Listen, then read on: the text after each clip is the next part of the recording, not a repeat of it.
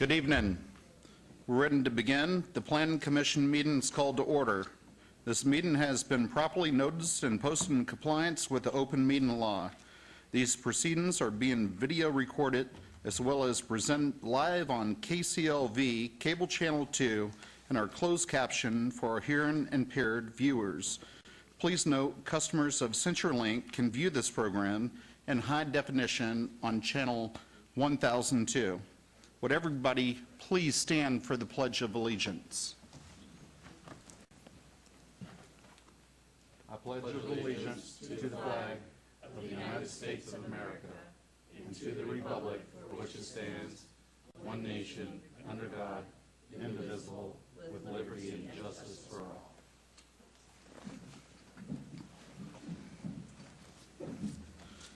Madam Clerk, would you please call the roll? Chair Schlottman, Present. Vice Chair Cherry, Here. Commissioner Quinn. Here. Commissioner Moody. Here. Commissioner Trowbridge. Here. Commissioner Creer. Here. Thank you. I'll call your attention to the information printed in your agenda concerning our actions and appeal and review process if appropriate. Please read this carefully, and if you have any questions, staff is available. Also on the second page of the agenda contains our rules of conduct. We appreciate you adhering to these rules so we can have a smooth agenda. For everybody in the audience, if you need a copy of the agenda, it's on the corner of the wall to my right and to my left. Moving on to number 4, public comment during this portion of the agenda must be limited to matters on the agenda for action. If you wish to be heard, come to the podium, give your name for the record. The amount of discussion, as well as the amount of time any single speaker is allowed, may be limited. All comments made under this item for specific action items will be cross-referenced to those items. Are there any members of the public who wish to be heard under this portion of the agenda? Please come forward.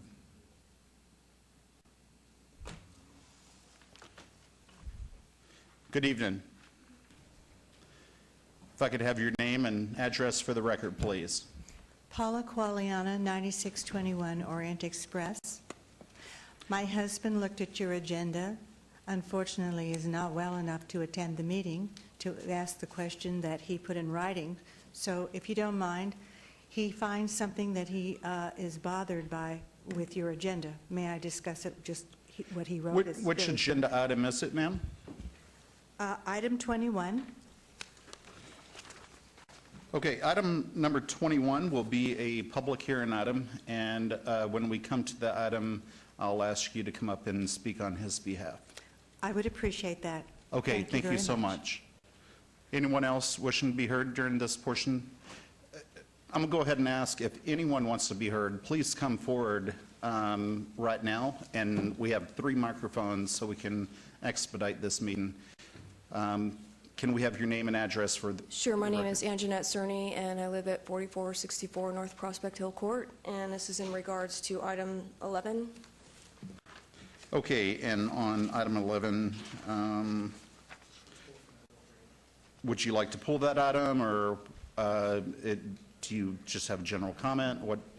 Yeah, just a general comment about the permit request. Is that correct? It's a request for a permit for a gas station? Did you want this pulled so you could so we could have a hearing on this item? I want to state my opposition. Okay, we'll go ahead and pull item number 11. Items 11 through 15, which are related, and we'll pull that forward. So, I'm sorry.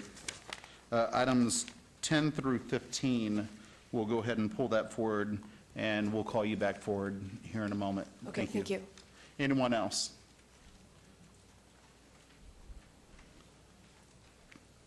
Yeah, Ron Rockwell, Rockwell Scientific.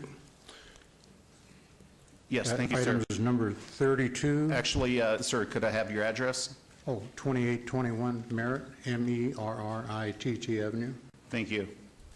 And I'll be on items 32, 42, and 48. All of those items will be heard tonight, so when those items are called forward, we'll ask you to come forward and give your comments at that time. Okay, some of the cards were sent certified mail in, and then the other ones were handed to this lady right here. Okay, that's fine. We'll hear those items later tonight, and when those items come up, we'll ask you to come up and give your comments. Thank you. Anyone else wanting to be heard? Seeing none, I'll go ahead and close public comment and ask the Vice Chair for a motion on the housekeeping items. Oh, I'm sorry. We'll move on to item number 5. For possible action to approve the final minutes for the Plan Commission meetings of December 13th, 2016 and January 10th, 2017. Through the chair, I'd like to make a motion to approve the minutes of the Planning Commission meeting of December 13th, 2016, and the Planning Commission meeting of January 10th, 2017. Motion's on the floor. Please cast your vote. Please post. Motion carries. Moving on to item number 6. Any items from the Plan Commission staff or the applicant wish to be stricken or held in abeyance to a future meeting may be brought forward and acted upon at this time. Staff? Mr. Chairman, item number 20, the applicant has requested this item be be withdrawn without prejudice. It's SDR 66170. Items 25 and 57, MOD 68579 and TXT 68323. Staff has requested the abeyance of these items to the March 14, 2017 Planning Commission meeting. Thank you. Thank you.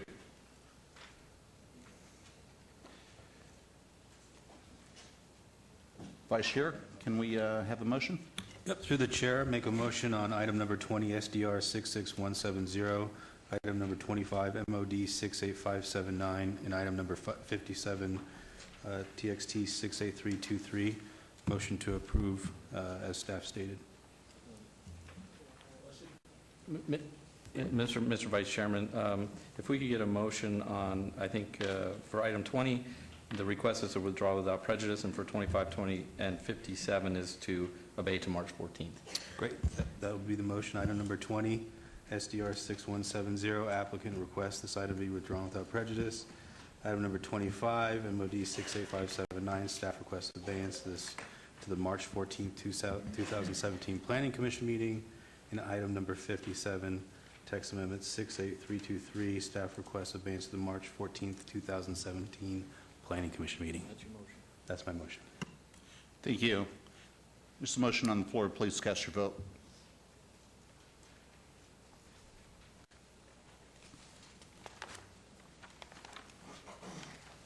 That motion carries. Moving on to the one motion, one vote portion of this agenda. The following items that may be considered in one motion, one vote, they are considered routine, non-public, and public hearing items. Any public hearing and non-public hearing will be opened at one time. Any person representing an application or a member of the public or a member of the Planning Commission not in agreement with the conditions and all standard conditions for the application recommended by staff should request to have that item removed from this part of the agenda.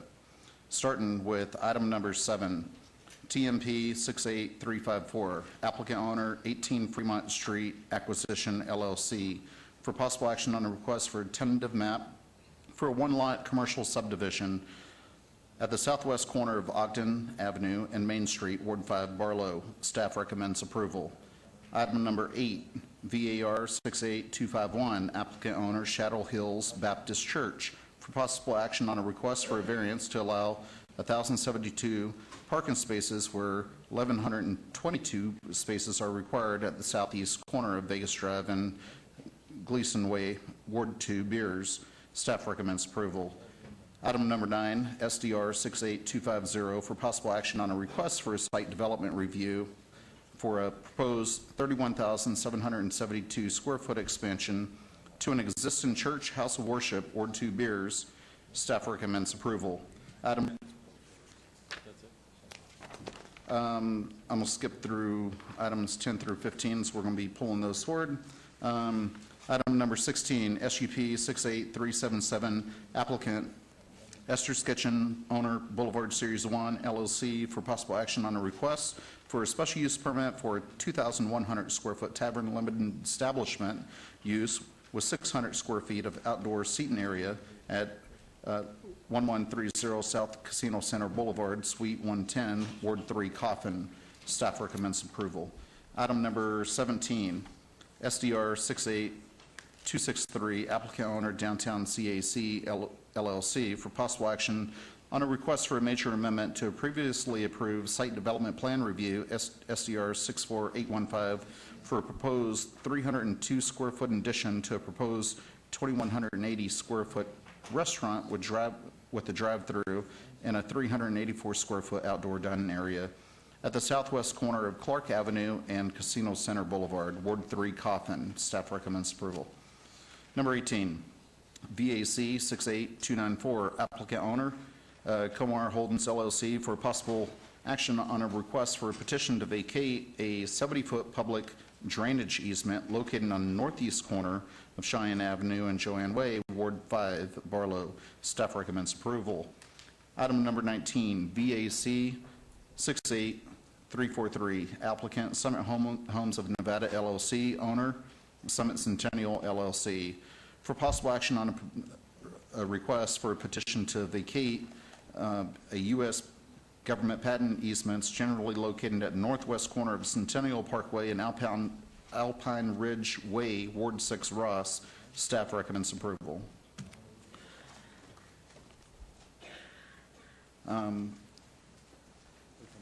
Yes, Vice Chair, can we have a motion? Through the chair, I'll make a motion for approval on items numbers 7, 8, and 9, 16, 17, 18, 19, and 20. Excuse me, not 20. 16 through 19. That's a motion for approval. Yes. Thank you. Mr. Chair, public hearing. Some of these are public hearing items as well. This is a public hearing. Anyone wanting to be heard, please come forward. State your name and address for the record. Seeing none, we'll close the public hearing. I'm on a roll tonight. Through the chair, I'll make the motion for approval on items number 7, 8, and 9, and 16 through 19. Thank you. Motion's on the floor. Please cast your vote.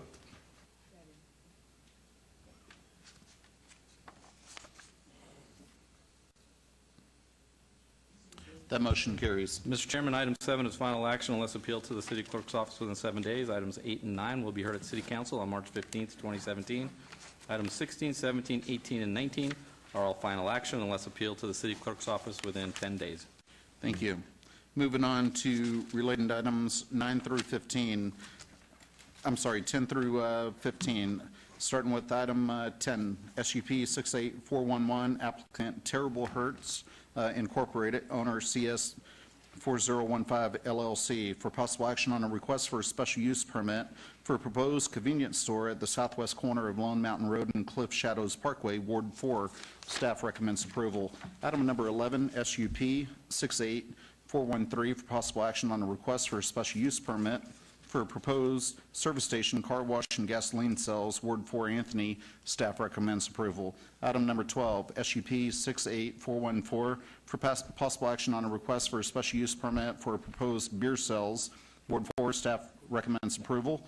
Item 13, SUP 68415, for possible action on a request for a special use permit for a proposed wine cells, Ward 4, Anthony. Staff recommends approval. And item number 14, SUP 68416, for possible action on a request for a special use permit for a proposed game and incidental gaming machines only, Ward 4. Staff recommends approval. And finally, item number 15, SDR 68410, for possible action on a request for site development plan review for a proposed 4,620 square foot convenience store with a service station, gasoline cells with a 3,666 square foot canopy and a 1,020 square foot car wash. Ward 4, staff recommends approval. Staff report, please. Mr. Chairman, the proposed development is in accordance with the development standards set forth by the Lone Mountain West Master Development Plan and Design Standards and is compatible with adjacent development in the area. Proposed use meets the minimum standards of the Lone Mountain West Special Area Plan as well as Title 1912 minimum special use permit requirements. The proposed site design allows the proposed land uses to be conducted in a manner that is harmonious and compatible with the existing surrounding land uses. As such, staff is recommending approval of all applications. Please note additional letters of protest and support have been received after the publication. Thank you. Thank you. Can we get your name and address for the record, please? Good evening, Chris Richardson, Richardson Wetzel Architects, 4300 East Sunset Road, Suite E3, Henderson, Nevada, on behalf of the applicant. Thank you. We appreciate staff's favorable recommendation. We worked diligently with them on the planning of this project to bring it in compliance and everything like that. With that, I'm here to address any concerns or questions. Thank you. I appreciate that. This is a public hearing. Anyone wanting to be heard, please come forward, state your name and address for the record. Yes. Sir, if I can ask you to take a seat in the front row, and we'll bring you back up in a second. Anjanette Cerny, 4464 North Prospect Hill Court.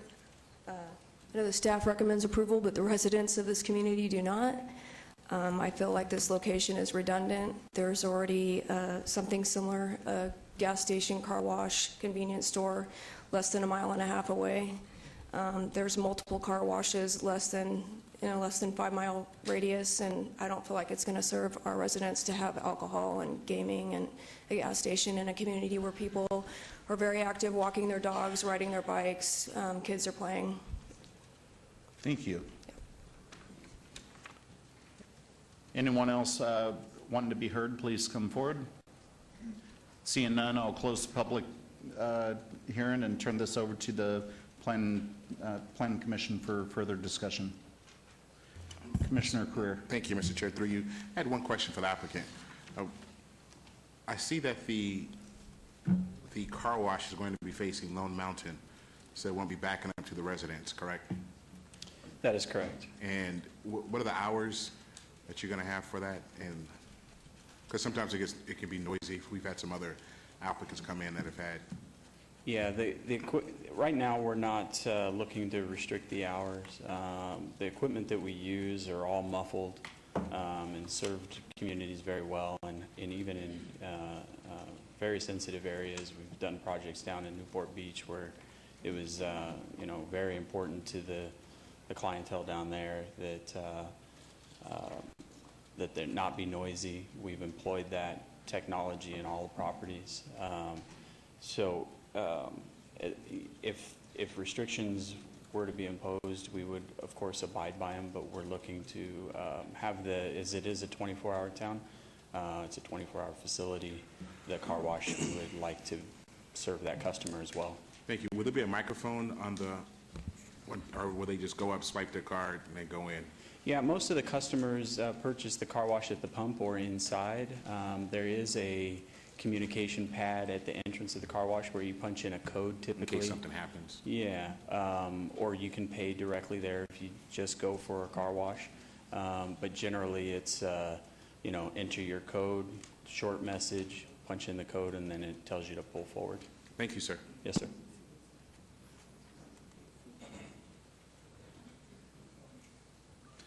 Commissioner Trowbridge. Sure. There being no further questions, apparently I'm ready to make a motion.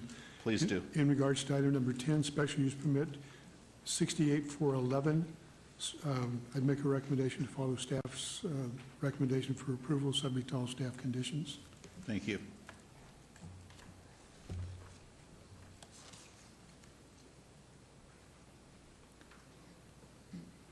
That motion carries.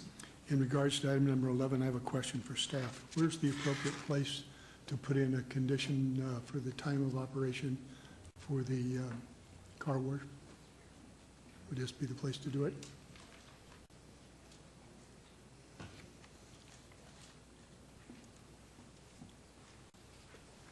Through you, Mr. Chairman, item number 11, you can place it on the use permit, which encompasses the car wash and gasoline sales under the proposed service station.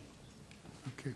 Then with that information in regards to item number 11, the special use permit, 68-413, I make a recommendation of approval subject to the additional condition that the hours of operation be restricted to 7 a.m. to 9 p.m., and then also subject to other conditions imposed by staff. Thank you, Mr. Chairman. Thank you, Commissioner. Before we go ahead, Just to clarify, is that in regards to the car wash only? Just the car wash, yes. let me ask the applicant, are you agreeable to that condition? Yes.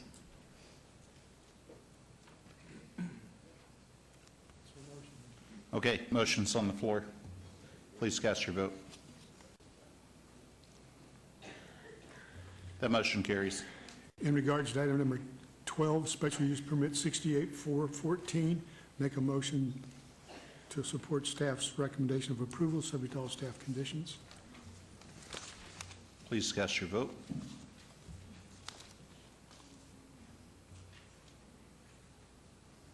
That motion carries. In regards to item number 13, special use permit 68-415, make a motion for approval, subject to all staff conditions. Thank you.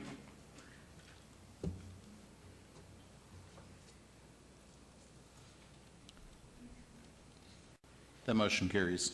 Item number 14, special use permit 68-416, make a motion for approval, subject to all staff conditions.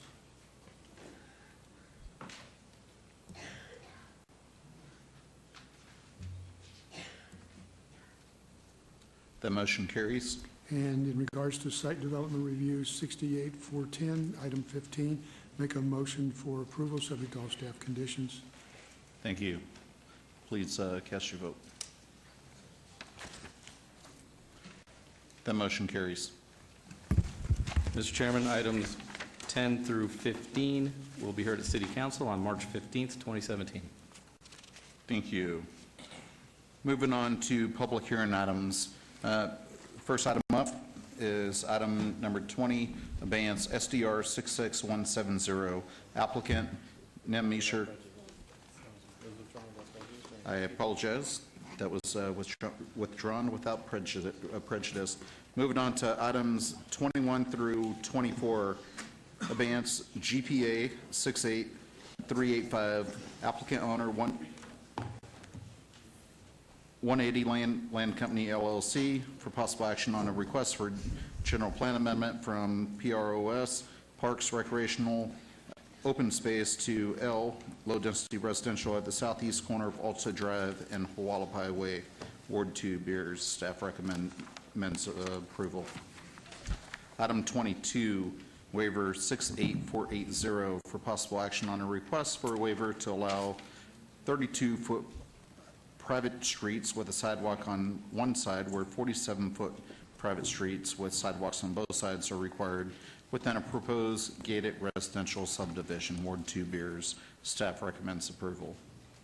Item 23, SDR 68481 for possible action on a request for a site development plan review for a proposed 61-lot single-family residential development, Ward 2, Beers.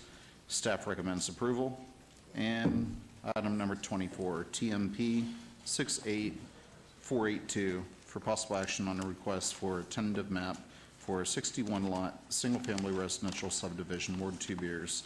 Staff recommends approval. Can we get the staff report, please? Mr. Chair, I'm sorry to interrupt before staff's report, but Yes. I just want to make a disclosure before Please do. we hear this item. Back in April of 2016, I sought an opinion from our city attorney, Mr. Jerbick, with two questions for him based on the Badlands applications. One was because of the proximity of the law firm, the building that I work for, which is at the corner of Alta and Hualapai, and the other one was based on my friendship with Billy Bain, an officer of the former owner of the property. Mr. Jerbick sent me a letter dated April 12, 2016, stating that I do not have a conflict and asking me to put this into the record each time one of these applications appear. So I just want to make that part of the record tonight. I plan to hear the application, hear the public hearing, and then participate in the vote. Thank you. I appreciate that. Staff report, please. Mr. Chairman, the proposed 61-lot residential development would have a net density of 1.79 dwelling units per acre. The proposed low-density general plan designation, which allows up to 5.4 units per acre, allows for less intense development than the surrounding established residential areas, which allow up to 8.49 units per acre. The densities and average lot size of the proposed development are compatible to the adjacent residential lots. Staff therefore recommends approval of the general plan amendment to low-density residential.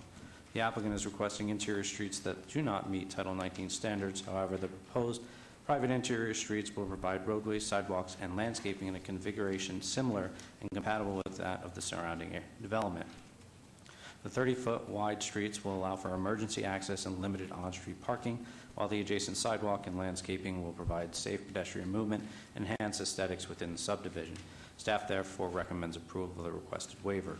The development standards proposed for by the applicant fall into two categories: those containing 20,000 square feet or less and those containing greater than 20,000 square feet. Standards for lot 20,000 square feet or less are generally consistent with the RD zoning properties, and lots greater than 20,000 square feet are generally consistent with RE zone properties. If applied, these standards would allow for development that is compatible with that of the surrounding gated neighborhoods. In addition, the proposed plan includes usable open space areas that exceed the requirements of Title 19. Staff therefore recommends approval of the site development plan review and tentative map. If approved, staff would like to amend condition number 6 of SDR 68481 to reflect a double asterisk being placed within both columns of the permitted uses row. Thank you. Thank you. And before we get started, just by a show of hands, can we see how many people are here to talk on this item tonight? Okay, so what I'm going to do, because we've already heard this item, and we had a special hearing on this, and this isn't dealing with the, ma'am, if I can ask you to sit down right now, I'll bring you up in a moment. Okay, I apologize, but I No didn't problem. want you to forget. Thank you. Right. I'm going to give the applicant 10 minutes to present, and then if the consultants or the HOA wants to get up and give a 10-minute presentation, we'll give you 10 minutes, and then we'll give each applicant up to 2 minutes and try moving this meeting along. So with that being said, can we have your name and address for the record? Sure. Thank you, Mr. Chairman. Commissioner Stephanie Allen, 1980 Festival Plaza, here on behalf of the applicant. First of all, we very much appreciate your consideration this evening. I know you've spent hours and hours and hours of time on this application and on this particular property. We were before you a few weeks ago with the overall proposed development plan for this property. And on the aerial you can see here, this is the overall property that was before you. Previously, you considered it for hours. You heard testimony from all of us, our experts, the residents in the area, and at that meeting, the outcome of that meeting was a recommendation of approval on the portion that's at the corner of Alta and Rampart, and denial of the remainder of the application. I'm sure you all know we have since then withdrawn those applications with the exception of the corner, which is going to City Council tomorrow. But we listened to your recommendation and have since withdrawn the remainder of that application. So what we're before you today with is simply an application to do a development within the existing zoning on a portion of the property. The portion of the property that's before you this evening in gray is for the GPA request, and that is at the request of staff asked us to submit a GPA to be consistent with the RPD 7 zoning that's already on the property. So the area in gray covers the GPA request. The portion of the property that the remainder of the applications relate to is the approximately 34 acres of property right at the southeast corner of Alta Drive and Hualapai Way. And what we're proposing, as I mentioned, is a development within the existing RPD 7, in fact, significantly lower than the RPD 7 that's the zoning on the property. RPD 7 allows up to 7.4 units to the acre. What we're proposing on this small portion of the property is a density of approximately 1.79 units to the acre. You heard your staff say this evening that that is appropriate and compatible for the area, and this application is simply a submittal that is consistent with what's already in the Queens Ridge development. We understand that this is an infill piece of property. There's obviously a very nice community that already exists here, so we're sensitive to the fact that we're coming in to develop a project within essentially an infill parcel development. And so what we did is we did have a voluntary neighborhood meeting last night with the residents that immediately surround this area. We heard from them quite a bit of inputs. Many of them are here tonight. I'm sure many of them are still in opposition to this portion of the project or what's before you this evening, just as they were to the development plan, the overall development plan that was before you a few weeks ago. But we did have some very good dialogue. We heard a lot of feedback from the residents. And so after I go over the overall project, I'll share with you a number of conditions that we're willing to offer tonight that were in response to some of the feedback that we heard last night at that neighborhood meeting. And we will assure you that depending on whatever happens tonight, we'll certainly continue that dialogue between now and City Council if there are things that we can continue to do on this project that would further address their concerns. With respect to the proposed plan, as I mentioned, this is at the corner of Hualapai and Alta. This property will not be reliant on or a part of the Queens Ridge community whatsoever. There will be a new gated entry that will be located on Hualapai Way, located right here, with an open space area in green or the lighter green located right at the main entrance. The street network will be a new street network separate and apart from the Queens Ridge street network. And as you can see on your agenda, one of the requested applications is a waiver to allow an alternative street scenario. That is consistent with what is already existing in the community to the north, and I'll show you an exhibit on that. But basically, we're asking for sidewalks on one side of the street with landscaping and then the rolled curbs, very similar to St. Michel that's to the north of the project. The overall density, as I mentioned, is 1.7 units to the acre. We have 61 lots that are proposed here. The lot sizes are consistent with basically what's already out there, and we tried to line these up lot for lot with the existing homes. The reason I'm showing this is not the site plan, but it's an easier exhibit so that you can see the existing homes in this lighter gray.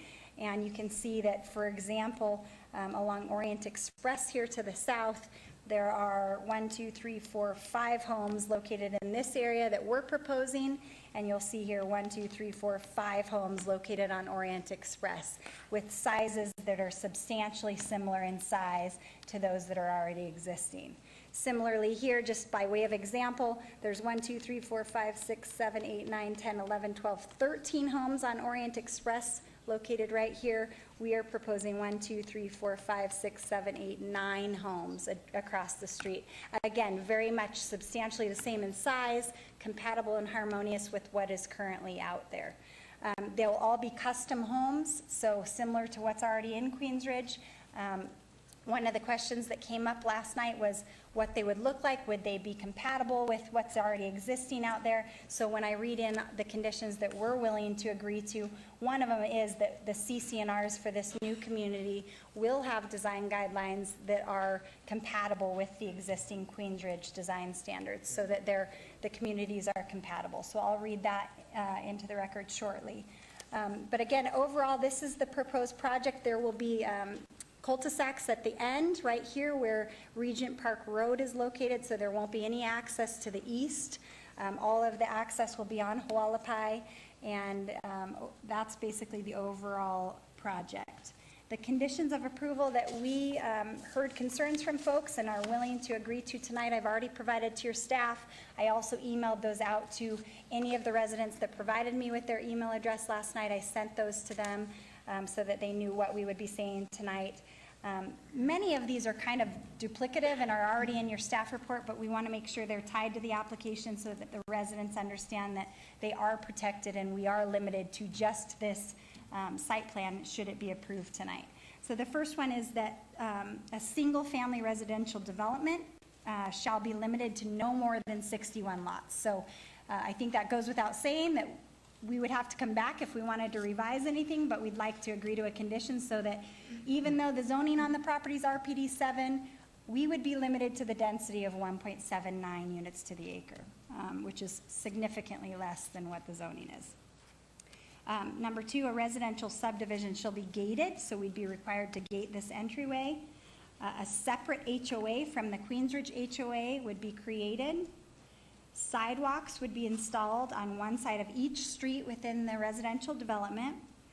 Landscaping within the community shall meet or exceed the city standards, and palm trees would be permitted as a plant material within the common lots and the buildable lots. Development within the community shall be limited to single-family residential homes only. Building heights, what we had originally suggested was that building heights for the homes would not exceed any of the Queensridge homes, the existing Queensridge homes. Staff had asked us to put a number on that. What we believe is the highest home in Queensridge is 46 feet, so we'd be willing to agree to a condition that building heights shall not exceed 46 feet. A minimum home size of 3,000 square feet on lots that are less than or equal to 20,000 square feet would be required. And then a minimum home size of 3,500 square feet on lots that are over 20,000 square feet in size would be required. Perimeter and interior walls shall be composed of decorative block wall, wrought iron fencing, or a combination of both. And what we did say to the neighbors last night is that we would talk with them on an individual basis to see, you know, do they want 2 fences or 2 walls next to one another, how it would impact their lots directly, and we of course agree to do that as we move forward with the final development plan. No construction shall occur during the hours of 8 p.m. and 6 a.m. That's consistent with the Queensridge CC&Rs, so that's language directly from their CC&Rs. The subdivisions associated CC&Rs are to include design guidelines generally compatible with the Queensridge design guidelines. So it may not look exactly like what's in Queensridge when we come up with our CC&Rs, but we do want to make sure that it's compatible, obviously, and improves the overall look and feel of the community, even though they will be 2 separate communities. Briefly, I just want to show you the street section. This is what we're proposing within the community. You can see we'd have a 32-foot wide street with rolled curb. Both sides would have landscaping, and then the sidewalk would be on one side of the street. And again, this is consistent with what's currently in the San Michelle development. This is what's currently in the San Michelle development that has rolled curbs, but it does not have landscaping on both sides. So we actually prefer our street section a little bit more. So that's the requested waiver, and that staff is recommending approval of that as well. And I know my time's up, but we very much appreciate staff's recommendation of approval. I would like the opportunity to maybe say a few words after we hear from the residents. We would very much appreciate your recommendation of approval tonight. Thank you. And I'm unsure if there's a group, but we'll go ahead and give 10 minutes. It looks like Mr. Schreck. Yeah, Mr. Chairman, members of the commission, Frank Schreck, 9824 Winter Palace Drive. I want to assure you I'm not an extortionist. Thank you.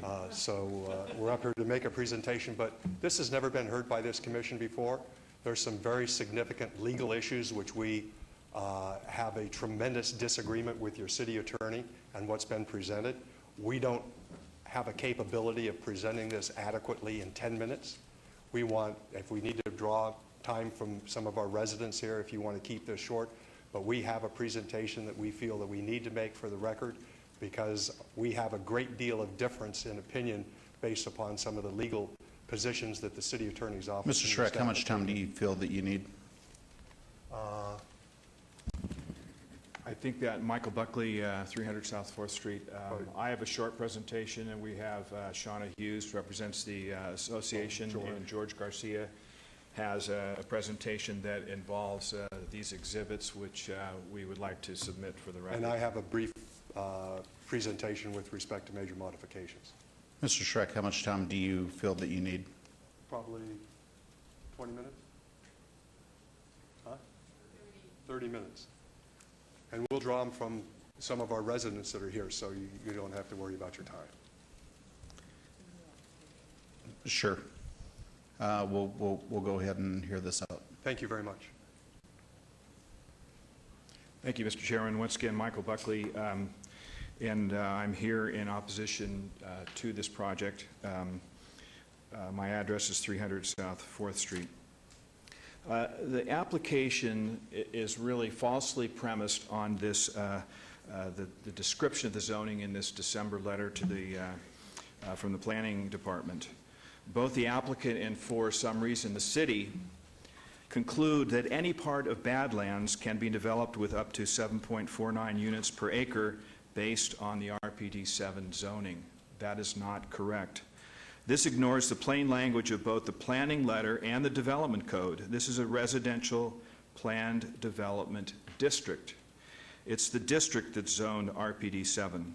As the code states, the numerical designation refers to the number of units in the gross acreage of the district, not any particular parcel. The staff report states, except as otherwise authorized by this title, approval of all maps, vacations, rezoning, site development plan reviews, and so forth shall be consistent with the spirit and intent of the general plan. Page 77 of the 2020 master plan and page 26 of the land use element both identify Piccoli Ranch as subject to a special master development plan. That plan is the Piccoli Ranch master plan approved in 1990 as Z1790. Any development here must be consistent with that master plan, which includes 211 acres of, quote, golf course drainage. That golf course drainage is identified in several recorded maps affecting Badlands, including the 1996 final map, parent final map, and the 1998 final map for Lot 10, which segregated the part of the golf course from the adjacent residential parcel and dedicated this particular parcel, Lot 21, as a public drainage easement to be privately maintained. The staff report statement on page 2 that over time the development pattern in this area did not follow the master plan as approved is incorrect. These drainage and open space areas remain. Moreover, the zoning history within this area after 1990 shows that virtually every development has been subject to Z1790. There's been conversation that the hard zoning for Badlands is unique. This is also not true. Canyon Gate is zoned RPD 4. Los Prados is zoned RPD 9. Silverstone is zoned RPD 3. Even the lake at the lakes is zoned RPD 3. As the city attorney here stated on October 18th, quote, if there is another golf course in town that has hard zoning like this one does, then they would have the same rights as this applicant. This is not complicated. Piccoli Ranch Phase 2 had and has a plan. It is an RPD district, a planned development. That plan, the 1990 Piccoli Ranch Master Plan, has been and must be followed. A project not consistent with that plan must first change the plan. Lastly, what you do tonight will set a precedent not only for the golf course communities mentioned, but many other small RPD districts in the city, enabling development of open space in other areas, turning upside down expectations of homeowners throughout the city. I have here a binder put together that deals with the RPD 7 zoning district, which I'd like to put in, and this also a binder prepared by Mr. Garcia, which contains the zoning history of Piccoli Ranch. Thank you. Thank you.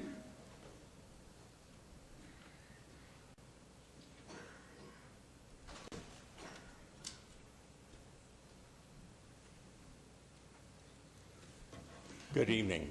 My name is Clyde Spitzy. I have a residence in Queensridge. I also have a document that I have prepared. Sir, can we get your address? Time to read all of it. Sir, can we get your address? 1008 Greystoke Acres. Thank you, sir. I won't read this all, but I have worked on this project since 1972. I've been a project manager on this project until I retired in 2005. I am the one that has worked entirely with Mr. Piccoli and the Piccoli family in developing this. This letter states, in his answer to 2 letters that were filed by the applicant, using my letter and a letter from the city as his example of this use. This represents my understanding and my understanding to you that this piece of property, this letter was developed for a bank to make sure that that bank, when it gave money to the developer, was not going to be faced with anything except open space, and the use of that open space legally defined. Golf courses are available, and this letter from the city does state that. I have put my life into this project. I can guarantee that if Mr. Piccoli were here, this would fit exactly what he said. I have been personally involved in this. I want you to take this, understand it, and it is the truth, and I will back it up. And there's also the 2 copies of the letter that were sent from me and the response to the city.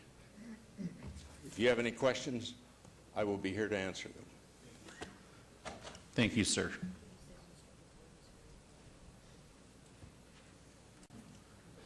Once again, Mr. Chairman and members of the Commission, Frank Schreck, 9824 Winter Palace Drive. I'm just going to be as brief as I can. There's no way you can approve this application without a major modification application. If you follow the law, if you follow your ordinances, it has to have a major modification. If you take a look at Chapter 1910, subsection G, it talks about the development of property within a planned development district, and as you've heard already, this is a planned development district, and I'll submit additional evidence that it's a planned district. 3 of your maps from beginning in 1992 through 2015 show and designate Piccoli Ranch as a master plan community. And your final zoning approval that was given after the 1990 master plan was approved January 29th, 1991, talks about all those approvals being in conformance to the condition of approval for the Piccoli Ranch Master Development Plan Phase 2. So there's no question this is a master plan community. It's never been built in a hodgepodge fashion. Everything that's been built in that community has been tied in with the mapping over a 7 or 8 year period, all referring back to Z1790.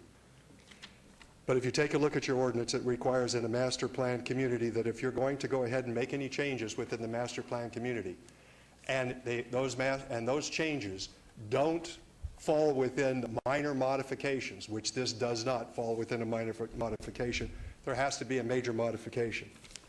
Now, your own staff in January of 2016, in respect of the 720 that were being proposed and that will be heard tomorrow night, stated uncategorically that it is the determination of the Department of Planning that any proposed development not in conformance with the approved Piccoli Ranch Master Plan would be required to pursue a major modification of the plan prior or concurrently with any new entitlements.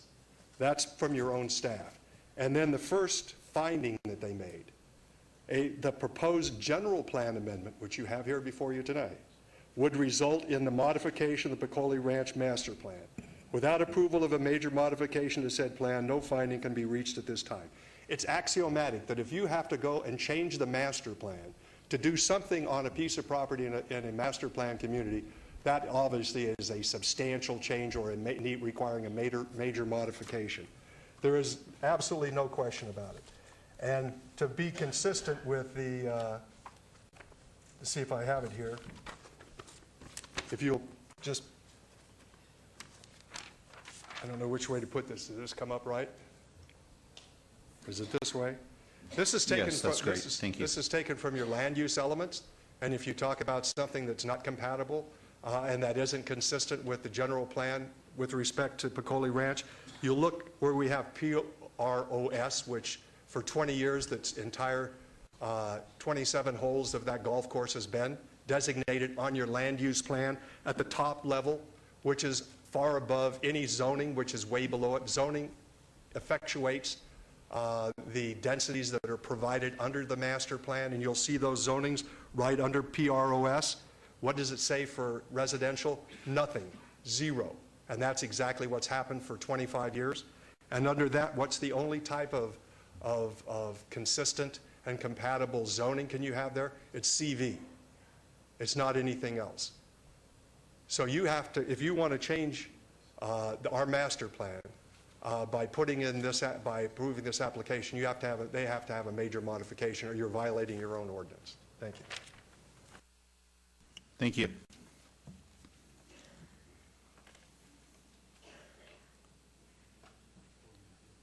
Good evening. Thank you, Mr. Chairman. Commissioners, George Garcia, 1055 Whitney Ranch Drive, Suite 210. Pleasure to be before you.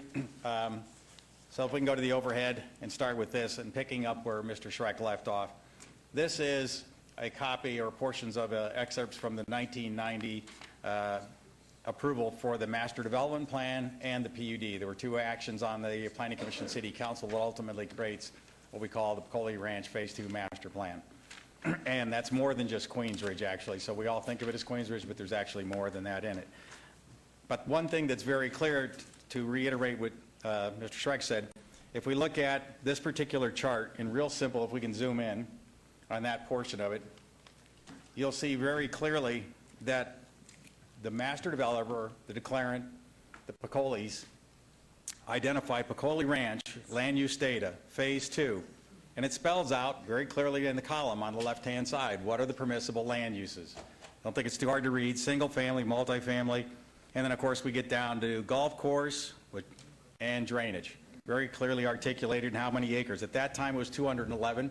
It later gets amended to where they add the extra 9 holes and gets to 250. We look at we look across there. Is there any net density in the third column? There is no net density. Just as we see in the PROS, there is no residential allowed, no net density. Therefore, how many units are allowed at the end in the following column, in the far column on the right? There are none. You can see where the density is allowed. It's in the single family and multifamily on the acreage as identified. So the RPD 7 that was there, the 7 just constituted what was part of the city's master plan, general plan back in that it was adopted in 1985. And this was done under that and consistent with that plan, which allowed up to 8 units per acre. They said 7, and the developer decided, I don't even need all 7. I'll take less than the maximum 7 because I think it will affect transportation. I'm trying to create a quality community. I don't need all that. City didn't make them do that. The master developer offered to do that. The master developer offered to create this golf course, open space drainage, for a number of reasons. But it was accepted by the city, and it has been consistently applied over the entire life of this project. This chart has never been altered. The design, while conceptual at the time here in terms of the actual layout of the land, in terms of where the golf course, those things are conceptual. The way the Alta was done originally was conceptual. It got finalized and changed. So the plans are conceptual at the outset and get fine-tuned as the engineering and all the design details are done. What is clear today is that it is a completely built master plan community. It is completed. The declarant is gone. There is no development company left. That, under the state statutes, NRS 278, constitutes a completed master plan, which entitles every resident to special protection that's not otherwise afforded in other places in the code that are just standard development. And it's under 278A, and I think we've said this before, they're provided the protection that is, if you're going to change the master plan. And remember, these are people who came down to the city, said, what's your master plan show? Well, the city did a master plan that showed its PROS, Parks, Recreation, Open Space, and all this golf course drainage. So the city made changes to its plan to match what they had approved under the master development plan and the PUD. And that's existed up until this day when it's being sought to be changed. Every purchaser looking at those documents and disclosures would think it's going to be Parks, Recreation, Open Space by virtue of what the developer and the city are telling me. They buy in there in reliance on that. And if you reasonably rely on it, NRS says you have a right to reasonably rely on things and somebody just can't take it away from you. They have to come back and seek your consent before they can even apply to the city to alter this master plan. So unlike a typical subdivision, the developer gets lots of flexibility. The city gets a better, more innovative, creative project. And in return, the residents pay premiums in master plan communities, but they have a right to a higher level of protection. And that's what both the statute says, city ordinance say, and as well as a Supreme Court case that has been adjudicated says as well. So to give you an example of what the residents would believe, this is out of their documents, and it shows you what would they expect. They have a golf course here. It says golf course open space, and what does it say at every one of these where these homes are showing configuration of potential lots? Every one of them shows views. So while the documents that have been shown indicate very clearly they don't have the right to use the golf course, they don't own it, they don't have a membership right in it, they have the right to the enjoyment of that property.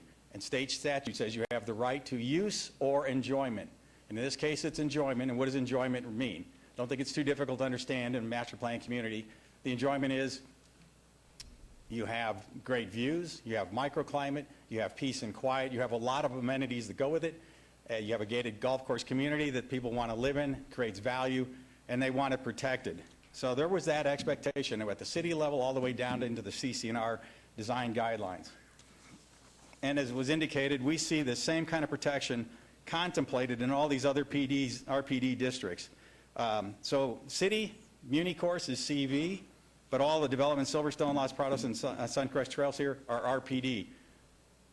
The decision that gets made tonight and at the city council ultimately will in fact set precedent, even though some may say it not. It does, and it will. And if it does, as I said and predicted, if this gets approved, it will in fact be a golf course gold rush. The company that owns the golf course or operates the golf course at Canyon Gate is ultimately owned by a hedge fund company. So if there's not an exit, that's a great exit strategy. At the end of the day, if golf isn't as valuable, you can turn it into multifamily apartment or single family development and eliminate the golf course. To reiterate this point, I think that was mentioned already, public drainage. This entire lot and all of that acreage that we're talking about is covered by a public drainage easement per book, and it tells you the book and page it's on. You can't put homes on a drainage easement. That drainage easement would have to be vacated before you can develop this. Some of this land that we're talking about is 100-year floodplain, some of it is not. But to put any of that done, you're putting the cart in front of the horse. City engineer is required to make certain findings. Those findings are not present in you. Under Title 20 of the Municipal Code, it says very specifically, NRS 278A applies under Title 20 and for PUDs, and that the city engineer must report on those to you. That has not occurred. We think that's a deficiency. Here, as I was saying, this is Canyon Gate showing you all of these same designations, PR, OS, open space, the same protections that we're seeking. I'll guarantee you every resident in one of those master plan communities will want these same protections. They won't want to have development without their consent. So in part, that sets the framework for this, but let me tell you with this specific application, we believe is defective and deficient, as I pointed out some of those. First off, a major mod, as pointed out, is required. That's an amendment to the Peccole Ranch Master Plan. That's not before you. RPD is specifically not allowed under today's code. In the zoning code it says RPD development is not allowed under the current code, and yet we see it here being used. Previously, we've seen PD used because PD is the new designation that the city says that's what you should be using, not RPD. We think this is an error. The site has been mapped improperly, and we've set that case forth, and it has not been dismissed. The mapping has been done by serial maps, and what that sets up, the 61 lots that you're looking at, is one piece of that serial mapping process. That serial mapping, while it's not only illegal, violates the whole concept of basically what the Planning Commission entire history is, which is every map up until this property was acquired recently was done through a tentative map and final map process. Those tentative maps were seen by this body. This is not consistent with all the prior actions and we've provided. So in the large book that Mr. Buckley provided you, the entire history of Peccole Ranch Phase 2 is in there, whether it's on zoning entitlements, showing you consistency with the master plan, consistency on zoning and mapping. This RPD is required by code, 19.06.040, subsection C. It is supposed to have floor plans, elevations, and CC&Rs. What do we have tonight? We heard promises of CC&Rs. We've heard promises of what's to follow. That's not allowed. It's not a promise that you're allowed to make.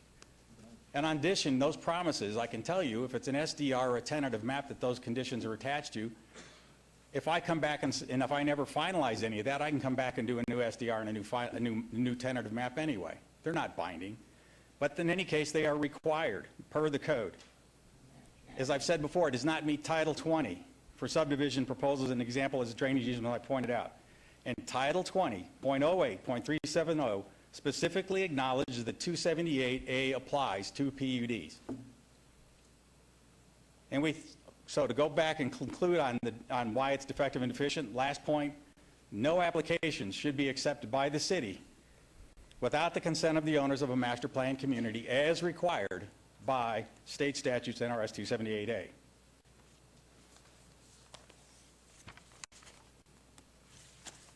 Fundamentally, what we're talking about is very basic issues. And here's another one. On planning and zoning, and I'll go into this, so we're clear, since we're going to get this. So just to be clear, what takes precedence, the zoning or the master plan? And the answer is the master plan. Generally, the rule is it takes precedence. Zoning does not trump the master plan of the city. And I think Mr. Schreck showed you that chart. And we can show you another one that there's a pyramid that actually shows the exact order in which things occur. General plan, master plan first, specific area or master development plan second, and further down the road is zoning. They follow in that order, descending down to zoning. Here we have a general plan for PROS. We have a master development plan that says it's open space and drainage, and the zoning is RPD 7, but they follow the master plan, and the plan said, as I showed you. So NRS 278 says the city's plan and general code and the Nevada Supreme Court, the city's own approvals regarding the Peccole Ranch Master Plan Phase 2 conform and confirm the developer and city's planning department are 100% wrong if they want to say that zoning trumps the general plan. It does not. Creation of the city's plan. There's an entire history. I'll leave this document, but basically, as I've said, all of the documents that have been provided, the entire history of this is going from the approvals were conceptual at the time, amended there, and every amendment there too, basically is all consistent with that Z1790 chart I showed you, and then additions thereafter, but all consistent with public parks, recreation, open space, and the protection of the community with no residential in there. The city's general master plan is entitled the Las Vegas 2020 Plan, and we point out in there that, where it specifically sets forth that this is a master development plan for Peccole Ranch. And you can see, here's the chart I was referring to, if we can go to the overhead. Very clearly, this is the chart right out of the city's land use plan. This is part of the land use element. This is the 2020 plan. As I was saying, this pyramid showing the Las Vegas master plan, and this is starting going from broad to specific, then the land use element, land use designations. Here we have master development plans, such as we see here for Peccole Ranch, and zoning designation as being the most specific, but progressing from broad to specific. The hierarchy then established is, as I said, that the land use plan, general plan, and the master development plan dictate the zoning, not the other way around. All of the allowable densities, all of the land uses, everything derived from the master development plan, and then the zoning follows. And again, that chart that Mr. Schreck showed you, I've got it here as well included. The Peccole Ranch, as I said, master plan conforms to the general plan. It conforms, so it follows that hierarchy going from the general to the specific. So city plan, PROS, Peccole Ranch master development plan, I showed you jumping in drainage space with no units. And then finally the zoning. So specifically in the code in Title 19, it talks about, well, let's talk about the city's master plan, general plan. The adoption of this title is consistent and compatible with all further goals, objectives, and programs of the general plan.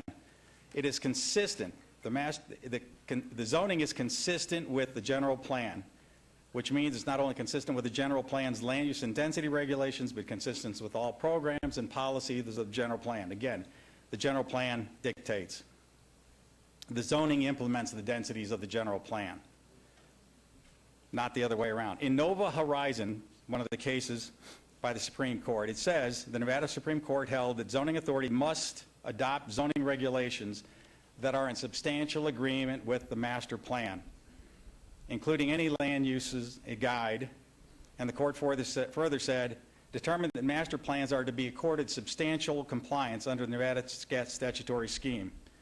Again, city general plan, master development plan, and then the zoning. They have to follow. In conclusion, it's irrefutable that the zoning regulations only implement, not create densities. The master development plan for Pocoli Ranch sets forth very clearly the density, stripping away the PROS and then taking away, and trying to take away the master plan, development plan designation would require a major mod to accompany all that you have before you. That's not before you. So let me leave that for you and conclude that at the end, again, this is a completed master plan, deserves all the protections and designations that every master plan community will want and every homeowner would have researched and found and relied on. They deserve your protection, and we be happy to answer any questions you have, and I'll leave these for the record.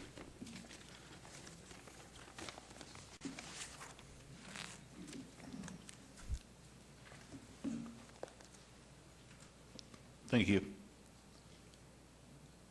There's currently 3.5 minutes left.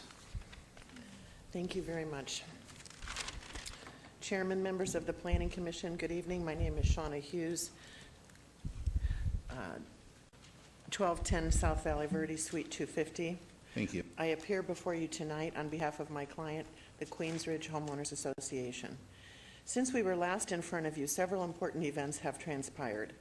Starting with, we attended a 9-hour city council meeting on this project, during which I was instructed to work with the developer's representative, Mr. Pankratz, to meet and negotiate a complete global resolution with respect to the development of the entire 250 acres, now owned by the developer.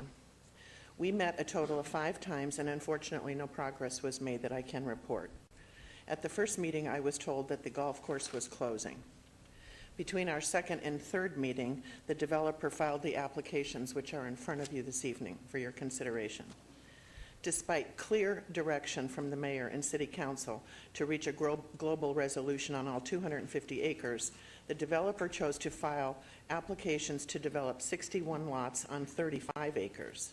This piecemeal approach is precisely what the homeowners have vehemently and continuously objected to, and we continue our objection to you here tonight. We stand ready, willing, and able to negotiate in good faith. Approval of the items on tonight's agenda will put an end to any hope of reaching a global resolution, because it will, in effect, put your stamp of approval on the piecemeal development in this beautiful master plan community. The residents implore you not to greenlight piecemeal development. Please affirm the council's direction to negotiate in good faith, both sides, toward reaching a solution that provides compatible, harmonious development in this already existing community. Just 24 hours ago, I attended a homeowners meeting hosted by the developer to discuss tonight's applications. 24 hours ago, I was at this meeting, 1 day ago. The homeowners were asked what concerns they had, as if any of them could or would be addressed today. Nevertheless, the neighbors did ask questions such as, what type of walls or fences would be erected next to their homes? The answer was, we will meet with you later to see what you want. Yet a secondary question, what type of landscaping will be required on the newly created adjacent lots? Answer, we will address that in the CC&Rs. What type or style of architecture will be required to ensure compatibility with the existing homes? Answer, that will be addressed in the CC&Rs. My question here today is, okay, where are the CC&Rs? So these critically important concerns and how they will be addressed can be reviewed by the neighbors and by each of you prior to any vote on this project. These are not inappropriate or burdensome questions by any means. They are very simply the questions any responsible homeowner would have about what would be built on land immediately adjacent to their own homes. "We will meet with you later" or "show you later" is not a response that you as planning commissioners should find acceptable, and indeed I am confident that you will not. Please continue these applications until meaningful negotiations on the entire project are completed.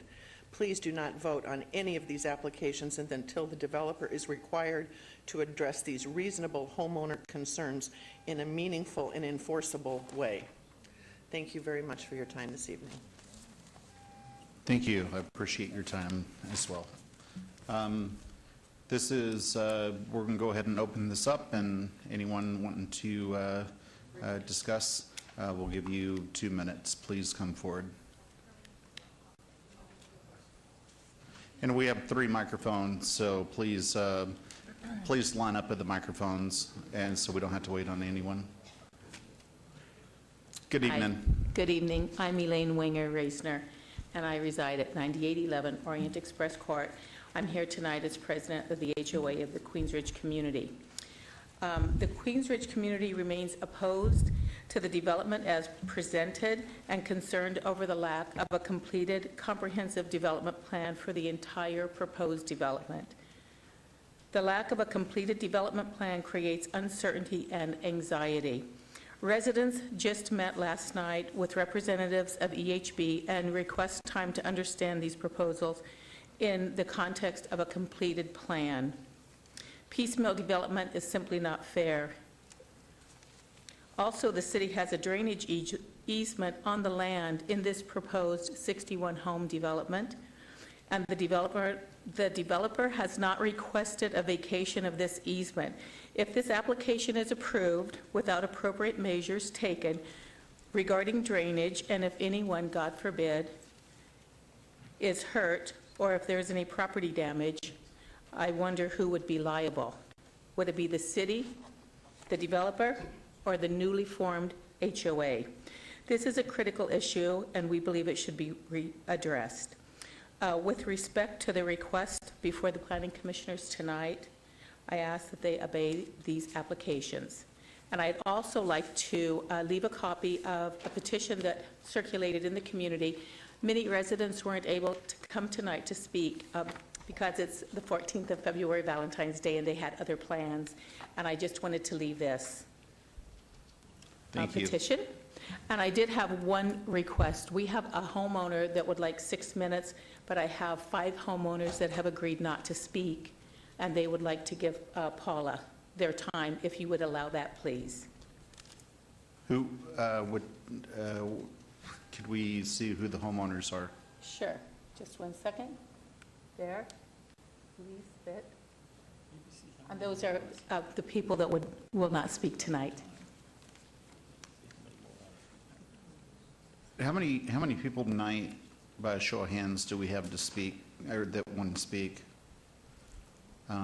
Because we gave 30 minutes to the gentlemen that come up. So, I mean, we've already given up a lot of our time to the gentleman that and the lady who's come up here previously.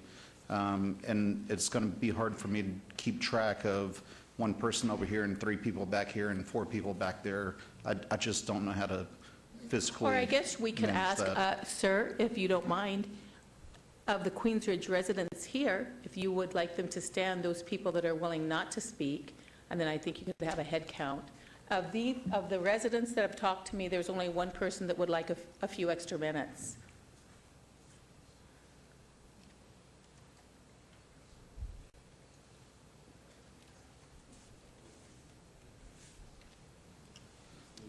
Okay. Thank you. Thank you. Go ahead. Paula Qualiana, 9621 Orient Express. I have in my hand here the Citizens Land Use and Toolkit. It's put out by the city. And it says the Citizens Land Use and Toolkit on the 3rd page today.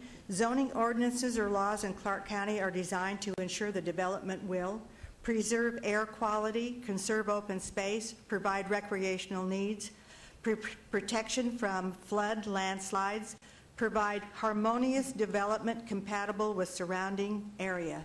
These commitments are what you advertise that we citizens can expect that you will do for us. If you don't, my message here tonight is that lives will not be changed for the better in our association. If the existing zoning of RPD7 is changed or the general plan amendment, PROS, is changed to low density, it would be a disaster. As you know, low density permits single-family detached homes, but it also permits mobile homes on individual lots and family child care facilities and many other things. Allowing this general plan amendment would allow the developer to tear up and legally reinvent, recreate, change the Queens Ridge Association as we know it today.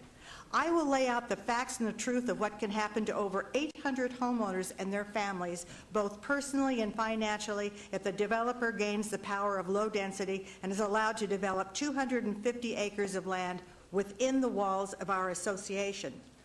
Number one, once the developer starts this project and tears up the existing areas for utilities, sewer, walls, roads, I heard another person talk about banks. They may not make new loans for homes. Homeowners may find cash buyers only. Some banks may call in their loans. These are the worst disasters that can happen with your vote.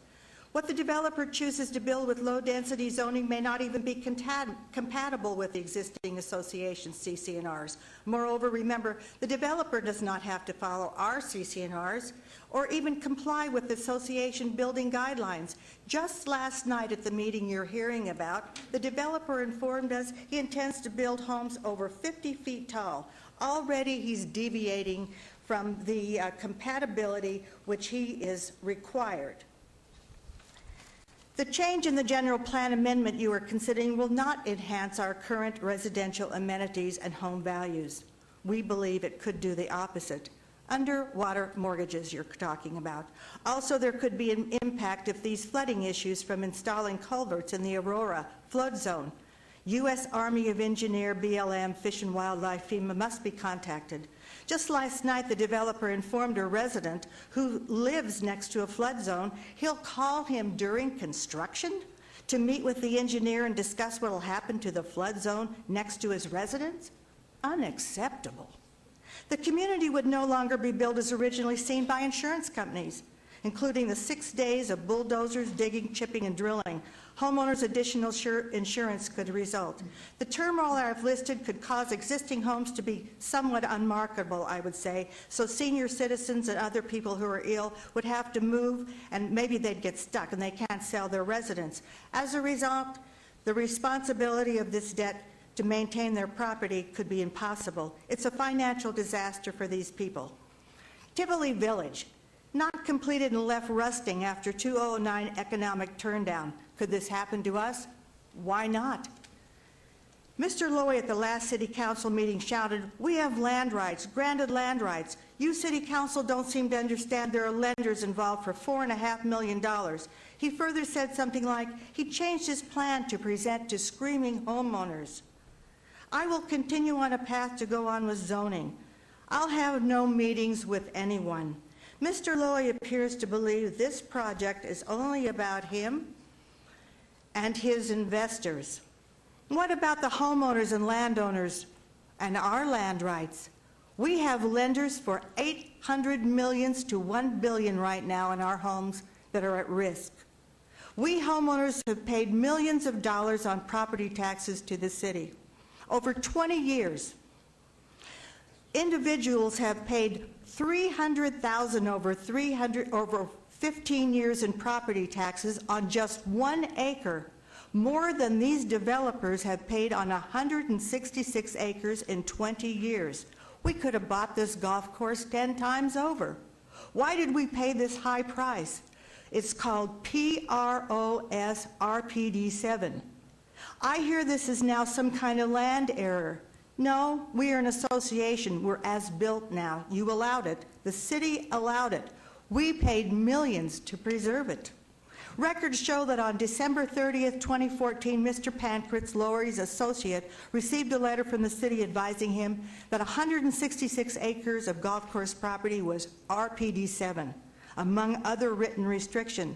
This developer certainly cannot say they are innocent buyers of the golf course and deserve approval for this project. They knew exactly what they bought. The intent of RPD district zoning: promote and enhance the enhancement of residential amenities, utilization of open space, harmonizing with open space, removing such open space, and developing the property far more than ever contemplating would defeat this purpose and be inconsistent with the intent of RPD zoning, and that's what we have.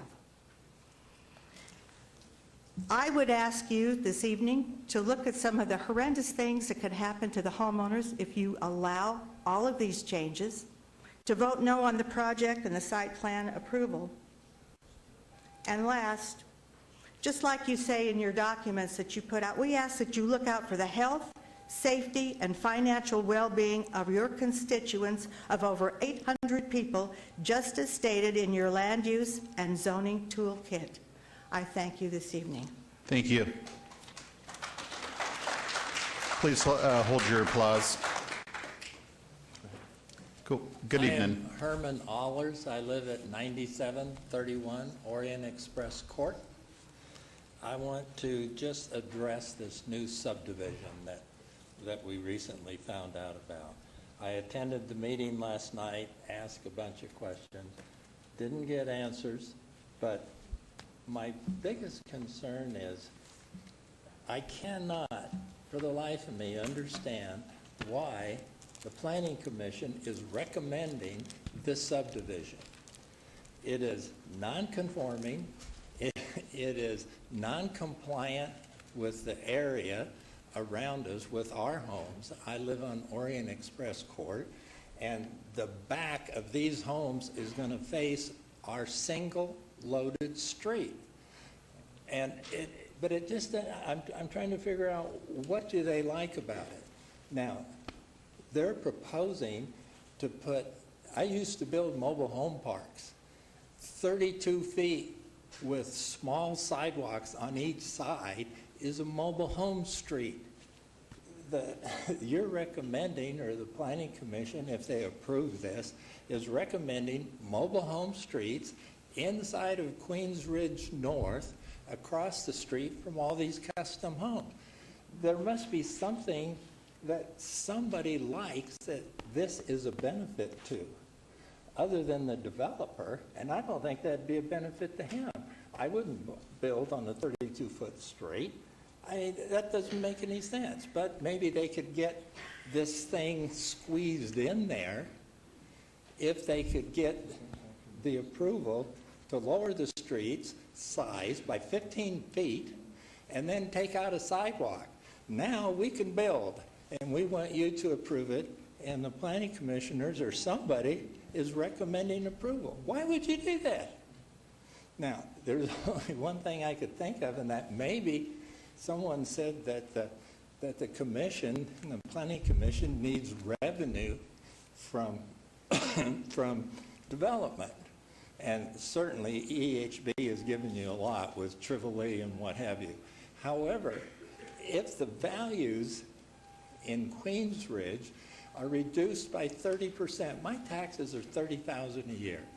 They tell me that if I apply, I can get this reduced to $20,000 because the values are 30% less now.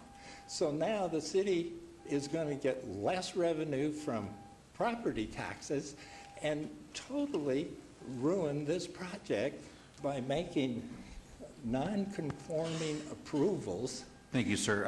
I'll let you go about 30 seconds over. That beeping noise that you hear means that your time's up. But anyway, I recommend that you certainly turn down these mobile home streets and make sure. Thank you. I appreciate that. Any project Thank in you, the sir. future is going to be fit. Thank you. Good evening. Good evening. My name is Ron Iverson. I reside at 9324 Verlaine Drive. In the interest of time, I just want to say that I agree with comments of previous residents with regard to all of this and request you to deny the 4 items that are in front of you tonight. So won't say any more than that. Thank you. Thank you, I appreciate it. And I appreciate everybody coming up and lining up and not making us wait. So good evening, sir. Good evening. I'm Colonel Steve Soroka. I reside at 10100 Stony Ridge Drive, not in Queens Ridge. I live in the neighborhood across the street. And I'm here to represent not only myself and my neighbors, but my neighbors of Queens Ridge and the hundreds of thousands of folks that are in our community as well. And I think it's fair to say tonight that not just the majority of people in this room, barring those that are being paid by the developer, but hundreds and thousands of the people that I've talked to in my community are not happy and are not supportive of this project. On the issue of the waivers that we're discussing tonight, pre-recession, we had an attitude of grow at all costs. We had an attitude of approve all waivers that are in the interests of the developer and lobbyists. We don't need to emulate that now again in 2017. We don't need skinny streets. We don't need streets where a fire vehicle cannot even turn around. We do not need to be fearful of the complexity of this issue and the large terminology that is thrown out. We do not need to be fearful of that. In fact, we wouldn't be here today if in the beginning we had said, as responsible representatives of the community, over my dead body, will I allow a project that will drive property values down 30% in just a year. Over my dead body, will I allow those constituents to have a decrease compared to their residents in other parts of our city of 45% relative property values. Over my dead body, will I allow a project that will set a precedent that will ripple across the community, that those property values do not just be impacted in Queens Ridge, but throughout the community. I ask you to find that moral courage to stand up. I ask you to find that Fallujah moral courage, that Pork Chop Hill moral courage, that Heartbreak Ridge and Doolittle Raid moral courage to stand up for what you know is right. And I ask you to stand up and be accountable to your constituents. So tonight I ask you, no waivers that only benefit the interest of the developer. And I ask that you consider the precedent that you are setting in our community. Thank you. Thank you, sir. Good evening. Please hold your applause. Good evening, ma'am. Good evening. I'm Ann Smith, 653 Revelle Court. In November, the City Council put the 720 that you heard in abeyance to facilitate negotiations between the developer and Queensridge HOA, which Sean has talked about, to develop a full development plan that both could live with. However, today the developer is here with another application to slice and dice the open space with more piecemeal development. How is that good faith negotiations while at the same time moving forward with a project that's the antithesis of a comprehensive plan? So I'm opposing the tentative map 6848-2 and related applications as follows. One, it's not compatible with the existing open space RPD 7 as presented by Mr. Schreck and Mr. Garcia tonight. Two, there will be severe traffic impacts. The 720 already takes Rampart Boulevard to 97% capacity, and city staff haven't even been able to consider the impact of the ultimate development because it's unknown yet. Three, all neighborhood schools are already over 100% capacity. That affects everyone in the area, not just Queensridge. It's not a personal issue for just our development. And there's no mitigation plan for any of this development with the school district. Four, the constant uncertainty around the development has decreased our property values. The county assessor reduced all Queensridge taxable values, an average of 10%, and that's without any consideration of the future loss of the open space. So it's without that. So we're also opposing GPA 68385 as it will be a major, not a minor modification for the entire area. So none of these applications should be considered. And I'm going to leave you with just one image of what we have been going through with this process for the last 18 months. This developer is cannibalizing our community. They're eating us alive, biting off an arm here, a leg there, slowly squeezing the life out of everyone in Queensridge and the towers with every little incremental bait and switch application.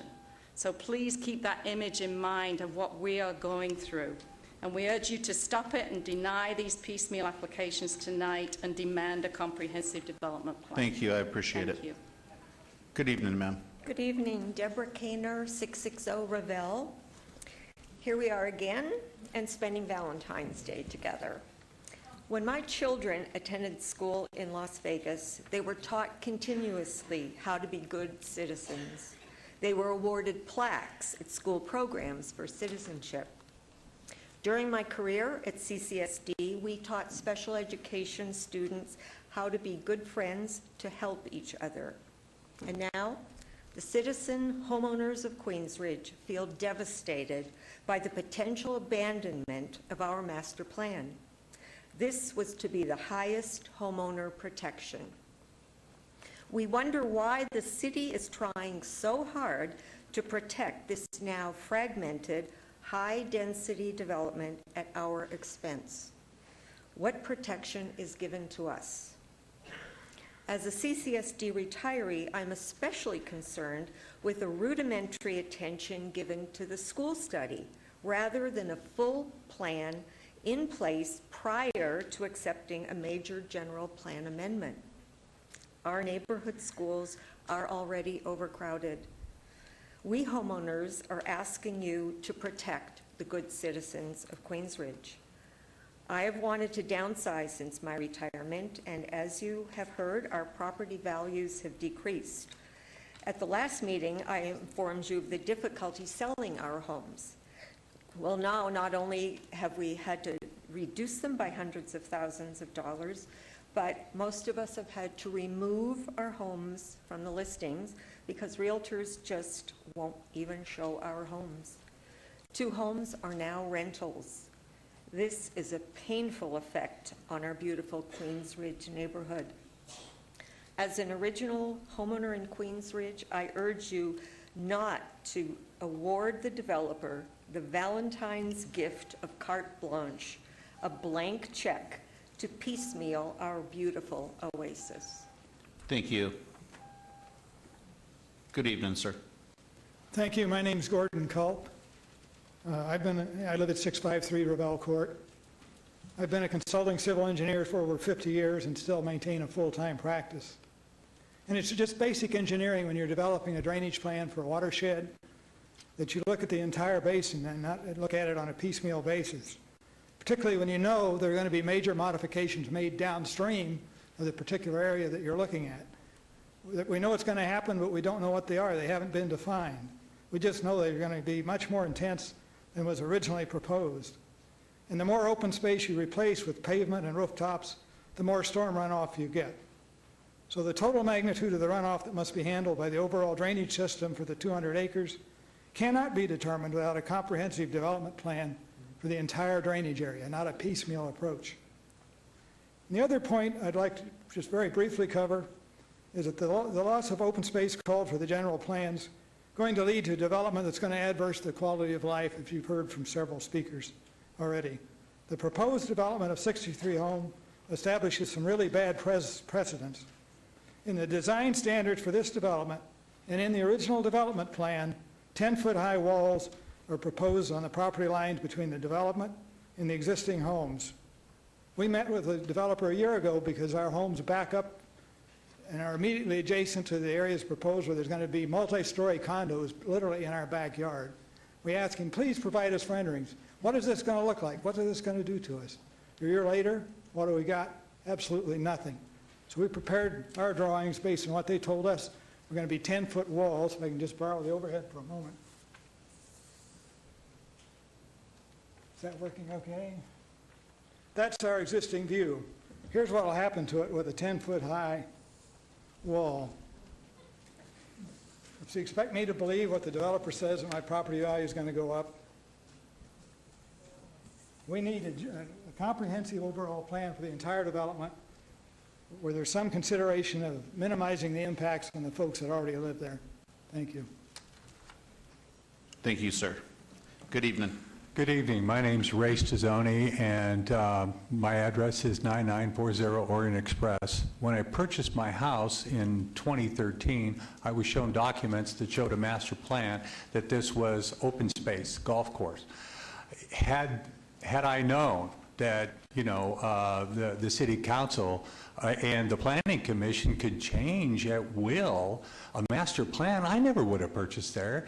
And I dare say a lot of people that may want to sell their homes, they're going to be looking at the same thing. So the property values are going to decrease tremendously. If I could have a show of hands of the people that are opposed to this project, could you please raise your hands, everybody? If you could imagine that, planning commission times about 100. That's how many people are in Queensridge. That's how many people are opposed to this.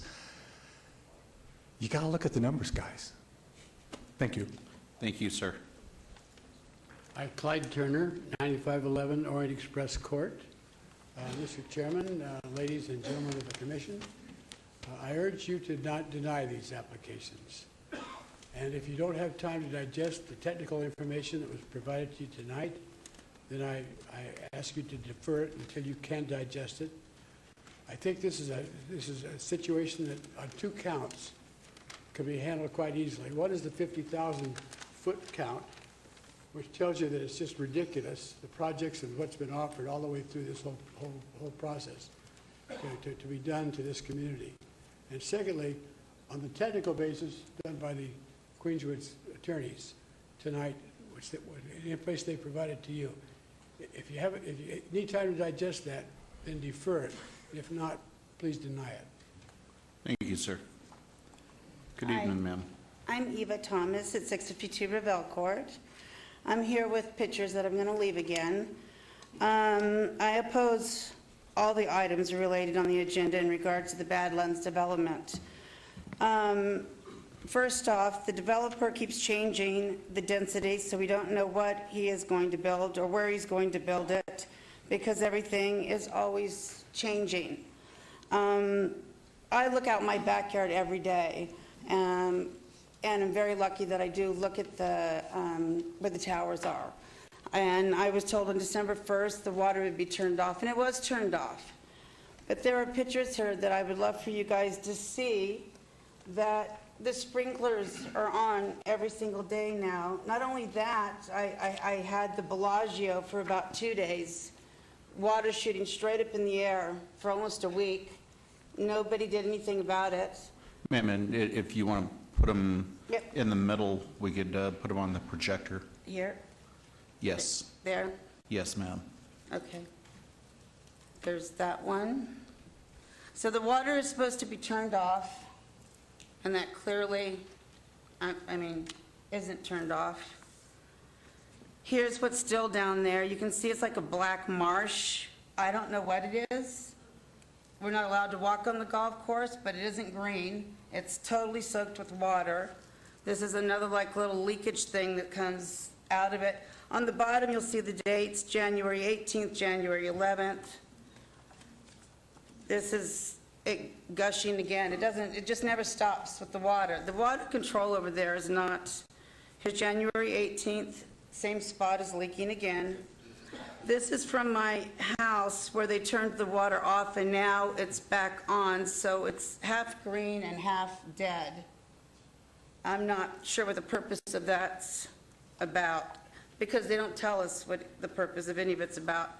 There is that, this is the dead part. Here's that one part where the water is still consistently leaking on February 9th. That's 1 month later. And here's the sprinklers on as of last night, the 12th and the 12th, and look how nice and green it is there. So I'm just brought the pictures to show again, once again, things that he has told us he's going to do has not happened. I totally want to deny this project, and we need a complete development plan. And let me just go ahead and make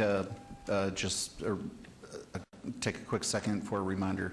This is about the application before us today, not whether, if they're watering the golf course, not watering the golf course, or it's, are you here for this project, not for this project, and what is it about the project that you like or dislike? Right, no, this is about being here last time, being told what was going to be happening and to be getting ready for it. And ma'am, this isn't against you. No, I'm I'm just making a general comment. But I'm just saying, this just shows that the developer, again, did not do what he said he was going to do. And what is he doing? I mean, this isn't, so do you want me to leave these here, take them, need them? If you want to leave them here, we'll put them in the record if you so Okay. choose. I'm just bringing it to your attention. Thank you, ma'am. And I'm totally against the development. Good evening, Commissioner. My name is Duncan Lee, and I live at 9631 Orient Express Court. I came before you last October 17th for my public comment, and I share that all residential developers are watching your decision on this Queensbridge matter and will reverberate throughout Southern Nevada. As you see here today and read the newspaper, several golf courses communities such as Sienna, Silverstone, Las Vegas Country Club, and even Southern Highlands all have potential residential redevelopment on or around the golf course. Yet, as planning commissioners, I hope that you will listen to the process of our affected neighbors' comments and take their opinions as part of the process for approval or denial. So for almost 2 years, you have overwhelming outcry from neighbors against this proposed piecemeal project. There's no independent study for flood controls or public safety. And the last update I received today from the Chief of Staff from CCSD is that there's no memorandum of agreement for the Clark County School District. We've already have overcrowded schools. It's probably about 116 overcrowded, and yet there's no address where these future students may go. At last night's meeting, for these 61 homes, I think there was a lot of issues I talked about, which was minor issue, but I think overall, by the vote of hands or the people there last night, it was an overwhelming objection to this development. So please deny this application until we have a complete plan for the entire development. Thank you. Thank you. Mark Newman, 8440 West Cliff Drive. I would be against this project. If you haven't noticed or need a reminder, this town is less than 10 years removed from a major economic crash in our real estate values. This project, in the course of 1 year, has devalued the comparable real estate in the area by 30%. And the way this thing has been piecemealed, it makes me and reminds me of a very perfect political adage, Bohica. Bend over, here it comes again, because that's how government has been treating these residents. Thank you. Thank you, sir. Good evening. Can I have the overhead projector? Yes. Hi, my name is Pat Spilatro, 8177 Bay Colony. I live in Silverstone Ranch. I'm the other golf course that's under siege in Las Vegas. I did not bring a bunch of people with me. I'll beg the council's indulgence for a couple extra minutes maybe. I didn't want to bring 100 people up here. I was here last July. I said, look, you guys have, this is like the 9th or 10th or 11th meeting I think I've been to on Queensridge since this whole thing started. I know there's a law against that. I can't be dragging people up here on various days from Silverstone Ranch to make a statement in front of the committee. It's just a matter of access and availability. We spent the entire afternoon in federal bankruptcy court instead of in front of a federal judge that said that homeowners on a golf course have adequate access to all the legal documentation that affects the property underneath them. That includes the fact that all these people here have the same equitable servitude on the property that we have here at Silverstone Ranch. This council has made great pains to say that Silverstone Ranch is not the same as Badlands, and that Badlands is not a precedent for Silverstone Ranch. That's absurd. The fact is, here's a picture of Badlands, and if you can see it on the monitor, this is Badlands before the houses were built. The golf course was here, which means that every person that built here or bought a house here, whether they be subsequent owners or original owners, relied on the fact that the golf course was there. That gives them an equitable servitude on this land. They have a right to the open space, the expectation of the open space they had when they bought the property. This is Silverstone Ranch. It's the exact same thing. There's 6 houses there that Summers had built before the place went bankrupt when they were Mountain Spa. They stopped Mountain Spa But they did build, and when Pulte built it, they had an agreement that they drew up and said, everybody has a right to the golf course open space. It's not a matter of the fact that they need X amount of acres, but they actually allocated this open space because of the fact that it adds value to the rest of the houses. They're talking about a 30% decrease. We've already had it. We already had our adjustment last year in front of the County Commission, a Board of Equalization, where they reduced our taxes and held them. The same commission is having hearings on the 24th or the 29th for the tax appeals for Badlands. They've already had stipulations agreed with a bunch of homeowners that said that they've gotten 20 and 30% decreases in their properties. This is what you have to look forward to.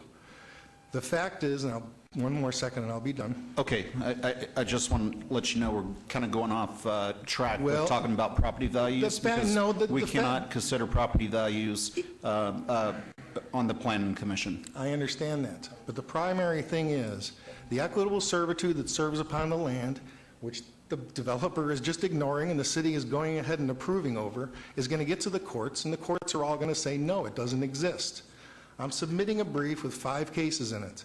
It also has recommendations from the 361A and 278A that says that you guys can't just go ahead and make a piecemeal, arbitrary dissection of a golf course and say that, oh, we're going to only do one corner, but it doesn't affect everybody else on the golf course. When you guys sent out notices for this particular project today, you sent them to a 1,000-foot area around that corner of the golf course. You should have sent them to a 1,000-foot area around the entire golf course. You can't separate this place out and say, oh, we're going to take 1 acre and just notify the people around as 1 acre, because the 1 acre actually destroys the entire golf course. Okay, sir, I'll let you go a minute and a half over. That's fine. I'll give these for the council, and here's some pictures of Silverstone Ranch that you all can look at. Thank you very much. And I appreciate your testimony tonight. Good evening. My name is Dale Reisner, 9811 Orient Express. And I have concerns regarding the various applications, and I just have 2 kind of main points I want to key in, and they're more specific to this. Last night, I noticed 2 of the lots on the layout plan are about 1/3 smaller than adjacent lots within Queensridge, which they represented that they were all harmonious and compatible. I was surprised because I had met with Mr. Perigo previously, and he explained to me that compatibility guidelines require adjacent lots to be similar in size. Mr. Perigo was there last night. When I brought it to his attention, he said he hadn't noticed, but it was a valid concern. I make this point for 2 reasons. The lot layout plan does not meet the compatibility guidelines. I know at least 2 cases that a third off is quite significant, I think. Additionally, the applications were received a short time ago, and I think part of the reason people overlook things as city planners, homeowners, and the like is that we have not had adequate time to reduce the documentation. As a result, I feel everyone involved in the review process has been disadvantaged and deserves significantly more time to review. Secondly, the entrance to the homes at Wallapai is ill-conceived and brings additional hazards to an already hazardous area. Because the turning exit is right in and right out, the only way to get to the south, which would be down towards Charleston where everybody shops, and it's more popular, I think, than going to the north, you're going to have to go up to Alta and do a U-turn. I think Commissioner Moody, your office is nearby. I think you mentioned you see the golf course there. If I recall, a car actually had an accident and went into the entrance to your office building. I think it was boarded up for a while. And just last year, there was a teenager from Queensridge, a fatality at that intersection, and there's been multiple fatalities over the years. These residents coming out of there are going to have to cross 3 lanes, one of which is a new turn lane that was designed, I think, to help. They're going to have to cross 3 lanes and do a U-turn. So I really feel like we're adding problems. The developers' requests are going to make profound changes to the neighborhood and have a myriad of impacts. I request that you deny or alternately obey the applications to provide adequate time to review. Thank you, sir. Good evening. Good evening. Christina Rausch, 8901 Greensboro Lane. I live in Tournament Hills, very near this proposed development, and I am not in favor of it. I'll speak quickly and swiftly because you've already heard some very compassionate and very well-sounded arguments about why you shouldn't approve this tonight, but I know, and you know that I know land use. My years in real estate, I've been before this city council before, I've been through the county commission before. I know you have to make a decision based on precedent as well as based on the law. And I know that you have a lot of facts that you've been briefed on by the city attorney and by Director Perigo, but I would submit to you that you need to consider the fact that the master plan should hold.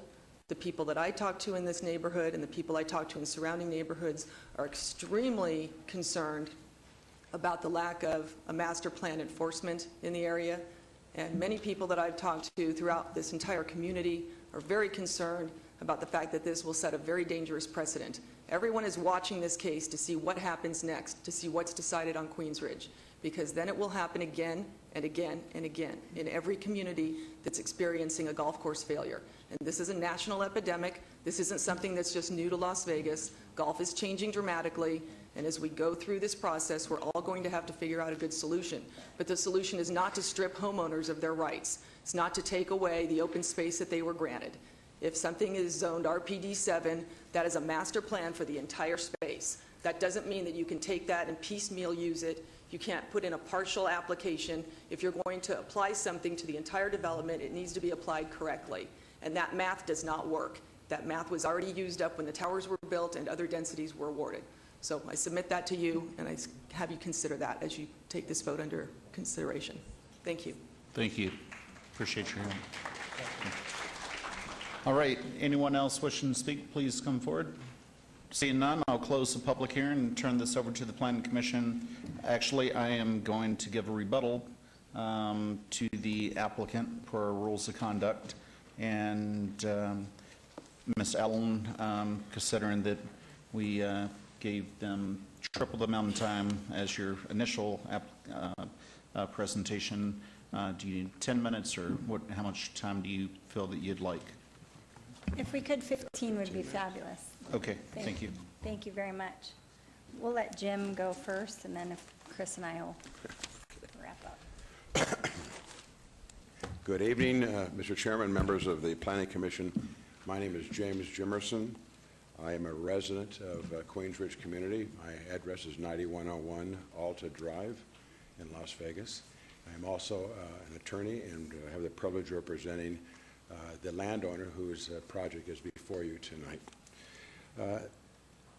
One of the things that you take away from this presentation is the absence of appreciation by those who speak against this project, and I want to make it clear that I do speak in favor of this project, about the work and effort that your city staff has performed.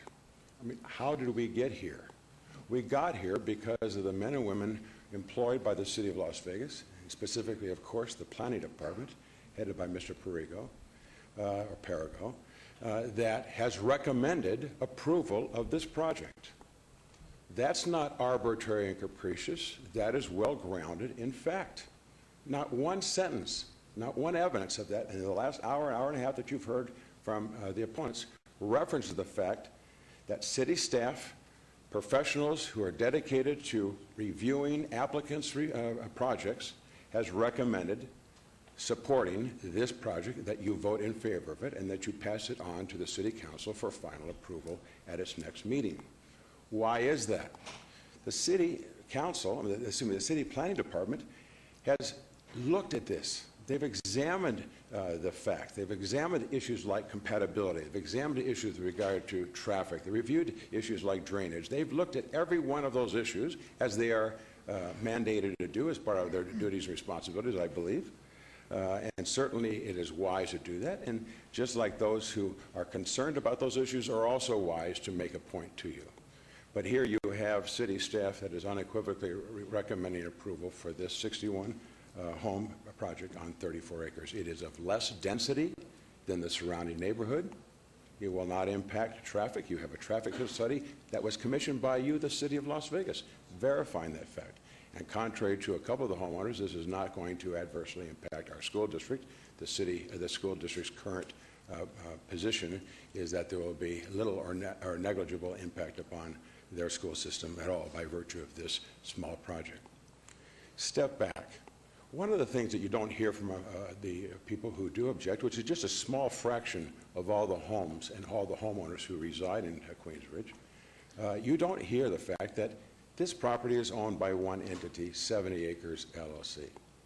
But when you talk about the golf course, since the inception, since 1995 at least, this property has been owned by 3 or 4 different landowners.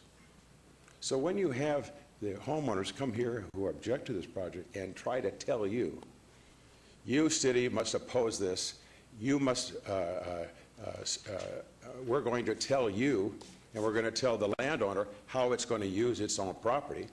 Besides the arrogance that that kind of attitude includes, it ignores the facts, which is that the golf course has been owned by 3 or 4 entities since 1995 or later. Yet they would seem to say that you are going to control, you have the power by fiat, by decree, to compel 3 different landowners to somehow respond to the dictates of a complaining neighbor. It makes no sense. I did want to show you a couple of handouts that are important.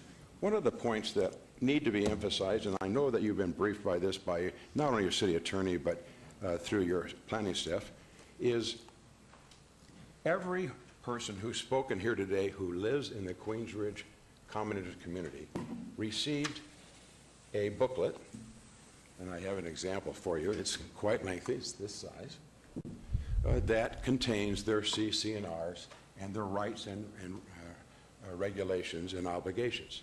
You hear so much loosely talked by those who speak against this project about what their rights are, but if you look to what is recorded of record, those rights that they claim exist don't exist at all. I'd like to show you what was given to every homeowner who lives there, who bought a home there, and this is a map that is found at page 14 of their CC&Rs, and if I could have that shown. This is the golf course property here that's being owned by 4 different entities, and this project right here is the project you have before you. This is what was given to every homeowner. What does it read? Let's read it together. Just 2 words. Future development. So those who would say and argue, and passionately or not, sincerely or insincerely, don't look at their own documents. Don't look at their own contract, which says this property that's being proposed to be developed by 70 acres is for future for 180 Land Company is for future development. Right there on the document. And 180 Land Company, my client, has advised that it seeks to develop just a small part. So they knew right away. In 1990, this map was produced, and it shows what was planned for this property. Let me show you what that map was in 1990, the Z1790.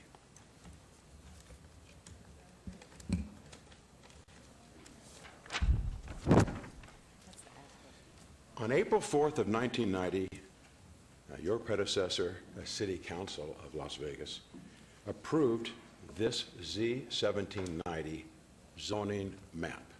And it granted to all of this property in what was then called Pecole or Pecole Ranch, RPD 7, all in the yellow, commercial in red, and multifamily in the orange. So all of the property we're talking about in terms of the golf course, which is all here, was all from the start in 1990, long before you had land use designations, long before you had much else, was the right to build 7.49 or up to 7.49 dwelling units per acre. And all of this was since 1990. For the folks to come in, for the lawyers to come in and misrepresent to you the record is most inappropriate. You had one speaker who was a consultant who said that master plans control or trump zoning.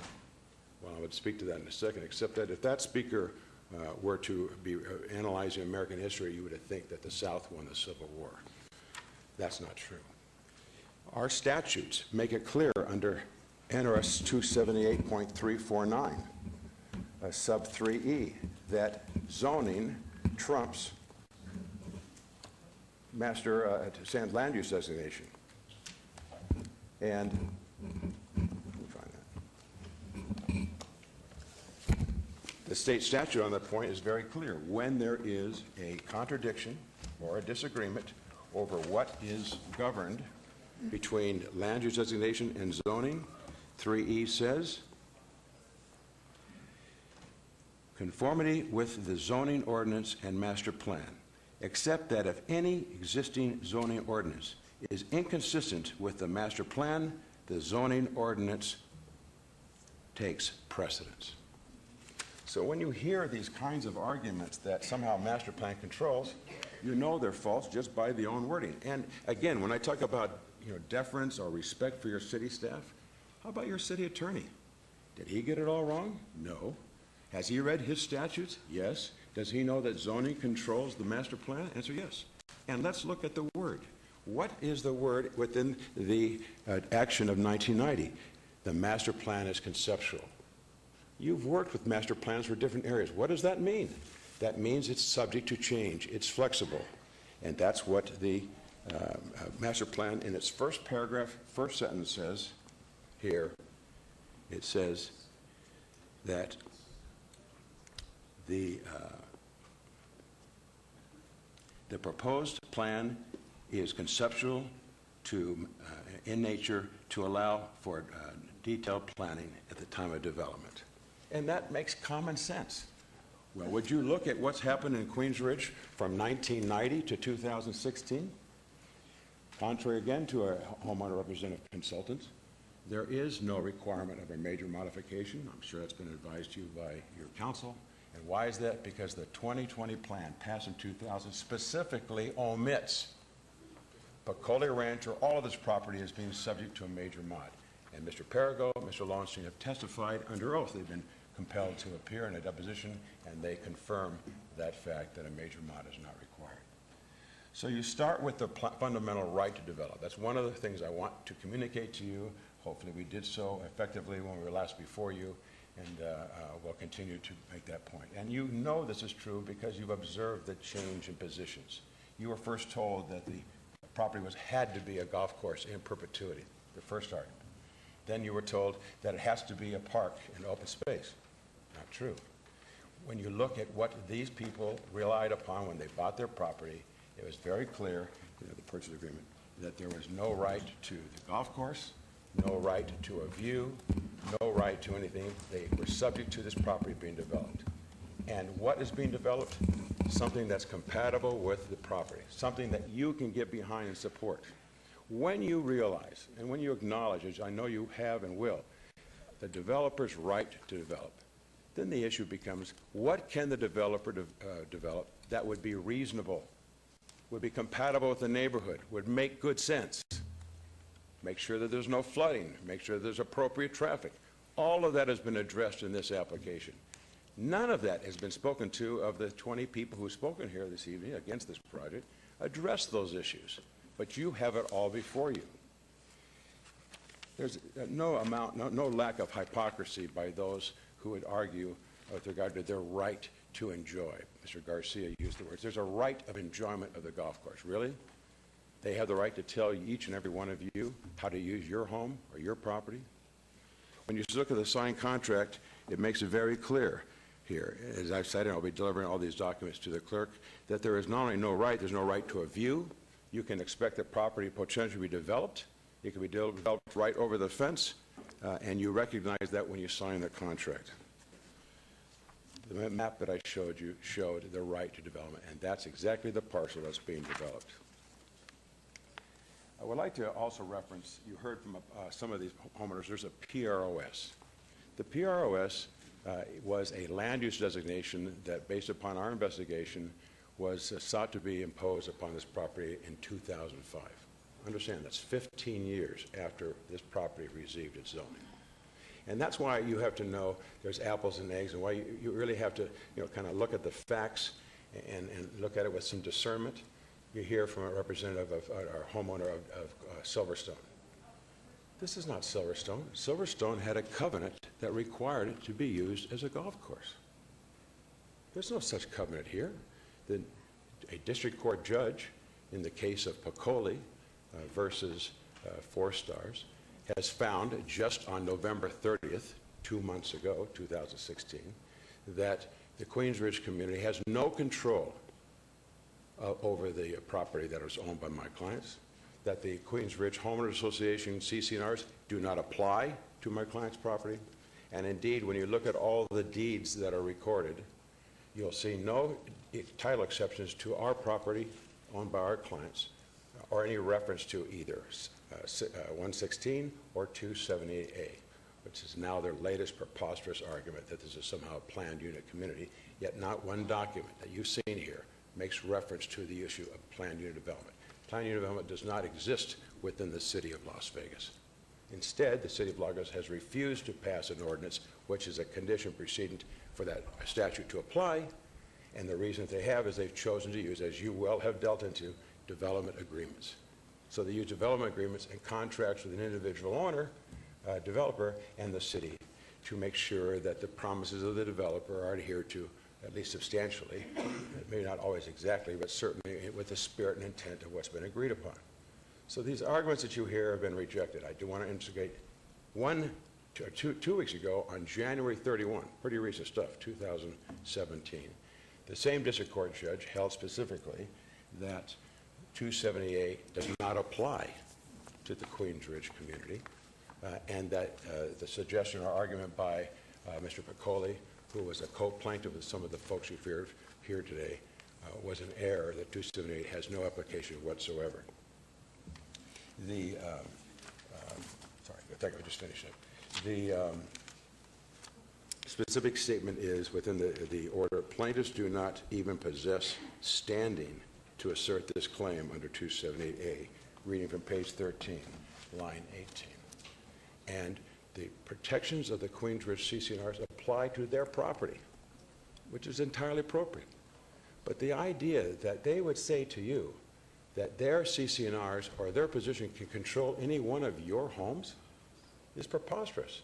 And so when you look where do you look? You look to deeds. You look to what are the exceptions, if there are any, on your house. And this is important, and I would like to kind of close with this. This so-called conceptual master plan of 1990 was never recorded. There is no reference to a planned unit development ever recorded. The Z1790 was not recorded. When you look to what has been presented by the opponents of this project, factually and legally, they are without merit to their case. More importantly, you should focus upon the merits of this project and vote it up or down as you personally see fit. It's ready for and ripe for decision, and it is a project that will make you proud. And I thank you for this opportunity to speak before you, and the ladies and gentlemen here in the audience as well. Appreciate everyone's view. Thank you. Yes. Mr. Chairman, if I could impose on you for 1 minute for myself and one for Ms. Allen. We just have to introduce into the record. All right, well, go ahead. I'd just like to offer the exhibits I've made reference to, please, into the record, and I have a collection here for Ms. Holmes or whoever the clerk is today. Thank you. Thank you.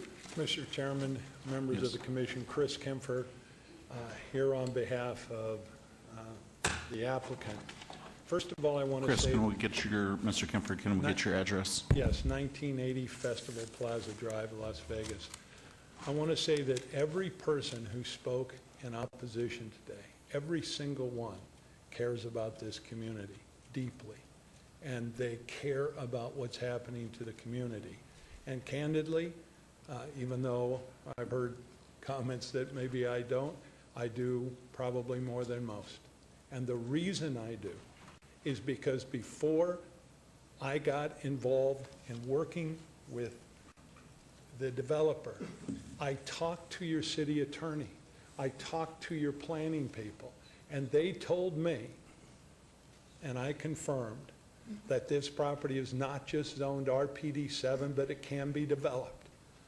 And they even informed me that my neighbors and I, who live on Fontainebleau, could expect anywhere from 4 to 5 units an acre behind us, because we're between 4 units an acre and Charleston. And because of that, I made a commitment to come up with the best overall plan that we possibly could. Now, what I am saying is in all of the arguments that you've heard, all of these legal arguments, I have never, in all my years of practice, had a city council, a county commission, a planning commission reject the opinion of its city attorney and its planning department over opinions of attorneys, whether it be me or somebody else. And that was always my fear, that they, regardless of what I thought or how great a case might be presented otherwise, that you would say, we have a city attorney with whom we deal with and a planning director with whom we deal with and trust, and that's the people upon whom we must rely. And that is why I'm taking the position I can, and I do. I want you to forget about Queensridge for a second. Forget about all these issues. Those are legal issues, and as your city attorney will tell you, when somebody comes in and says they can't build because there's an easement, or they can't build because of this legal issue or not, the city attorneys always take the position. Those are court decisions. You're planning people. And what I am asking you is, if you look at this plan that has comparable densities, and Stephanie pointed that out, 1.179 units per acre when the overall density at Queensridge is 3.48. There is not a circumstance in which, if I came in front of this planning commission and said, I'm proposing 1.79 units per acre, that you would not feel that that's comparable, compatible, and that's the requirement that your city attorney imposed on all of us and your planning director imposed on us. So look at it from just that standpoint, a planning standpoint, and what makes sense. Thank you. Thank you. Mr. Chairman, just briefly, and Commissioners, again, thank you for your consideration this evening. We're happy. We have our engineer here if you have questions about drainage. Mark This is Fockler's Stephanie here. Allen for the Sorry, record. excuse me. Stephanie Allen, 1980 Festival Plaza. Here again on behalf of the applicant. Just briefly, if there are questions about drainage, we do have our engineer here, Mark Fockler. The walls, the landscaping, all of that is part of this application. I'm happy to answer those questions if you have them. Detailed information as part of this submittal. As I mentioned at the very beginning, we were here several weeks ago with an overall development plan that we wanted to develop. We will continue to discuss that option with these neighbors. When we said that at the neighborhood meeting last night, we will continue to say it. We will work with these folks. If there's issues that they have on this plan or an overall plan, I just want the commission to know that. And I think that's a quality thing of a developer, not meant to be, we don't know the answers. We have the answers, but we'd like to continue the dialogue and to continue to work with people. And I think that's a positive thing for this community and all of the residents of the community. So with that said, I'm happy to answer any questions, as are our consultants. Thank you. I appreciate your time. All right, we're going to close public comment and turn this over to the Planning Commission, starting with Commissioner Trowbridge. Thank you, Chairman. I appreciate this opportunity. I've sat through probably 20 or 40 hours of public presentations on this, attended 4 meetings up at the area. I have attended the planning committee or the city council meeting and sat there through 8 hours, and numerous times it's been before the planning commission, this item in various forms, and has been continued or obeyed or changed because one group or another wanted it changed. And so I feel like I've earned the right to ask a whole bunch of questions that I have, and I'm also going to respond to some statements that were made that are wrong. You know, the first proposal that came before us a year and a half or 2 years ago was a complete proposal. That's what you guys are asking for now. You've already rejected the complete proposal. And so that's what forced the proponents to come back in what you're calling a piecemeal fashion. You know, you ask for what you get. Now, I can answer some of the questions that I was going to ask because I've sat through so many meetings and I've groped for answers to them. You know, one charge that was made is that this project is going to diminish somehow the CC&Rs for Queensridge. The answer is obviously no. The next question is 32 feet streets are going to not allow for public safety vehicles. That's not true either. 32-foot streets have to be approved by the fire department, the largest vehicles that are going to be coming down the road. Someone said that 30% decrease in property values. I'd like to know where that came from. The county assessor, and I sat on the Board of Equalization for many years, so I understand property values and how they're diminished. The county assessor reduced property values 10%. That's a pretty good chunk. You've still got, if the property values do actually reduce, you can go back and appeal that assessment at another time. I've asked this question many times and have never had anything except smiles and rolling eyes. And so I ask it again. You know, the number of public school children that are currently in Queens Ridge, I would still expect the same ratio to apply in these houses. And I would speculate that the number of public school children in the Queens Ridge area is minimal. And so the impact about this is going to cause the schools to have children in bungalows and trailers and sitting outside in the sun during the summer it's just a weak argument. A statement that was involved in the deeds and other documents that are signed at the time a person purchases a property had the language in it that I've seen. It clearly says this is not going to be a golf course forever. It's RPD 7 units per acre. You know, the people that are involved here fighting, a lot of them are real estate developers and builders and attorneys, and, you know, give me an answer as to why that statement is not valid. You know, you're smart people. You've been successful, but not too successful at reading your own deeds. Floor plans and elevations. In a expensive development where the minimum size lot is going to be a half an acre, nobody is going to want to buy a cookie cutter house. How many of you would have bought your homes had they been pre-planned and approved by the Planning Commission perhaps years in advance? You wouldn't have bought it. You wanted a custom home on your expensive lot. There's no reason to think that what's going to happen here is going to be any different. If I was to go out there and buy an acre or a half acre lot for $500,000, is that what we're talking about? I would want a custom home. I would not want a cookie cutter built by, well, I'm not going to use the name of the developer, but we have some low-end developers around. You know, we're not talking that. I can go on and on. Let's see. Now I have some that I do need answers to, perhaps. First of all, I would like to reference this document that you promised to provide last night's meeting. And that was that you would be additional conditions that would be proposed. Some of those are excellent and addressed the deficiencies in not having a complete CC&R document to hand out. And that relate to the minimum home size on the smaller lots, you know, and the home size of the larger lots.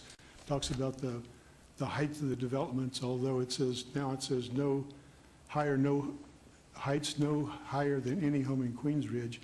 I thought last night that we were talking about 35 foot being the max. Don't know, but that's a question that you can save it up.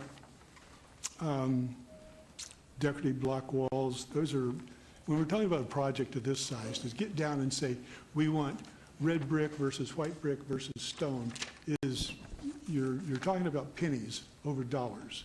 And if the developer is inclined to say, whatever you want, it's not that big a deal, we're going to pass it along to the buyer. So, you know, the specificity that you're asking for simply isn't available in this level of home that's being built.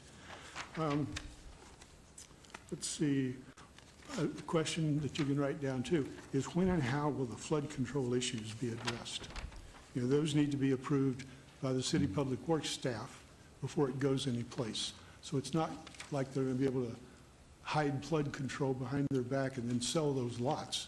That's not going to work. It's going to have to be approved by Public Works. Mr. Schreck says that a major modification is required. He emphatically said that. The other attorney that was up here, Mr. Jamerson, said emphatically a major mod is not required. I'll have to ask the city attorney on that one, so give me a second to propose think about it. What's being proposed here is, what is it? Low density. Low density would provide more units per acre than what is being really requested. You know, but any change above the 1.7, to my belief, they would have to come back, refile, start from ground zero. So 1.7 is what we're talking about here. Another question that I think is a good one is, how can the park and recreation / open space be eliminated from a master plan? And the impact of the removal of that open space, how does that affect the master plan that was approved in part because of open space? We're losing the open space, but it may be legal. And if that's the case, then that's the case.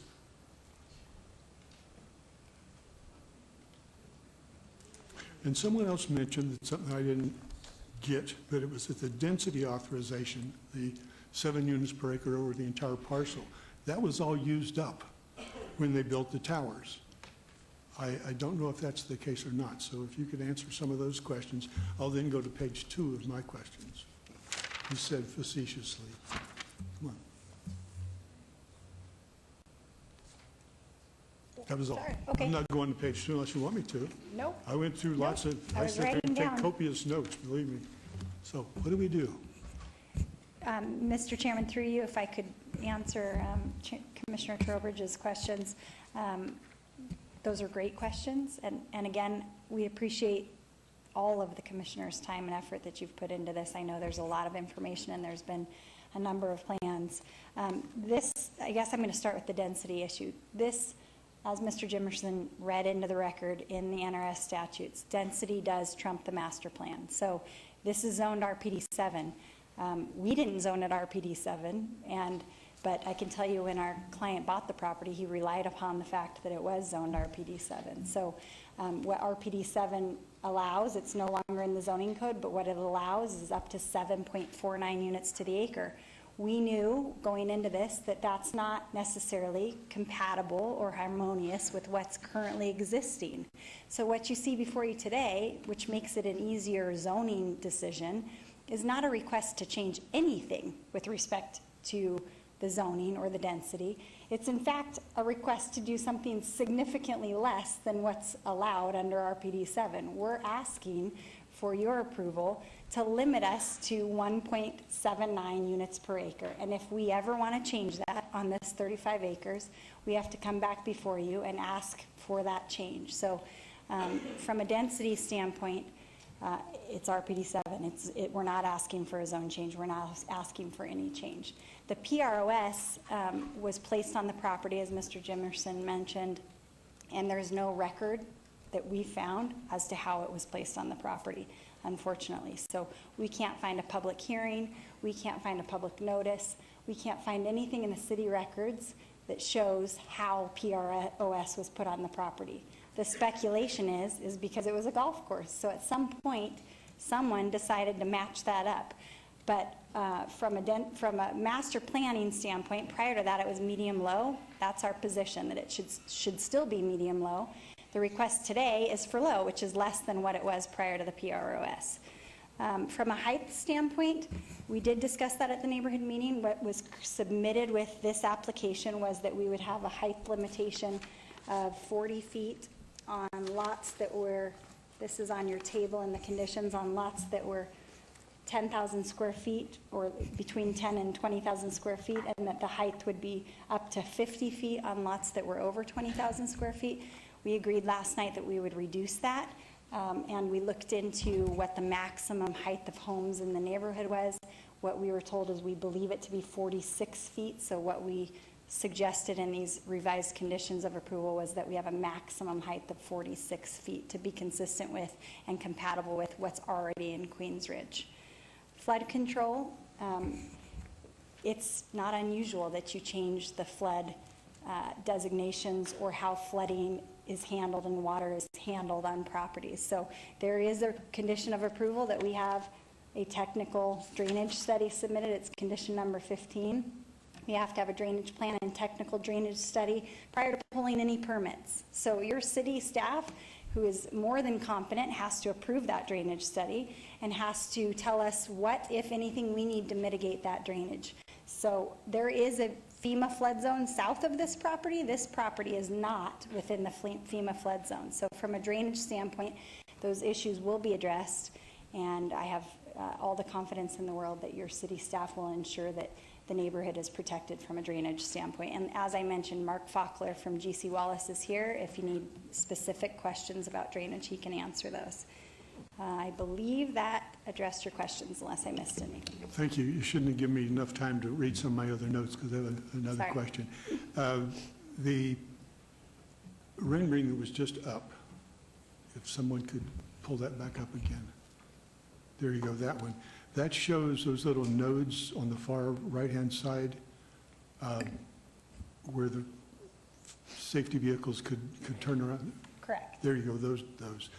I would want to make sure that those do not permit traffic from the east to come through that, through the 40, or through the acreage. They do not. These will be dead end, just turn around from here. Okay, so there's going to be gates, so there's no access out. Correct. Maybe emergency gates or something like that. Correct. No traffic. No traffic. Okay.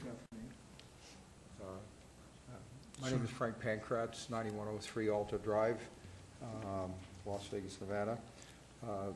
One of the exhibits that we provided with the application shows and reflects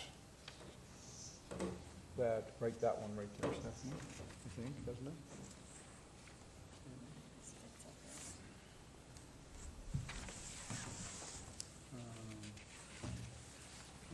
Does it show on the screen? Yeah. Yes, sir. Both these cul-de-sacs show a future connection when the property to the east would come in with an application. The intent is that there would be connection there, and that would provide the secondary, ultimately, a secondary ingress-egress point for these homes.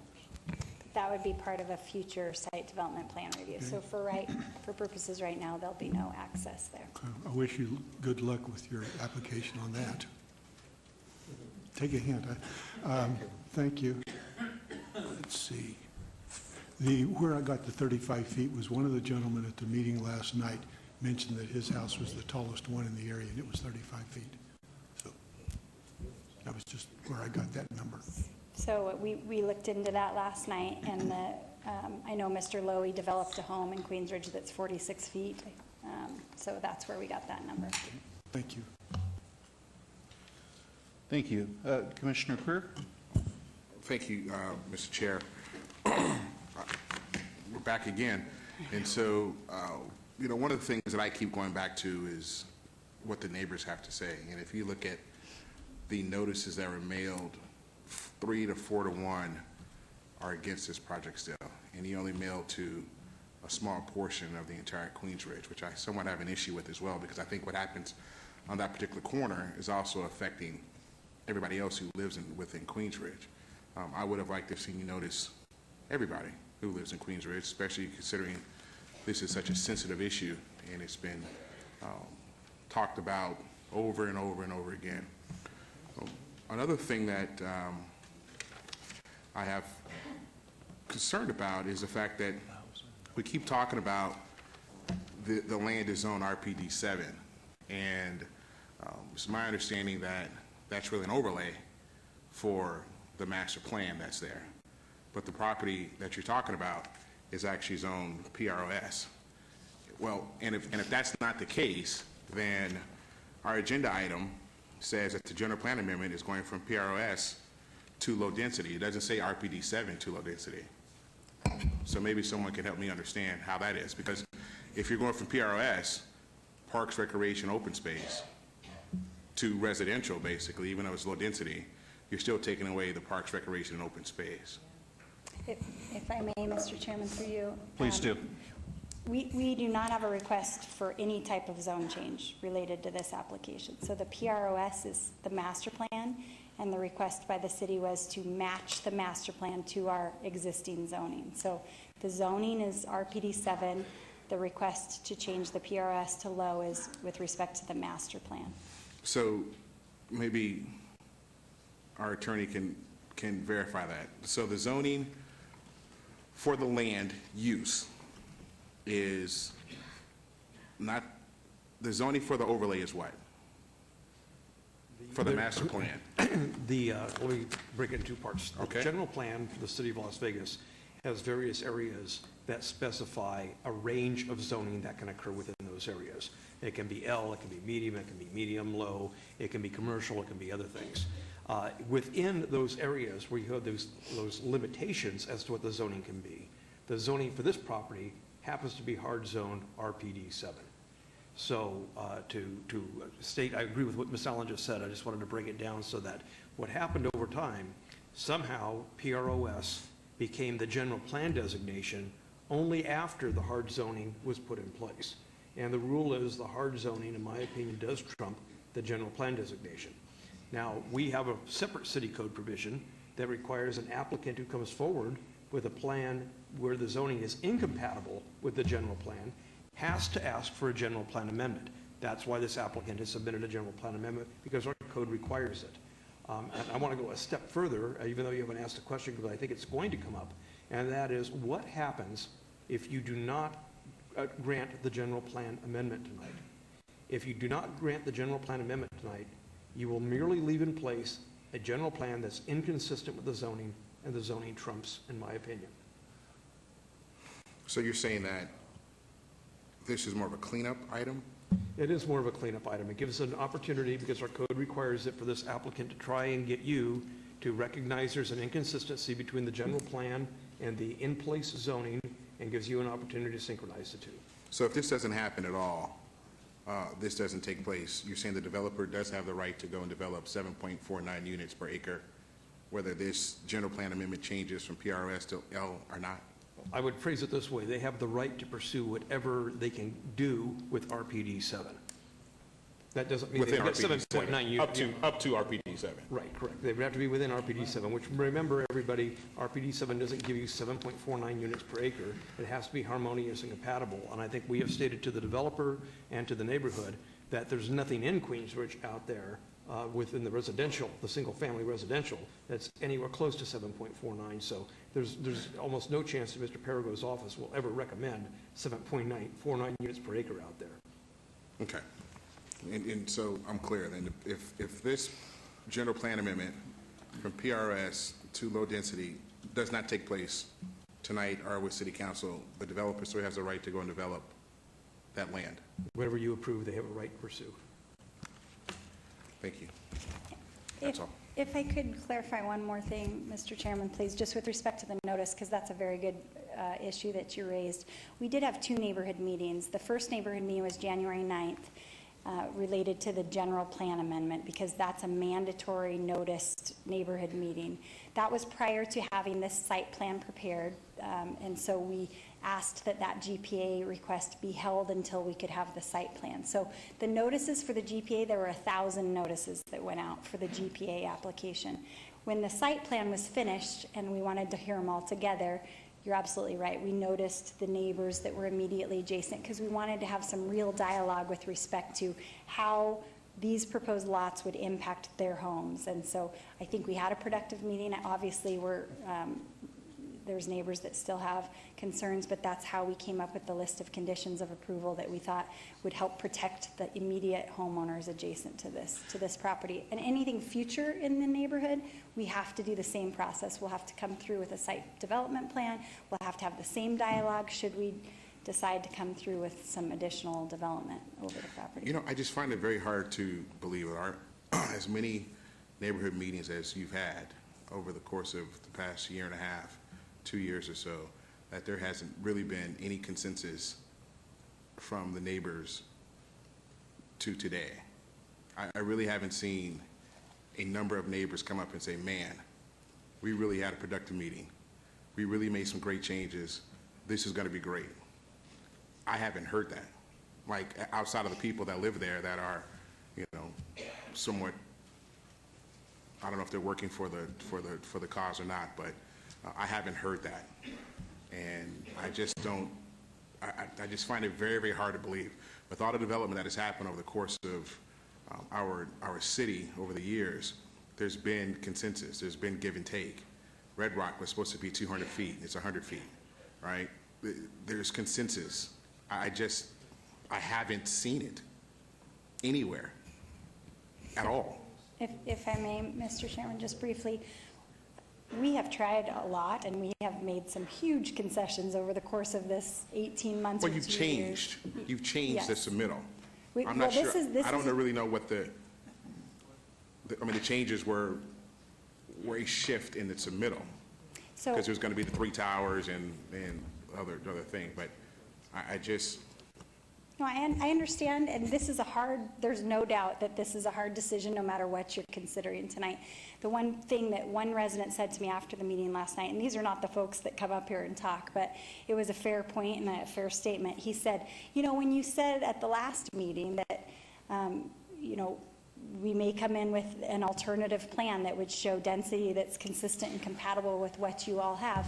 We didn't really think that was going to happen. We kind of took it as a threat. Well, this property owner has a right to develop his property. And so if we can't get consensus to do something outside of the box with the overall plan, which was what we presented several weeks ago, then we have to resort to the existing zoning. And so that's why we're here today, is because the existing zoning's RPD 7. We're asking you to look at this as a zoning case, just like you do every day. You know your zoning code better than anyone in this room, as does your city attorney and your staff. And in any other case, as Mr. Kempfer mentioned, if we were coming in and saying, this is zoned for 7.5 units to the acre, we'd like to put 1.79 units to the acre adjacent to homes that are pretty much the exact same size or substantially the same. Never have we had a case that I can recall where someone has said, no, don't put an acre lot next to an acre lot. No, don't put a half-acre lot next to a half-acre lot. Or where they've said, in fact, put something larger next to that acre lot. I've never seen that happen in any scenario, in any zoning case.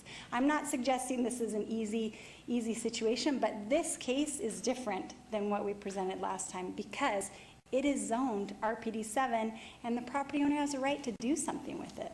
yeah, and I would agree with the fact that I haven't seen that either, and you haven't seen it, but I also haven't seen someone want to rip up a golf course and put homes in there and open space and take away views for the neighbors. So that's a whole different scenario that needs to be added into your conversation, and it just makes it tough not having the neighbors on board with this. Thank you.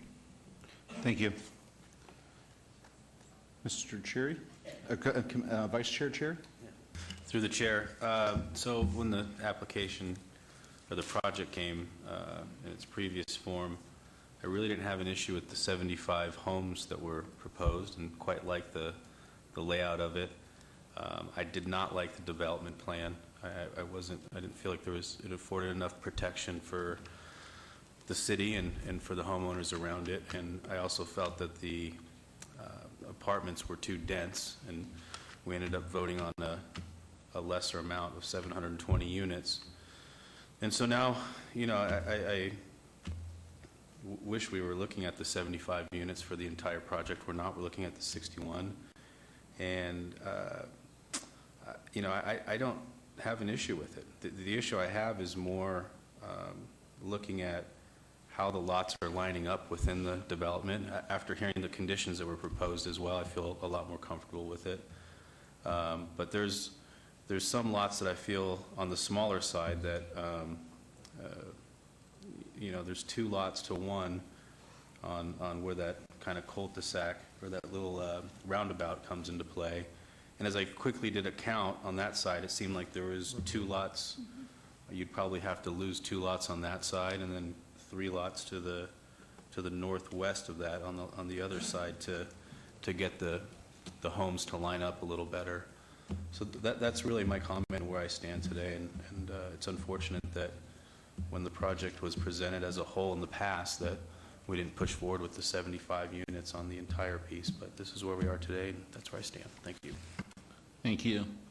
I'll just go ahead and make a couple of comments, and then unless if Commissioner Quinn wants to go first. Please. Oh, well, yeah, I'll just make a few comments.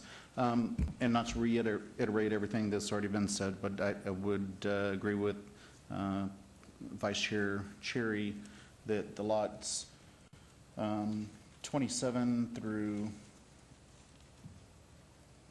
sorry, my screen's kind of going nuts, but 27 around to 34 is a little bit tighter than everything, than the adjacent lots. But the lots towards the south are relatively large lots, a lot bigger than the other lots up against Orient Express. And, you know, I don't think that 32-foot wide streets are mobile home park streets and trailer parks. And I build lofts in downtown, and we have 32-foot wide streets, and I wouldn't consider Orient Express Court a mobile home park, even though they only have 29-foot wide streets.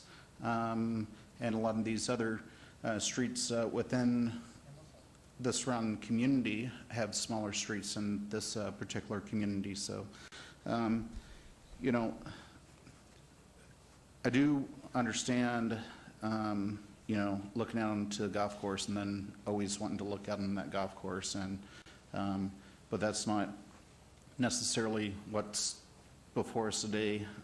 What's before us today is a proposal from a developer, and we have to we have to consider, does this fit and is this compatible with the adjacent houses? And as Brad Jerbick said, even though it has, you know, RPD 7 up to 7.49 units an acre, if anything come in here with 7.49 units an acre, we would deny this. I mean, absolutely, that wouldn't be compatible. But I think at the 1.17 or wherever it's landed, and I think that is compatible. And to echo the Vice Chair's comments, I like the 75 or 80 units on the 180 acres a lot better than this.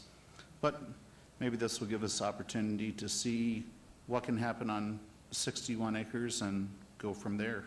And then maybe we can reevaluate what happens in the future. And I have no other comments.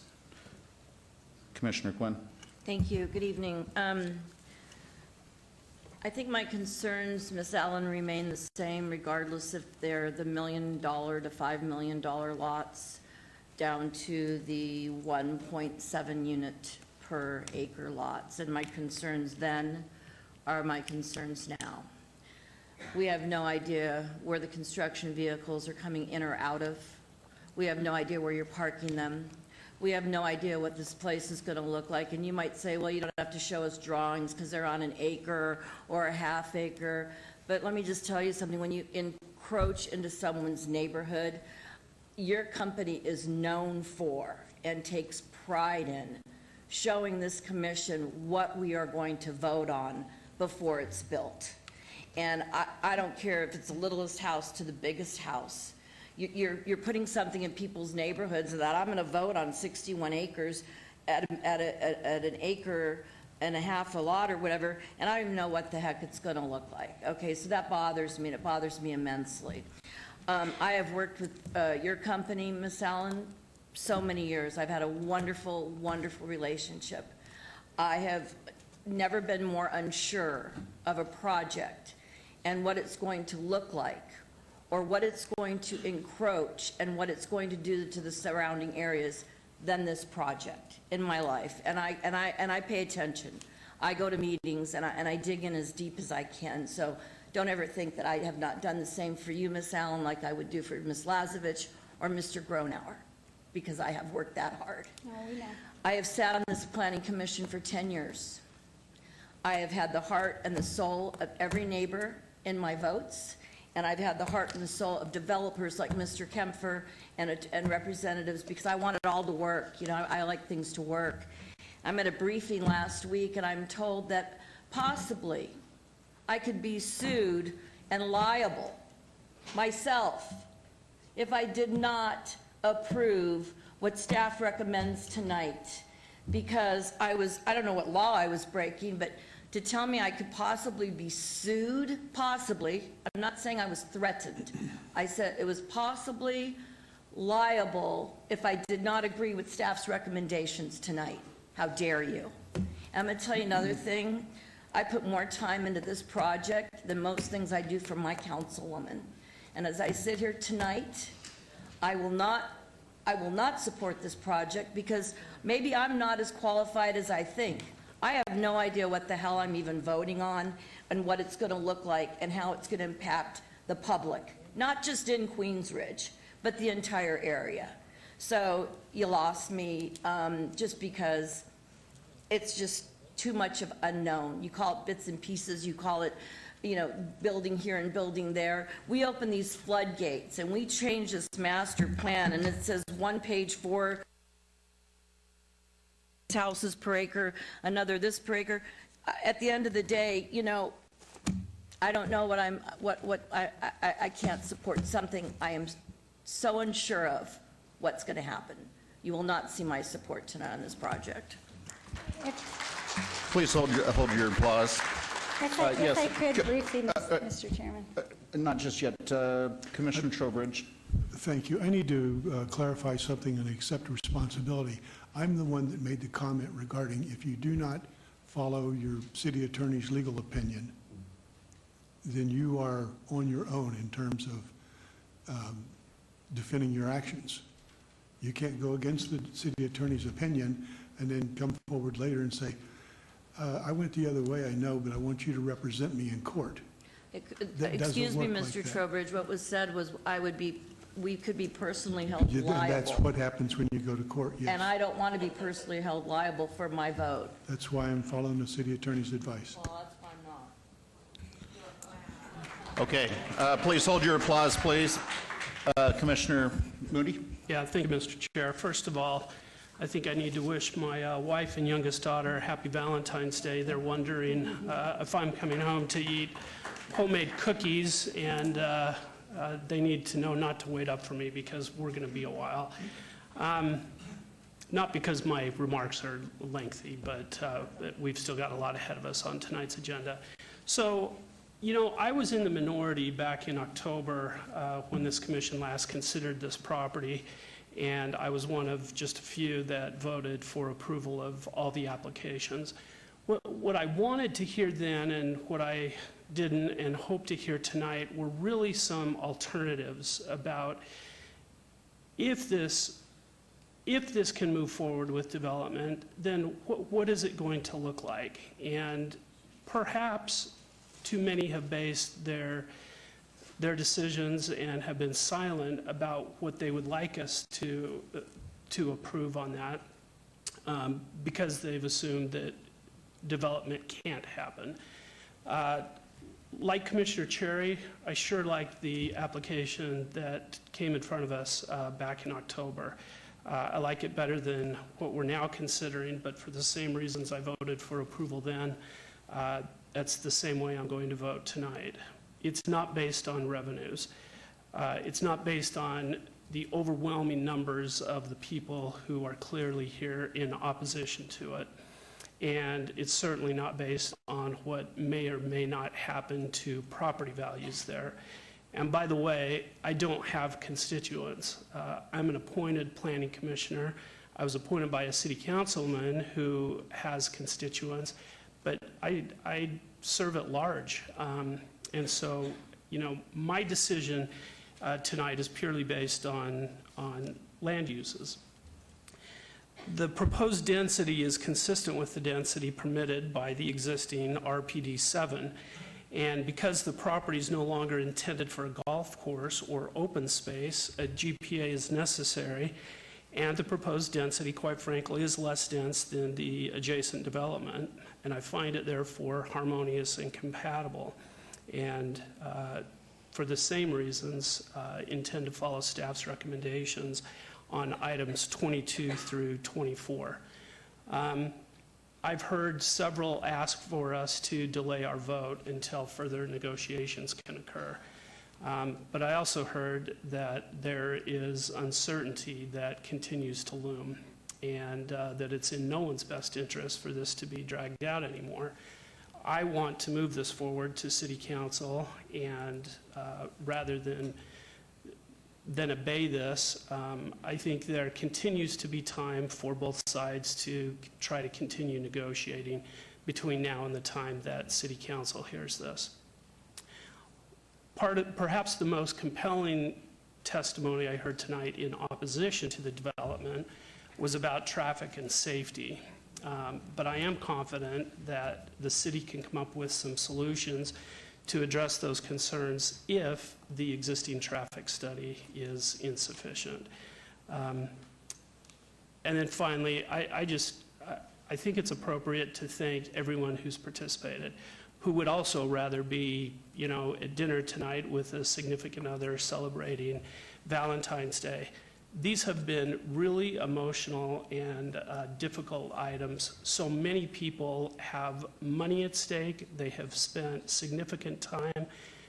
But despite that, you've come here tonight and you have been professional, you've been respectful, and this meeting could have gone very differently. So thank you, and that's all I have to say.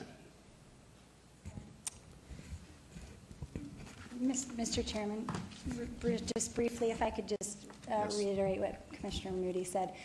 I very much appreciate all of the hard work that this commission and all of these folks that are here, whether we agree to disagree or not, and however you all vote, there is a lot of integrity in this room. Commissioner Quinn, you work your tail off. So never, ever would I want you to feel like I was threatening you. I was not. Just for the record, I did not say that and never would insinuate that there's some kind of liability based on how you vote today. I know you all vote your hearts, and even the opposition, everyone has a lot of integrity in this room. These are hard, hard decisions, and we very much appreciate your consideration tonight. And so I just wanted to put that on the record because I don't want there to be any question as to integrity in this room. Our client has a lot of integrity. The folks in opposition have a lot of integrity. Your staff, the staff is amazing. So no matter how this goes, I just wanted to put that on the record so that it's clear, and we appreciate all of your efforts. I appreciate that. I'm ready for a motion. Thank you. I'm willing to jump out there. Staff, I'd like to ask you to please insert in the appropriate places in the appropriate items the additional conditions that have been offered on SDR 68481. The ones were submitted in writing. So having said that, in regards to item 21, the general plan amendment 68385, I make a recommendation for approval subject to all staff conditions.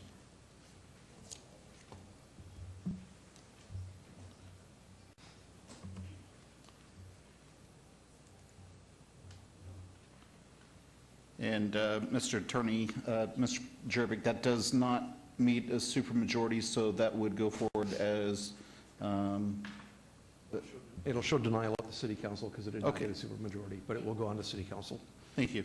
Okay. In regards to item number 22, the waiver related to the general plan amendment 68358, make a recommendation for approval subject to all staff conditions. Motion's on the floor. Please cast your vote.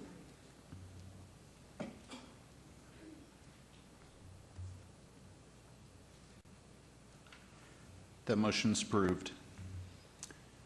In regards to item number 23, site development review 68481, make a recommendation for approval, subject to all staff conditions. Mr. Chairman, those are with all of the added condition as read into the record by staff and the applicant. I would also like to ask for a further amendment to condition number 6 so that the table indicates a maximum building height of 46 feet in both columns.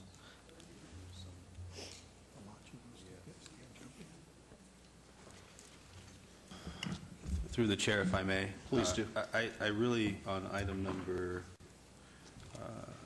23, would feel a lot more comfortable in the motion if we did look at those lots and were able to get them to line up more compatible with the adjacent lots there, which by quick look, it looks like there would be a reduction of probably 5 lots on there.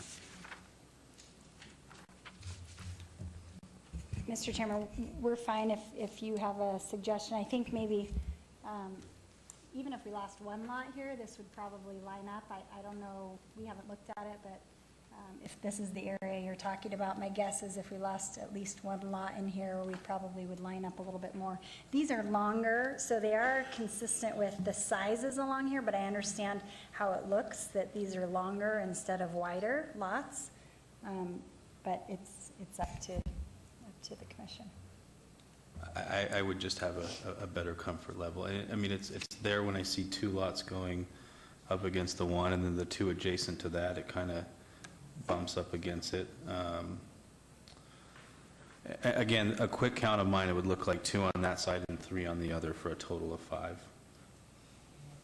But that's just that's just me looking at the site plan without your professionals looking at it. If I may, how about if we just say that the square footage should be equivalent of the lots? Are the lot size, so is that, could you ask that again, Commissioner Trowbridge? Would it be acceptable to you in the additional condition if we would simply say that the square footage of the lots need to be essentially compatible to the ones that they neighbor, the neighboring lots? Or the Yeah, that would be reasonable. Through the chair, I think that's a reasonable ask. Yeah.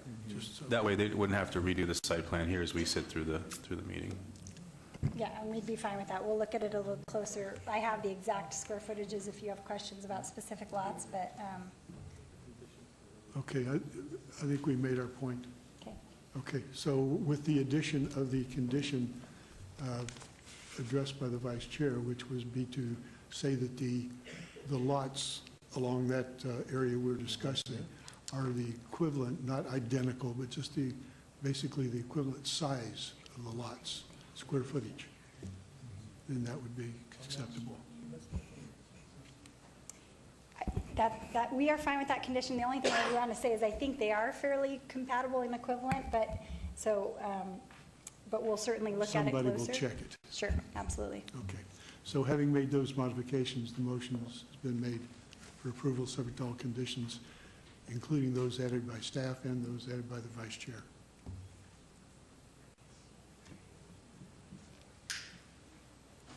I'm looking at planning and looking at each other, and I can read their minds from here. There's been a lot of pointing, but there's been absolutely no description of what that is. And so to put that in the form of a condition, I think we all know what you mean, but I think it needs to, in order to be a condition, it needs to be absolutely written as a condition. I don't know if anybody has any suggestions or not. I'll leave that up to the planners to work correctly. Through you, Mr. Chairman. So if the intent of the condition to be crafted is that the homes that abut Verlaine Court, the homes that are abutting homes on Verlaine Court, are to have their rear yards be a 1-to-1, or is it to be equivalent square footage of those lots? So if it's the latter, then I think the condition as they were reading it was acceptable. I think it just needs to specify that the homes that abut the backs of the homes that face Verlaine Court shall be similar in lot square footage.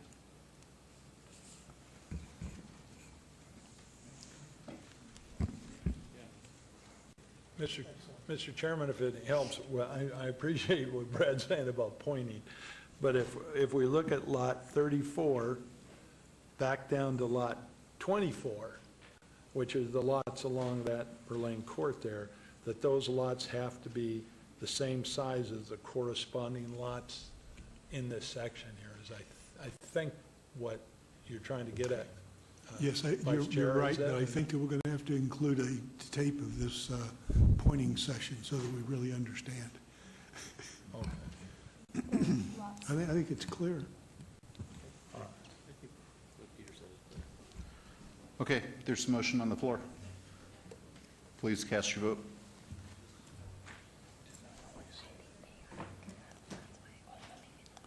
The motion carries. And in regards to item number 24, the tentative map related to the GPA 68-385, and make a recommendation for approval, subject to all staff conditions.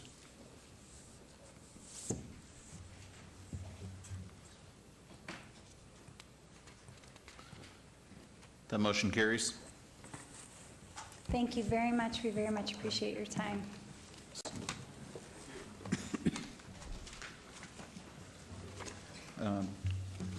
Director? You want to say? Oh, yes, thank you. Items 21, 22, 23, and 24 will be heard at City Council on March 15th, 2017. And we have officially been going for 3 hours, and we usually take a break after 2, so we'll call a short recess, and we'll be back in approximately 10 minutes.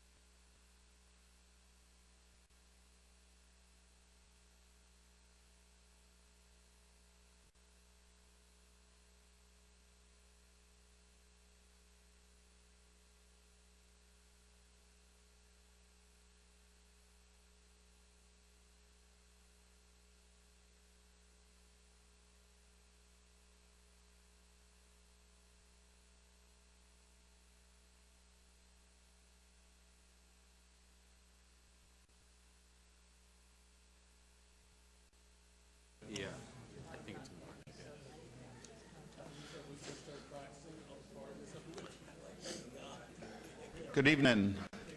This Planning Commission hearing is called back to order. And we're moving on to, we'll start with related items 26 and 27. 26 is ZON 68403, applicant owner Capital Foresight Golf and Fitness LLC et al.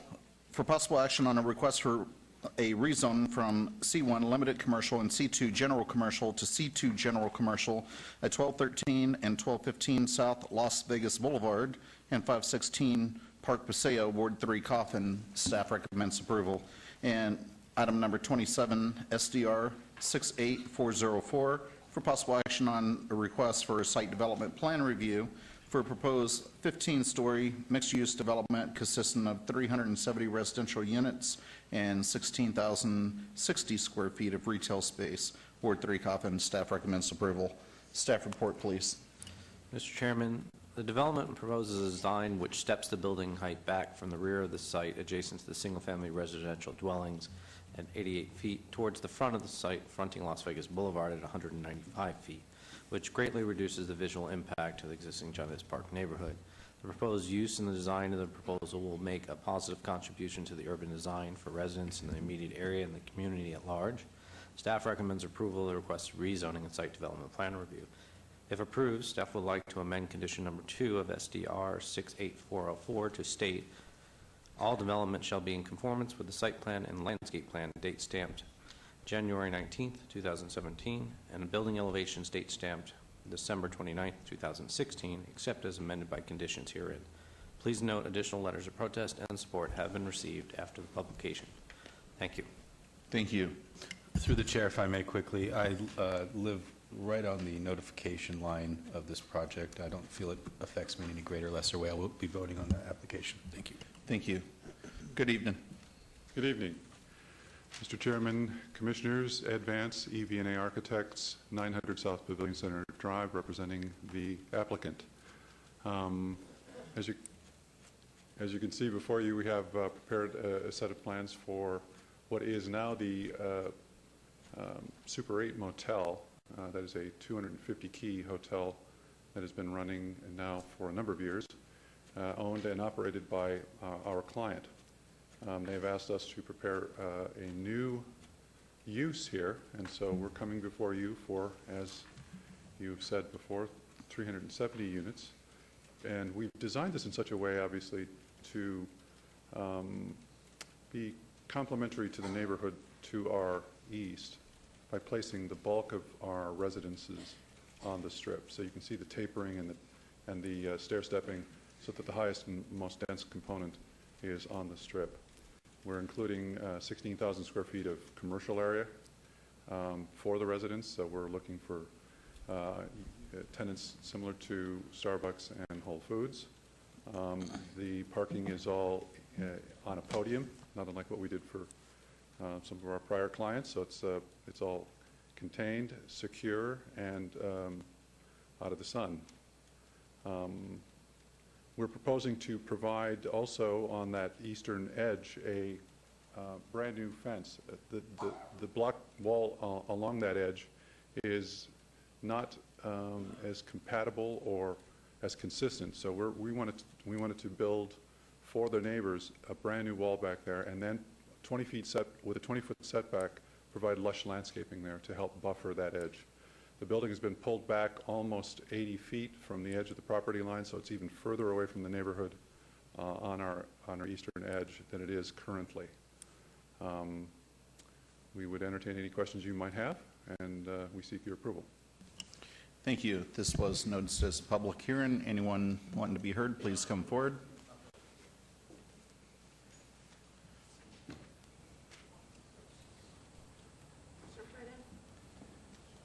Good evening. Good evening. Melissa Peterson, 556 Barbara Way. I am asking that we can abate this issue. I don't feel that proper notice was given to the neighborhood. The meeting that did take place, I heard it was a very low turnout. I just found out about this project earlier today myself, and in speaking with other neighbors on social media, they just received postcards maybe a day or two ago, and we really haven't had time to discuss this. The fact that this is on East Las Vegas Boulevard, butting up against our historic neighborhoods. I feel that we should have a stronger voice. Thank you. Thanks.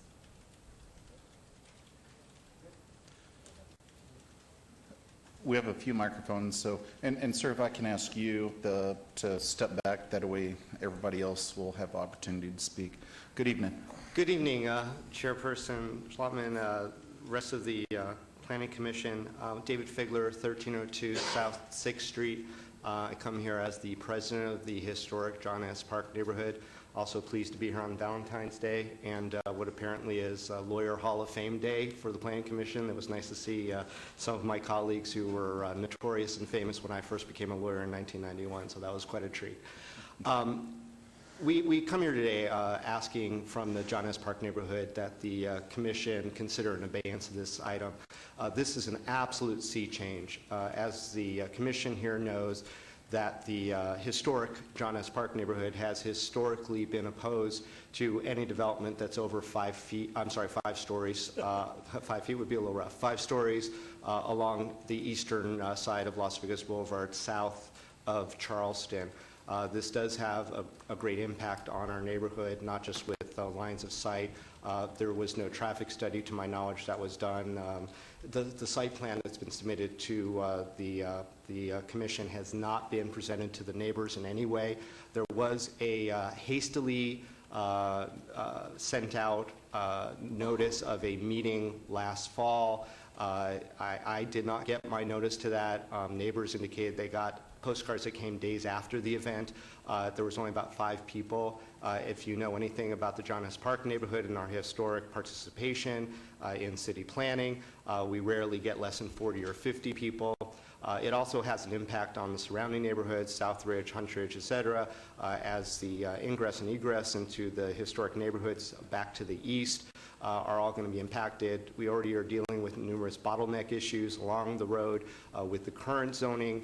Any change of zoning should require there to be certainly the amount of participation and analysis and discussion and neighborhood participation as those of any neighborhood, whether it be Hoyt, Queensrich, or humble John S. Park. We certainly would appreciate the level of participation for something that is an absolute sea change from what has historically been along that stretch of road which abuts and is part of John S. Park neighborhood. Further, the John S. Park neighborhood plan, which often seems to be overlooked in many quarters, does not provide for development over the 5 stories. Now, we appreciate the innovation of this project. I think a lot of neighbors would be impressed by it, but that would be purely speculative because there weren't neighbors involved, and I think the neighbors absolutely have to be involved. I don't think that is any harm to the applicant. In fact, it's probably to their benefit to hold a legitimate neighborhood meeting to make the pitch of what appears by their presentation to be some sort of magical unicorn property that is not going to impact in a negative way 15-story development abutting the historic neighborhood, and maybe they'll convince some folks. I know that at least one person who was there, of the literally couple of people who were at this meeting, were impressed with it, and you might even hear it from him today. That said, I think all the neighbors deserve a voice, especially with something as radical as this, because we do know that every other single project that proposes something over 5 stories has had neighborhood meetings and has had significant opposition. So in addition to the traffic, in addition to whatever the construction impact on such a major endeavor would be, and all the other concerns that would come with what was quoted to me to be a $19 million project, or perhaps somewhere in that neighborhood, that the neighbors certainly should be able to have their voice heard, and I know that this commission is very sensitive to those issues. So a reasonable abeyance, a participation of a neighborhood meeting, and then we're going to get some people here. Certainly if that doesn't happen, you know, that would happen in front of the city council, and I don't think anybody wants that. I think that certainly we can work this all out at the Planning Commission, and once you hear from those neighbors, you'll be in a much better position to be able to know exactly how this impacts our historic and quite unique John S. Park neighborhood and the surrounding neighborhood. So I appreciate that consideration of an abeyance just for a reasonable amount of time. Thank you. Mike Ganson, Vice President of the John S. Park Historic District, 1100 South 6th Street. Las Vegas, Nevada, 89104. What David has said is true. The applicant has not reached out into the community. He did hold a meeting back when, but I don't think the neighborhood was properly informed. But the idea is it's a great-looking structure. It's much better than what's there existing, and the idea that these become the overreach that I'm seeing for the historic designation, they specifically excluded all commercial development around there in the community, and I really think that they need to adhere to their plan and stick to the residential area there and leave the commercial development to what they're entitled to get, what their zoning allows them to build.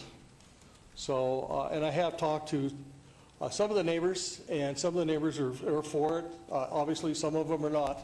But the idea is that the John S. Park Neighborhood Association specifically excluded all commercial people in that proposal.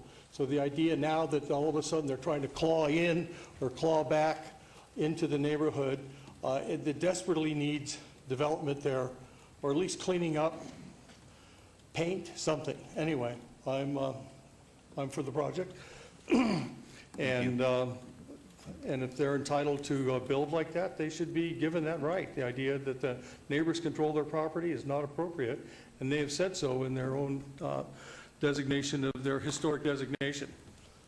Thank you. Thank you. Barbara Ganson, 1100 South 6th Street, Las Vegas, Nevada, 89104. I just wanted to say that I'm for this project. I think it'll be a great addition to the neighborhood and that end of the strip in general. Thank you. Karen Winkelhorn, 1107 South 5th Place. I'm opposed to the project based generally on the fact that the only thing I've ever seen about the project is this piece of paper. And I not only live in the neighborhood, I live facing this building. So for me, a 15-story building that's going to block the light is going to potentially be ugly, who knows, because I've never seen anything pertaining to it, leads me to oppose it. There are other things that, I have huge questions about, and that is, for instance, parking for a potential 700 people, because I would guess that if you take the 370 residential units and double them, there could be that many cars. Where are they going to go? Is there room for them? The traffic flow is another question. Where are cars going to come out of that building? Are they going to come through 5th Place to get to Oki, to get to Las Vegas Boulevard going south? None of us know anything about this. So based on that, I would oppose it, but I would definitely like to hear more about it. Okay, thank you. Can I get the applicant to come back up? I'm going to go ahead and close the public hearing, seeing no one else, and ask the applicant, would you consider holding this in advance to have a proper meeting with the neighbors? But that's what we did in November. 20 people showed up. We included their comments in our new design. So I guess I will defer to your better judgment. Through you, Mr. Chairman. Yes. I think sometimes this is such a very active neighborhood that due to the fact that maybe it was Thanksgiving or the holidays, these people come out in a tremendous force. Right. And after what we just saw a few minutes ago, it's my hope and prayer that you can come together and make this a great project for all of you. So with that, I would personally like to see you hold it and have a nice neighborhood meeting with Ms. Peterson and the rest of her group. I know, but it just makes things easier on everybody. Understood. Thank you. So my motion would be to hold it, sir. Through you, Mr. Chairman. If that's your motion. That would be my motion to hold it To for a what month. date, Chairman? Sir? Chairman, to what date? March 14th. Next meeting, next month. Very good. We have a Could I If I may, please I'm please sorry. have your name and address? Certainly. David Figler, 1302 South 6th Street, President of Johannes Park neighborhood. I want to give the applicant enough time to notice people. We have a neighborhood meeting that's scheduled through City Council on March 24th. The applicant may attend that if he wants to do his full presentation, maybe some point after that, just briefly. So perhaps the next commission meeting after Excuse that. me, through you, Mr. Chairman, I don't think that's fair to the applicant. I think, unfortunately, you'll have to have another neighborhood meeting just to generate this, and then you can bring the findings to your meeting in March on the 24th. But to hold them up for 2 months is not a consideration. I think that's fair. I think a month would be fair. If he can schedule it in that time and get the notice out, that'd be fine. Through you, Mr. Chairman? It's fine with me. I would encourage y'all to get together and share each other's information. We do. We have it. We have it.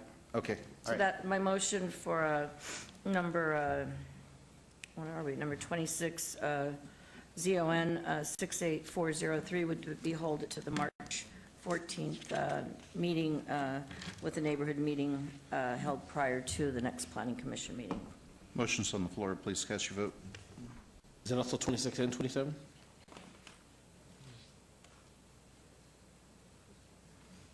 That's March 4th. No. Yes. Numbers 26 and 27? Yes, number 26 and 27. Okay, thank you. Thank you. We'll work with staff on this. Thank you.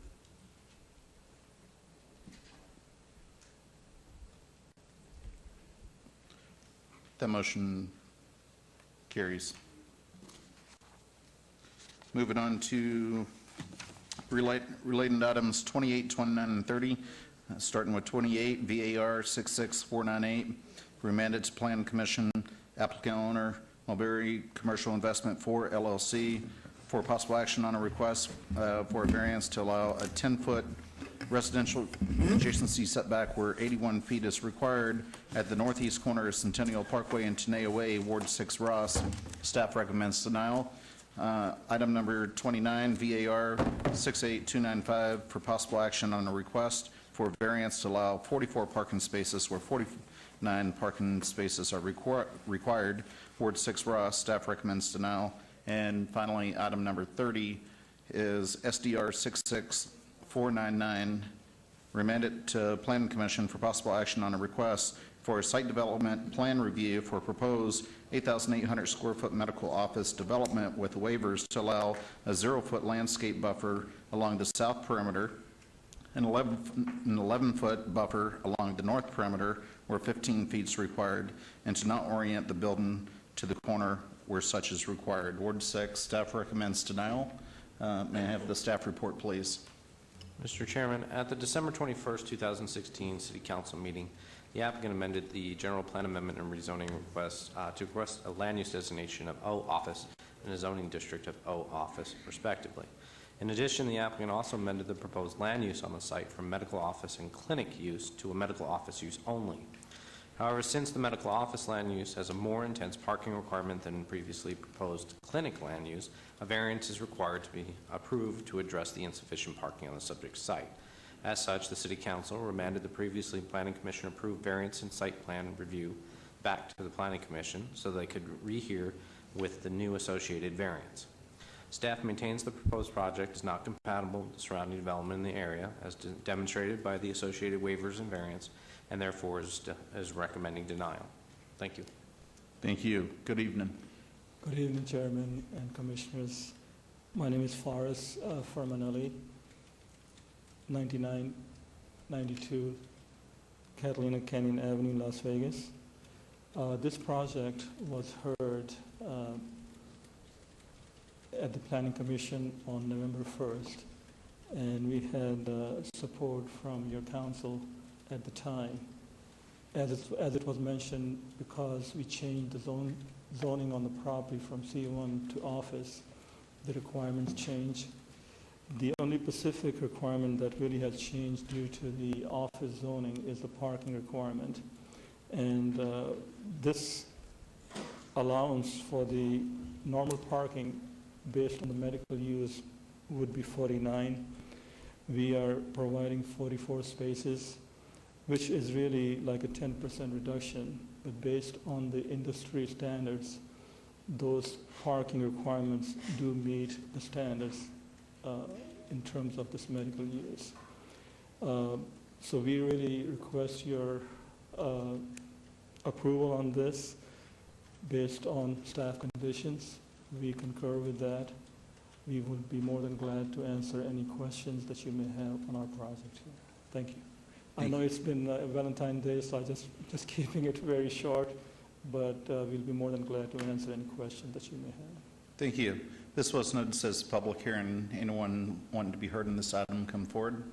Seeing none, I'll go ahead and close the public hearing and turn this over to the Planning Commission for discussion and possible action. Thank you, Mr. Chair. Yes. I also appreciate the applicant's brevity tonight. We did approve these items back in November and sent them forward to City Council with both a GPA and zoning that ended up downgraded at City Council and therefore remanded back to us.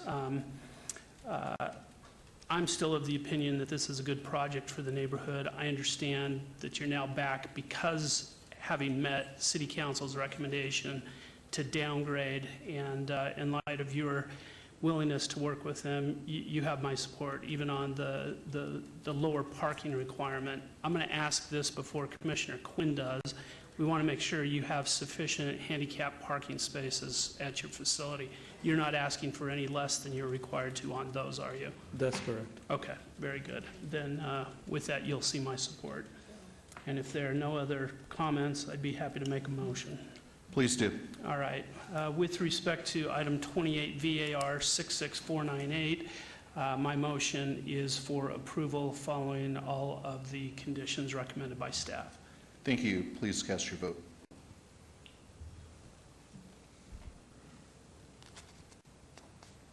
That motion carries. Item 29 is VAR 68295. Motion is for approval, again, following all conditions recommended by staff. Please cast your vote. That motion carries. And with respect to item 30 SDR 66499, also move for approval following staff's recommended conditions. Thank you. The motion carries as well. Mr. Chairman, items 28, 29, and 30 are final action unless appealed to the City Clerk's office within 10 days. Thank you. Moving on. Thank you very much. Good night to you. Happy Valentine's Day or night. Moving on to related items 31 and 32. 31 is VAR 68150, applicant owner MP Palace LLC for possible action on a request for variance to allow a total of 11,161 square feet of freestanding sign area where 7,880 square feet is the maximum allowed. 175-foot tall freestanding sign where 40 feet is the maximum allowed, and 7 wall signs that extend up to 108 inches above the building roof or parapet where 12 inches is the maximum allowed at 2411 West Sahara Avenue, Ward 1, Tarkanian. Staff recommends approval. And item number 32, MSP 68152, for possible action on a request for a master sign plan for an existing hotel casino, Ward 1, Tarkanian. Staff recommends approval. Mr. Chair? Yes. I have a quick disclaimer. As I stated before, when MP Palace came before us, just that I was a employee, director of marketing for Palace Station and with Station Casinos for 10 years. It was a number of years ago, and I do not feel as I have any conflict, so I will be voting on this item. Thank you. Thank you. Mr. Garcia? Actually, staff report? Mr. Chairman, the applicant is requesting a master sign plan with variances for sign height and area. The proposed signage is to be installed in conjunction with an approved expansion of the existing resort hotel and casino that includes a new 335-foot tower. The large freestanding sign will be located between Interstate 15 and the new tower, which will shield it from residential developments to the west. The proposed signage is consistent with the type of development at the site due to the large scale of the existing resort hotel and casino. The scope of the proposed expansion and the location of the use adjacent to an interstate highway at a major interchange of the interstate and a primary arterial street. Staff is recommending approval of the applications. Please note that there are additional letters of protest since publication. Thank you. Good evening. Good evening, Chairman, Commissioners. George Garcia, 1055 Whitney Ranch Drive, Suite 210. Here before you tonight, Terry Murphy and I have been representing this project and thrilled to be before you because here we have, I think everybody's familiar with Palace Station. Project that started in the 60s. Finally, this is signs, I think the economy's turning around and the company is looking at adding about 177,000 square foot of expansion and renovation with the tower you see in the drawing. So we're thrilled to be able to present that to you, of course, along with the signage that's typical and consistent with a gaming property of this size and magnitude. We concur with staff's recommendation conditions and happy to answer any questions. Thank you. This is a public hearing. Anyone wishing to be heard, please come forward. And if anybody else would like to be heard, please come forward. Good evening. Yeah, my name's Ron Rockwell with Rockwell Scientific Research and a family limited partnership. Can we get your address, please? Pardon me? Can we get your address? Right here, 2821 Merritt Avenue. Oh, okay. Las Vegas, Nevada, 89102-6048. And there's several people in the neighborhood also, because they kept going up and down the road seeing this on the gate, and they seen one of the test movies years ago, and we're getting ready to release it, and they said, would you please come down and take our papers down, and I dropped them off here earlier to this lady right here, did oppose this, and I see the sign is actually would be a safety problem. Actually, if you really look at it, because look at law enforcement now. You're texting and driving, you're on a cell phone. It's actually too many signs in the area, and it could be a distraction in safety. And I think the safety issue should be looked at a little closer, because it could be very distractful. Okay. Thank you.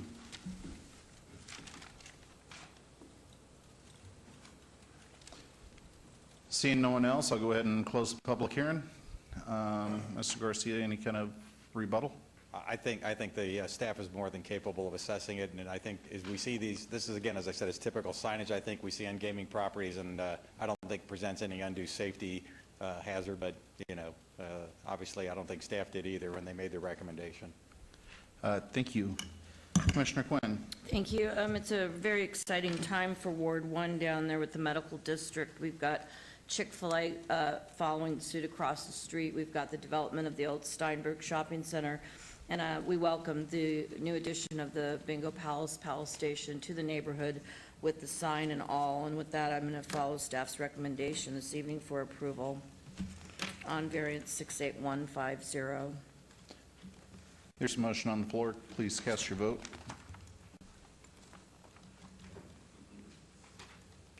The motion carries. Mr. Chairman, items 31 and 32 are final action unless appealed to the city clerk's office within 10 days. Thank you. Through you, I'll make a motion on MSP 68152. I don't want you to get in trouble too tomorrow, Mr. Perigo. Make my motion for approval on MSP 68152. Thank you. Motion's on the floor. Please cast your vote.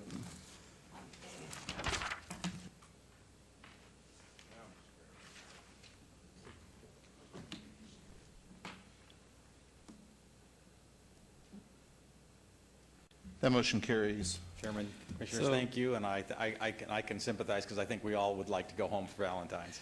We really would. I apologize, Mr. Chairman, I jumped the gun on that, but item 32 is now final action unless appealed to the city clerk's office within 10 days. Thank you. Moving on to items 33 and 34. And 33 is VAR 68319.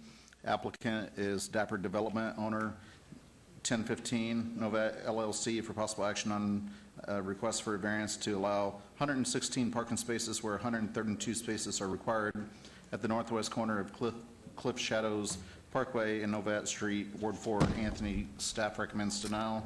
Number 34, SDR 68318 for possible action on a request for a site development plan review for a proposed 3,410 square foot commercial building, Ward 4. Anthony, staff recommends denial. Staff report, please.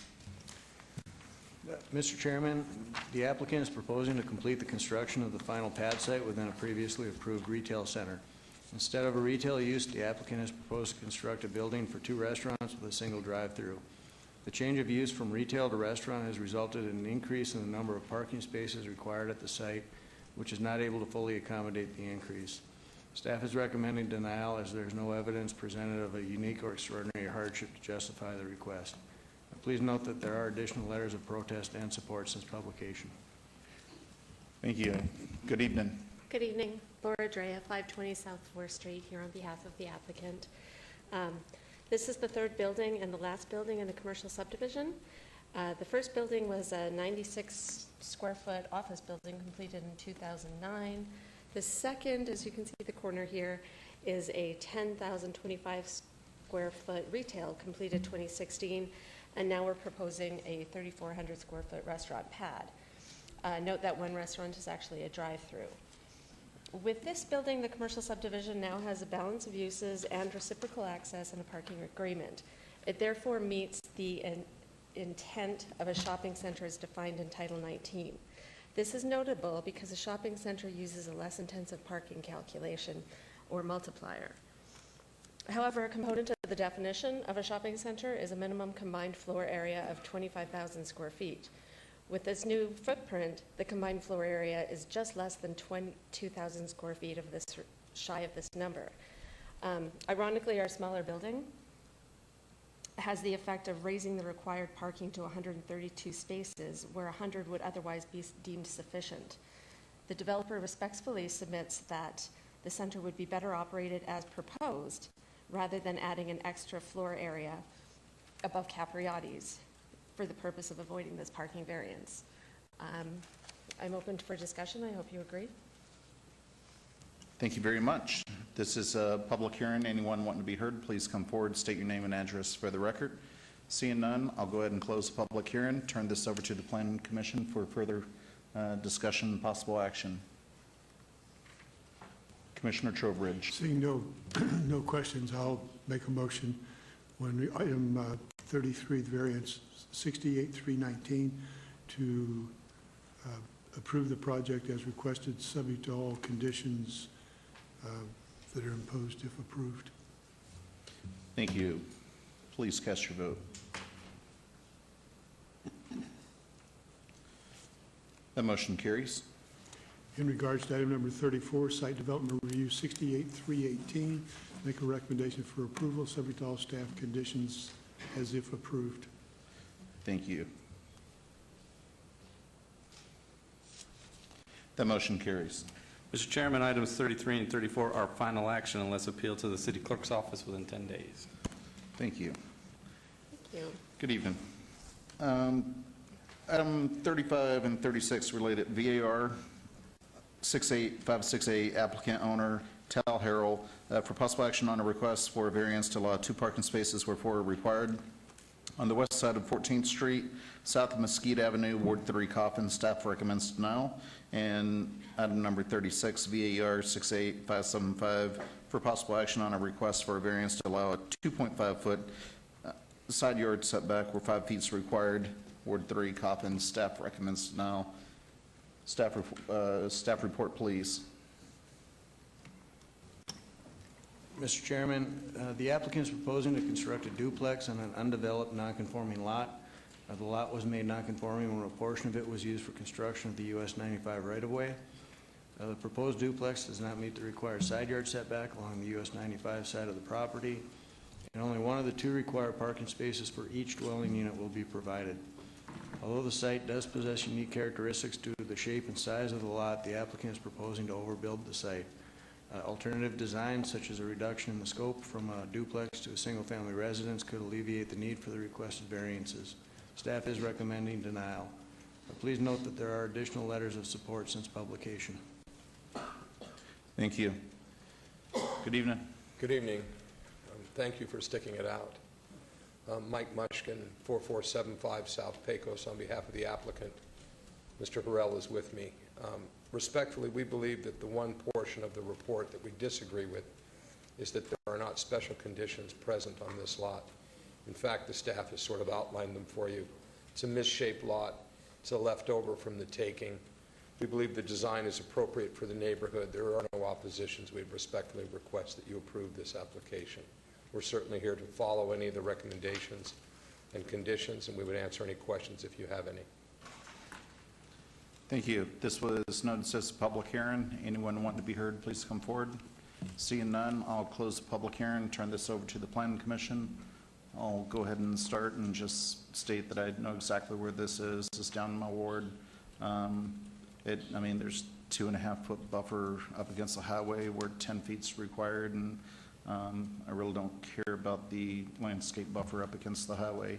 And, you know, this particular area, I mean, there's tons of street parking, especially even underneath the highway, even though the city, we don't typically look at on-street parking as parking. So, but I could personally understand, you know, the hardship with the shape of the lot and everything else. So I wouldn't have any problem supporting it. Mr. Chair? Yes, Thank you. Commissioner. I don't have a problem supporting this as well. I just wanted to say it's been a long time since I've seen Mr. Mushkin, and I want to say hello to him. Thank you. I appreciate it. It's great to see you. It's been a long time since I've been here. It's been a minute, so it's good to see you. It's good to see you, Commissioner. Thank you. Vice Chair? Through the chair, if there's no further discussion, I'm prepared to make a motion. Please do. On item number 35 VAR 68568, I make a motion for approval subject to all staff conditions. Please cast your vote.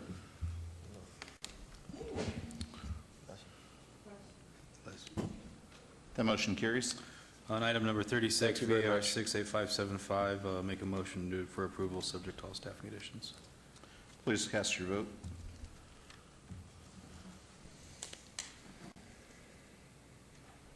And that motion carries. Mr. Chairman, items 35 and 36 are final action unless appealed to the city clerk's office within 10 days. All right. Valentine's Day. Thank you. Thank you. Moving on to related items 37 and 38. 37 is VAR 68592, applicant Discovery Gardens Child Care, owner DT Mark Properties LLC, for possible action on a request for variance to allow 10 parking spaces where 19 is the minimum required for a proposed individual care center at 555 Page Street, Ward 3, Coffin. Staff recommends denial. And item number 38, SUP 68. Oh, sorry. Staff actually recommends approval. Item number 38, SUP 68591, for possible action on a request for a special use permit for an individual care center, Ward 3, Coffin. Staff recommends approval. Can we get the staff report, please? Mr. Chairman, the applicant is requesting a variance to allow 10 parking spaces where 19 are required, and a special use permit for an individual care center to allow them to reopen a daycare facility at 555 Page Street. The site was fully developed for and operated as a daycare facility for up to 120 children, with a variance approved in 1979. That use ceased operation and the building has been vacant for more than 12 months, so today's development standards apply to its reuse. The applicant is reducing the intensity of the use down to 84 children. Therefore, staff is recommending approval. Please note that there are additional letters of support since publication. Thank you. Good evening. Good evening. I'm Shirley Friedman. I'm the owner of DT Mark Properties. My address is 16161 Ventura Boulevard, Suite 435 in Encino, California. We've owned this property now for over 12 years. It was built as a daycare. It has been a daycare. Unfortunately, the previous tenants that we had didn't find the demographics suit them, and they moved out quite rapidly after being there for almost 20 years. We're very fortunate that Ms. Watson here has decided to come and open up a daycare. We're not doing anything different. It's been a daycare. It is going to be a daycare. In fact, we were there today, and I had some neighbors come by and ask me when we're reopening so they have a place for their kids. The neighborhood needs it. We're doing everything. I'd like to thank Director Pergio and his staff for helping us through this and the zoning department for helping us get everything in order. We are ready to open. I have a qualified tenant who's got license in Oregon, and she's now doing the steps here in the state of Nevada to get everything going, and I look forward to your approval on this. Thank you. Did you have anything to say? My name is Sheila Watson, 3615 North Argyle Street, Portland, Oregon, 97217, and I'm the owner of Discovery Gardens. And what I would like to say is that I think this is a wonderful building. It's in a great neighborhood, and we have had a marketing plan put in place. There is a lot of people in need. I specialize in working with high-risk families, and we are a level 4 and 5 on the quality rating scale, which is something that Nevada is implementing. We are bringing a high-quality program, childcare, also partnering with Head Starts and Early Head Starts to be able to benefit the neighborhood. Thank you. This was noticed as a public hearing. Anyone want to be heard, please come forward. Seeing none, I'll close the public hearing and turn this over to the Planning Commission for discussion and possible action.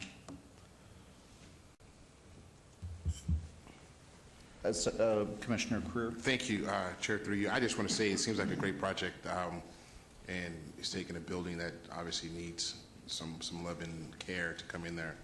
And you operate 3 or 4 operations in Oregon that I read, correct? That is correct. I have. Okay. This should be your first operation here in Las Vegas? Mm-hmm. Great. Well, I wish you the best of luck, and I'll be supporting this project, and hopefully it's all successful. Welcome to Las Vegas. Thank you. Through the chair, if there's no further discussion, I'm prepared to make a motion on the item. Please do. Item number 37, VAR 68592, and to follow staff's recommendation for approval, subject to all staff conditions. Please cast your vote.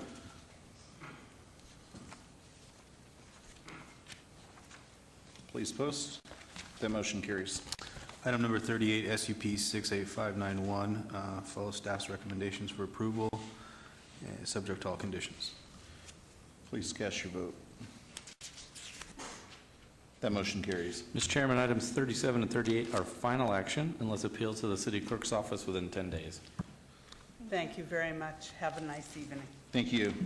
Moving on to item 39, VAR 68177, applicant owner Oak Tree Capital Series 3 LLC for possible action on a request for a variance to allow a 0-foot front yard setback where 10 feet is required for an existing patio cover at 420 South Maryland Parkway, Ward 3.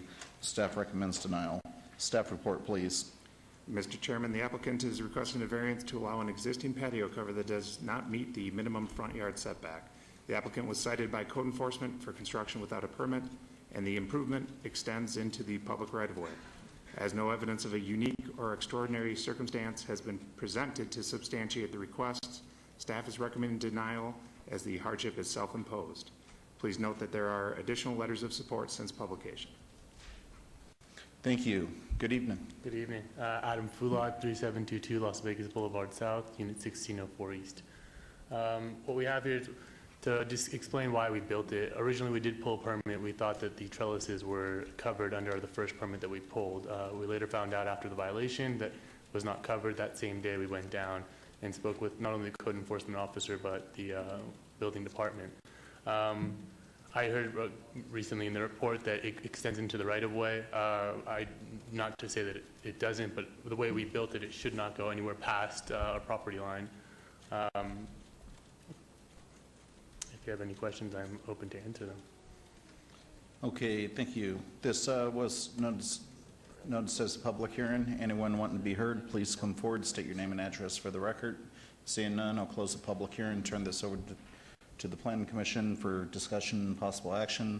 I'll go ahead and start and say that you have made some improvements to this with the patio and, you know, the twisted ornamental iron and the wood cladding and this and that, and I don't think it looks that bad. However, you know, encroaching into a public right-of-way or even getting that close to the public right-of-way, I don't think is the right thing. So it's going to have to be cut back, and you know, we can easily adjust it. I mean, it's no problem to make the cut another 6 inches or more in. I'm thinking 3 feet. 3 feet. Yes, So to adjust the entire trellis back. yes.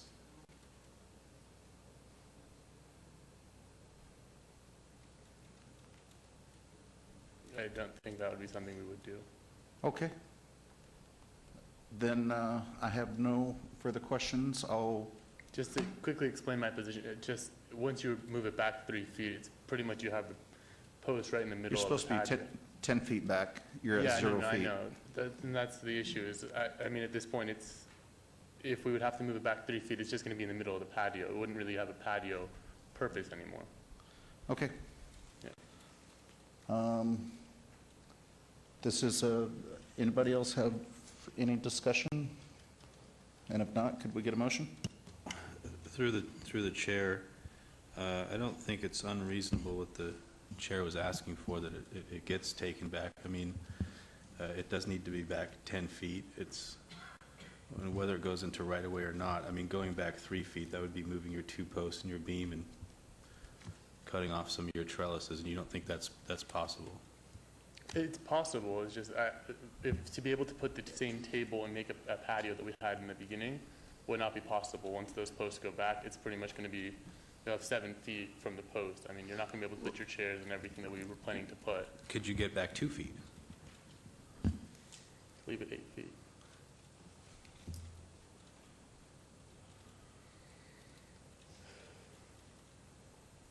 Can I go measure out everything and see how it looks? I don't want to say yes and then be able to come back and say I can't do it. I'd really don't want to keep kicking down and obeying items to load up another agenda. I mean, I don't think it's unreasonable to ask for 2 feet going back. It does go on to council? Okay, well, I mean, it does go on to council, and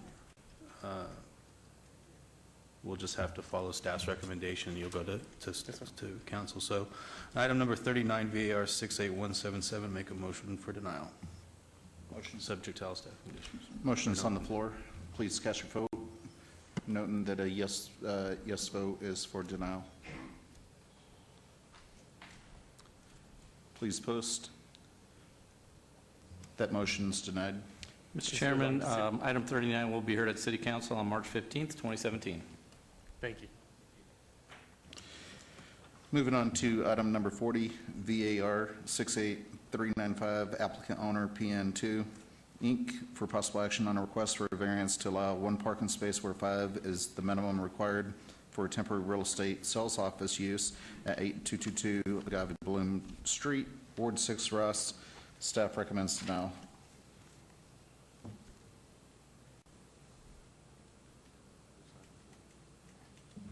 Mr. Chairman, the applicant is requesting a variance to allow a temporary real estate office to have only 1 parking space where 5 are required.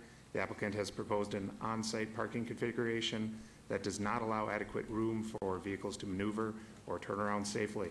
As no evidence of a unique or extraordinary circumstance has been presented to substantiate the request, staff is recommending denial as the hardship is self-imposed.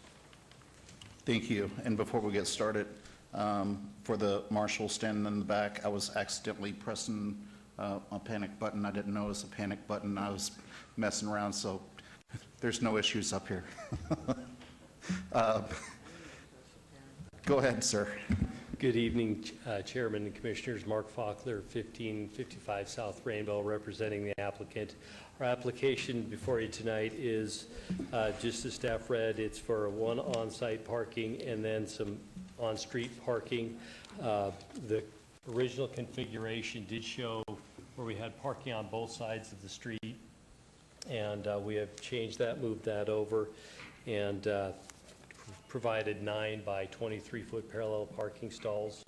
We have read staff's conditions for approval if approved, and we would concur with those and ask for your approval. Thank you. This was noticed as a public hearing. Anyone wanting to be heard, please come forward.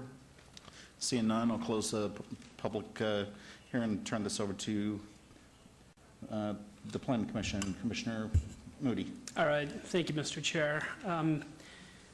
I'm actually okay with this for 2 reasons. Number one, it is temporary, and I spoke with the applicant today, and they tell me that they expect the model to be there for approximately 18 months.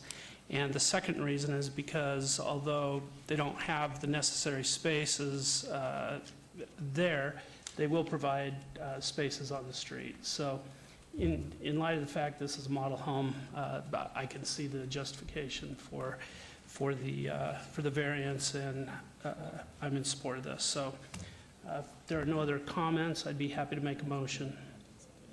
And with regard to item 40 VAR 68395, my motion is for approval subject to all conditions. Thank you. Please cast your vote. That motion carries. Thank you, and good evening. Mr. Chairman, that item is final action unless appealed to the city clerk's office within 10 days. Thank you. Item number 41, BAR 68398, applicant Summit Homes of Nevada LLC, owner Summit Grand Canyon LLC, for possible action on a request for a variance to allow a 17-foot rear yard setback where 30 feet is required for proposed single-family dwelling at 4017 Turquoise Falls Street, Ward 4, Anthony. Staff recommends denial. Staff report, please. Mr. Chairman, the submitted documentation depicts an option for a balcony at the rear of the proposed home. Development standards for balconies require that they meet the same setbacks as the principal dwelling. As such, the variance was noticed from the edge of the balcony to the rear property line. Regardless of the balcony being included or excluded, the proposed placement of the building would still require a variance to allow a 27.5-foot setback where 30 feet is required. In absence of any unique or extraordinary circumstance, staff finds the hardship to be self-imposed and preferential in nature, and therefore recommends denial of the application.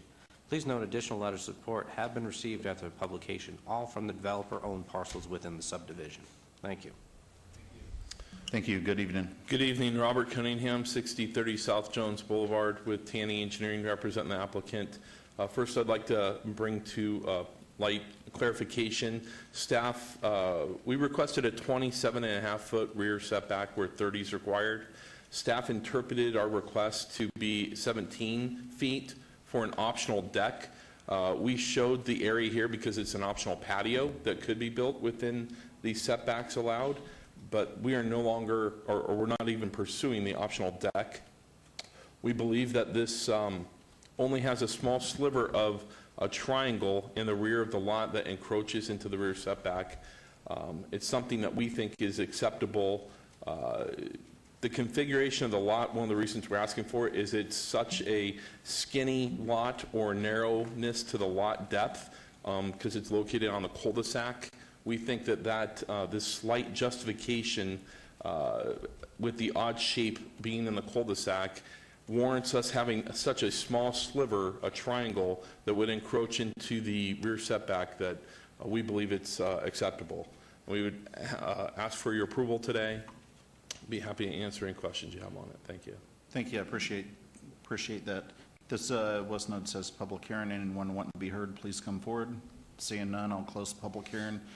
And I'm going to turn it over to Mr. Lowenstein. Mr. Chairman, I just need a point of clarification if the applicant is requesting the 27-foot rear yard setback as part of this request or is accepting the 17-foot rear yard setback. Thank you. Will you address that? Sure, certainly. In the justification letter we submitted, we requested a 27.5-foot rear setback. That's what we were here today still requesting. Staff wrote up the staff report with the 17-foot. We never requested the 17-foot, though. Thank you. Okay, so if we make a motion, Dave, Mr. Lowenstein, I'm going to let you go ahead and make a couple of comments. Mr. Chairman, so based on the applicant's confirmed request, we would recommend the following condition be added if approved. This variance is approved to allow a rear yard setback of 27 feet where 30 feet is required. A balcony in the rear yard setback area is prohibited unless approved by a separate variance application. Okay, thank you. Commissioner Trowbridge.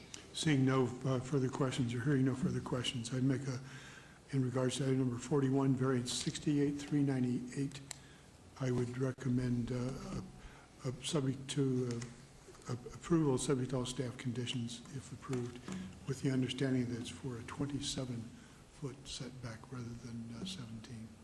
27.5 feet. 27.5.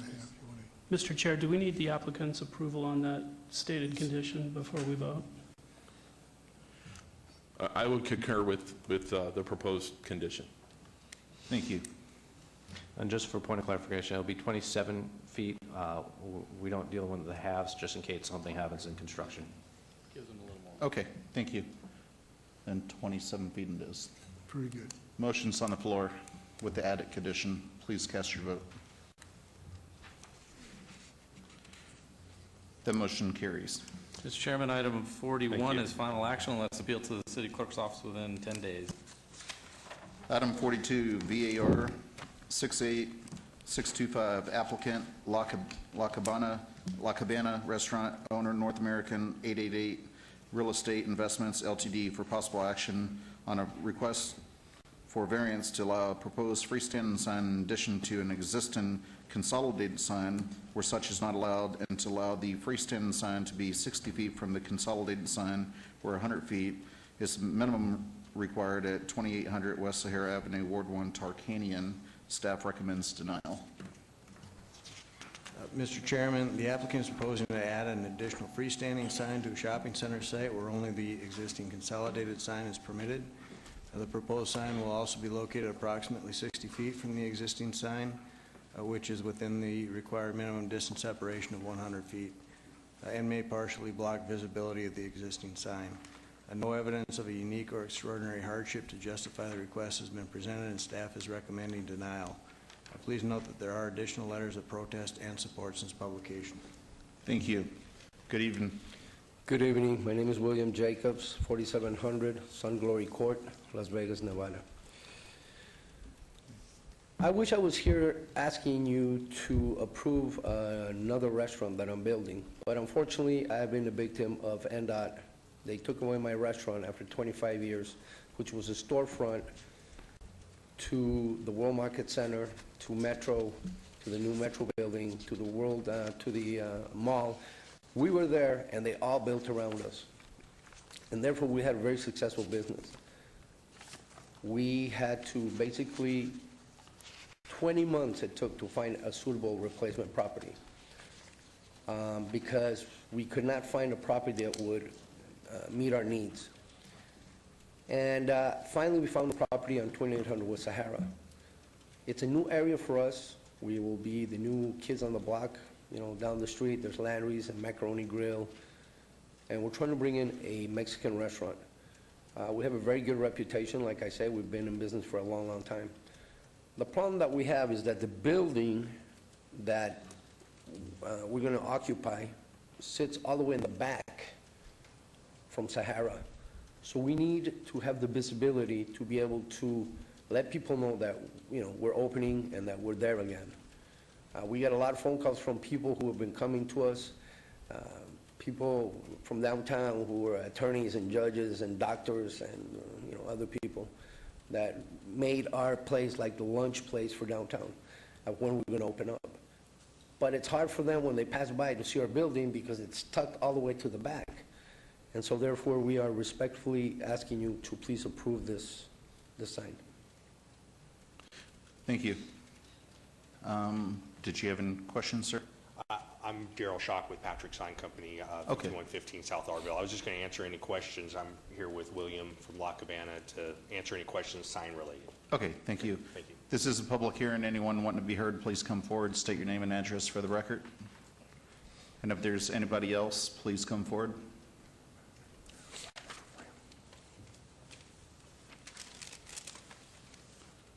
Yeah, my name's Ron Rockwell, 2821 Merritt, Las Vegas, Nevada, 89102-6048.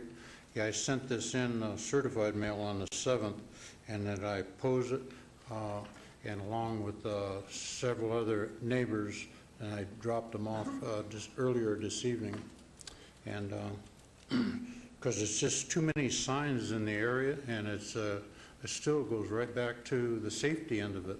It gets more distracting on drivers, and I think that ought to be looked a little bit closer, because you start seeing all these signs, and before you know it, it's just like texting while you're driving. It's not very good, but that would be strictly up to your decision. Thank you. I appreciate your comments. Seeing no one else, I'm going to go ahead and close the public comment portion and turn this over to the Plan Commission. We'll start with Commissioner Quinn. We're really happy to have you in Ward 1. And you're right, you don't know you're there without that added sign. I just would like to put on the record that there's no neon, there's no flashing lights, it's just a nice sign. You know, that it is true, you don't know what businesses are back there because the sign here is so small that I think we owe it to you as a community to give you back your business that kind of was, you know, taken from underneath you.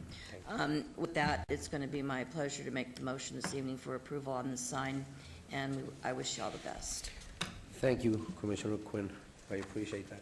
Commissioner, Variance. Commissioner Creer. Oh, sorry. I apologize, Commissioner Quinn. My only, this was in, I believe, Ward 5, right on MLK. Been there a number of times, right next to the barber shop. And yes, sir. Very familiar with it. And my only question is not necessarily about your sign, but if, you know, if the Cellinis, if all these other, I guess you have to address it when it comes up, but, you know, if other people want their signs out front, you're going to have a slew of signs. And also, you don't own the shopping center. You're a tenant inside the shopping center, correct? Yes, sir. So do you have the okay from the owner of the? Yes, sir. Yes, sir. We had meetings with them, and they were in agreement to the sign. And if I could add to that, staff required the application to be signed by the owner in order for us to even file. So we had to provide the application signed and notarized by the property owner in order to file the application. Okay. Oh, there we go. All right. Thank you.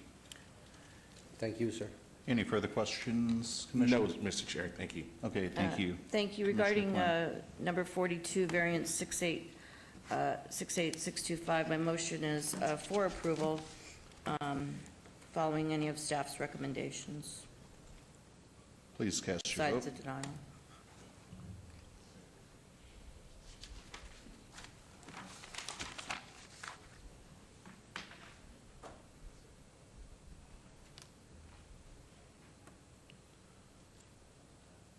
That motion carries. Mr. Chairman, that item is final action unless appealed to the city clerk's office within 10 days. Thank you. Thank you for your Good time. evening. Appreciate it. Thank you. Moving on to related items 43 and 44. Item number 43, SUP 68386, applicant Imagine Ventures Las Vegas LLC, owner FAEC Holdings and Rarula LLC for possible action on a request for a special use permit for proposed tavern limited establishment use at 450 Fremont Street, suite number 250, Ward 5, Barlow. Staff recommends approval. And number 44, SUP 68387, applicant Imagine Ventures Las Vegas LLC, owner FAEC Holdings Warula LLC for possible action on a request for special use permit for a nightclub use with waivers of a required distance separation to allow 1,214 feet from a church, house of worship, and 1,340 feet from a school where 1,500 feet is required at 450 Fremont Street, Ward 5, Barlow. Staff recommends approval. Staff report, please. Mr. Chairman, the applicant is requesting special use permits for a tavern limited establishment use and a nightclub use in a suite inside the Neonopolis complex. The nightclub request also includes waivers to the 1,500-foot distance separation requirements from a church/house of worship and from a school, providing 1,214 feet and 1,340 feet respectively. The suite is the former location of a tavern license, and the Neonopolis complex is located in the downtown casino overlay district. Staff is recommending approval. Thank you. Good evening. Good evening, Mr. Chairman and members of the Planning Commission. Jennifer Roberts of Roberts Gaming Law at 101 Convention Center Drive, Suite 1175. I'm here with Jonathan Borchetta, who is the manager of Imagine Adventures Las Vegas. And this is a new tavern limited nightclub that will be taking the place of the former Drink and Drag location at Neonopolis. That closed January 2013, so the entitlement lapsed. and we are now seeking entitlement for a new operation at the location, which should be very exciting. We're here to answer any questions. Staff has recommended approval, and we accept the conditions on record. Thank you. Does you have anything to add? Do you want me to talk about the location? No. Okay, thank you. This is a public hearing. Anyone wanting to be heard, please come forward. State your name and address for the record. And anyone else wanting to be heard, please come down. If you don't mind just scooting to the side for a bit. Well, talking about a nightclub, we are cut here pretty late. Yes, sir. But I'm Father Creer at St. Joseph's Catholic Church, so I'm obviously within the area. And your I know it's address? on the west side. My address is 131 North 9th Street. Okay, thank you. That's the church, okay? That's great. There's a couple places here we can close to, but my concern would be is, and I know that I was opposed to that, and I know that obviously the city is going to go ahead and approve all these things that are there, but I'm surprised that the school isn't here to say something, and I'm surprised St. Joan of Arc isn't here either, but my concern would be is what's on the west side of Las Vegas Boulevard can stay on the west side of Las Vegas Boulevard, but hopefully it won't come to the east side. And my thing would be is if this is a precedence, I'm sure as somebody else mentioned, if somebody else applies, how far up is it going to go? Because definitely when it comes to the east side and to where we are, we still have somewhat of a community there, and we know it doesn't seem much, whatever, but that's my concern, is that it doesn't continue. I know that it was already approved. I opposed it, and definitely I'm going to oppose these things. I have to. But I know it's going to be something I'm going to have to tolerate, but I'm just hoping that it'll just stay on the west side, and that be one of the conditions that, you know, that this isn't going to set a precedent where somebody else starting on the east side is also going to start setting up the nightclubs, because they seem to be successful, but we also know, reading the news, that's also where a lot of the negative things happen, where it comes to be where it's an attraction for all those killings that we've seen at nightclubs, right? So, okay. And that's All right. something we don't want around. Thank you for coming down tonight. All right, seeing nobody else, I'm going to go ahead and close the public discussion. Turn it over to the Planning Commission for discussion and possible action. Commissioner Creer. Thank you, Mr. Chair, through you. Look, I think this is a good addition. Neonopolis and the whole downtown Fremont Street experience needs as much density as possible, and I will be in support of these items, and I wish you the best of luck. Thank you. There's no other comments. Would you like to make a motion? Yes, Mr. Chair. Agenda item 43, SUP 68386. I will go along with staff's recommendation with all conditions. Thank you. Please cast your vote.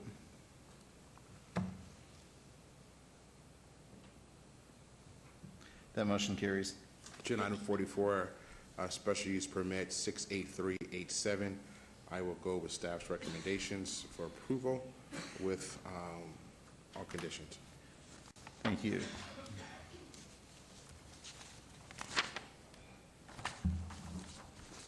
Please post. That motion carries. Mr. Chairman, items 43 and 44 will be heard at City Council on March 15th, 2017. Thank you. Thank you. Item number 45, SUP 68233, applicant Terrible Herbs Incorporated, owner Remington Commercial 8 LLC, for possible action on a request for special use permit for a proposed 4,621 square foot beer wine cooler off-sale establishment use at 7560 Oso Blanca Road, Ward 6. Staff recommends approval. Staff report, please. Mr. Chairman, staff finds the use to be compatible with the entitled convenience store and the surrounding commercial development and recommends approval. Please note additional letters of protest and support have been received after the publication. Thank you. Thank you. Do we have an applicant here?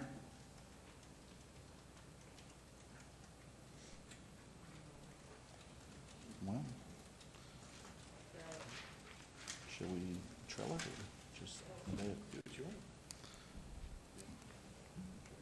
We'll trail to the end of the meeting and see if they show up.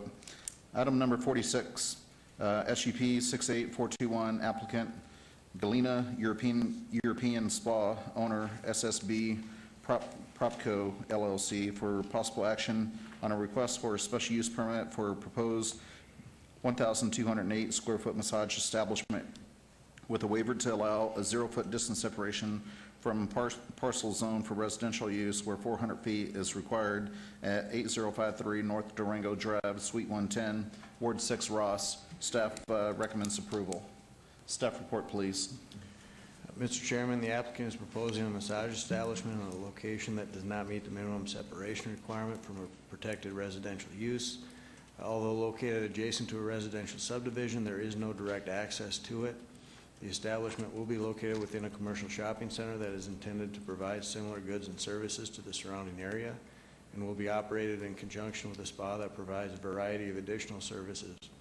As a result, staff has determined that the proposed massage use is compatible with the adjacent uses in the surrounding area and is recommending approval. Please note that there are additional letters of protest in this publication. Thank you. Good evening. Good evening. My name is Galina Leon, 8053 North Durango Drive, Suite 110. My business purpose are to provide services for facial waxing, nails, body treatment, and massages. Our business hours will be from 9 a.m. to 7 p.m. and from Monday to Saturday. And I'm asking for a special use permit for massage establishment with a zone waiver of requirement for the distance 400 feet to 0 feet. Thank you. This was noticed as a public hearing. Anyone wanting to be heard, please come forward. Seeing none, I'm going to close the public hearing and turn this over to the Planning Commission. And I'm going to start with Commissioner Moody. Thank you very much. I'm not sure. Commissioner Creer, is your mic just left on? Thank you. I'm actually prepared to make a motion on this following staff's recommendation for approval. Please do. That is my motion. Thank you. Motion carries. Mr. Chairman, that item is final action unless appealed to the city clerk's office within 10 days. Thank you. Thank you. Item number 47, RQR 68072, applicant Boyer Sky Point Academy LP, owner Zions First National Bank, for possible action on a request for a required review of an improved special use permit SUP 59539 for an alternate parking standard to allow 429 parking spaces where 516 parking spaces are required for an existing secondary school at 7038 Sky Point Drive, Ward 6, Ross. Staff recommends approval. Staff report, please. Mr. Chairman, the applicant submitted this required review application to comply with the conditions of approval for an approved special use permit, which allowed an alternative parking standard for a secondary school. Public Works and Planning staff confirmed that the site is operating efficiently and parking is not at a shortage. Student populations provided by the school indicate that enrollment will grow to capacity in 2019. Staff is recommending approval, subject to a required review in February of 2019. Please note that there are additional letters of protest and support since publication. Thank you. Good evening. Ted Egerton, 6345 South Jones Boulevard, Suite 100, Las Vegas, Nevada, 89118. We concur with staff's recommendations and ask for your approval. Thank you. This was noticed as a public hearing. Anyone want to be heard, please come forward. Seeing none, I'm closing the public hearing and turning this over to the Planning Commission for discussion and possible action. I'm going to start with Commissioner Moody. Thank you. Quick question for the city attorney. Mr. Is there anyone down there? We have a absent city attorney. All right. I'm just going to state, I don't believe I have a conflict. I bank with Nevada State Bank, who is affiliated with Zion's First National Bank. I don't believe that creates a conflict or makes me any greater or lesser likelihood of voting in favor or against this. I'm sorry, I didn't hear the first part of that. Yeah, I'm I really bank sorry. with Nevada State Bank, who's affiliated, I believe, with Zion's First National Bank. That doesn't create a conflict. No, I think you're okay. All right, very good. I'm prepared to make a motion unless anyone else has comments. Please do. Motion is to follow staff's recommendation for approval, subject to all conditions. Please cast your vote. Please post. The motion carries. Mr. Chairman, that item is final action unless appealed to the city clerk's office within 10 days. Thanks. Item number 48, SCR 68129, applicant owner Las Vegas Pizza LLC for possible action on a request for a major amendment to an improved site development plan review, Z005572-2 for a proposed drive-through addition to an existing restaurant with a waiver to allow a 0-foot landscape buffer along the north perimeter where 15 feet is required at 3001 West Sahara Avenue, Ward 1. Staff recommends denial.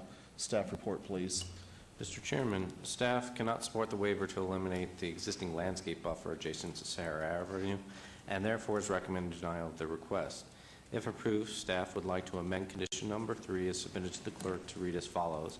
All development shall be in conformance with the site plan and landscape plan date stamped January 12, 2017, and building elevations date stamped December 13, 2016, except as amended by conditions herein. Please note additional letters of protest and support have been received after the publication. Thank you. Thank you. Good evening. Good evening, Mr. Chairman, Commissioners. John Vornzan, 62 Swan Circle, Henderson, representing the application. The applicant proposes to remodel the existing Pizza Hut restaurant building for a Pollo Campero restaurant. In order to establish a drive-through and maintain proper traffic flow within the site, if I could go over to the overhead, I can point out a couple things here. But they have to, the existing entry is on Sahara Avenue. Cars will come behind the building, pickup windows on the east side of the building, and then they will exit back out through the same area. There is really no room maneuverability here and would not make for good traffic flows. 3 feet of landscaping will be maintained within the front of the existing building. Then we'll have our 12-foot driveway, and the existing landscaping on Sahara will remain. We are also establishing a large landscape area that does not exist at this time at the intersection of Richfield and Sahara. Also, we are establishing along Richfield upgraded and enhanced landscaping, including flowering and shade trees. We were requesting an exception to waive the required parking lot screening along Sahara, located behind the existing bus shelter and in front of 4 parking stalls in this area. We are at this time withdrawing that exception. We will provide the necessary screened wall or screen fencing as required by code. Approval of this application will allow the property to remain productive after Pizza Hut vacates the premises and continue to provide employment in the area. We agree with all staff's if approved recommendations and glad to answer any questions you may have. Thank you. This is a public hearing. Anyone wanting to be heard, please come forward. State your name and address for the record.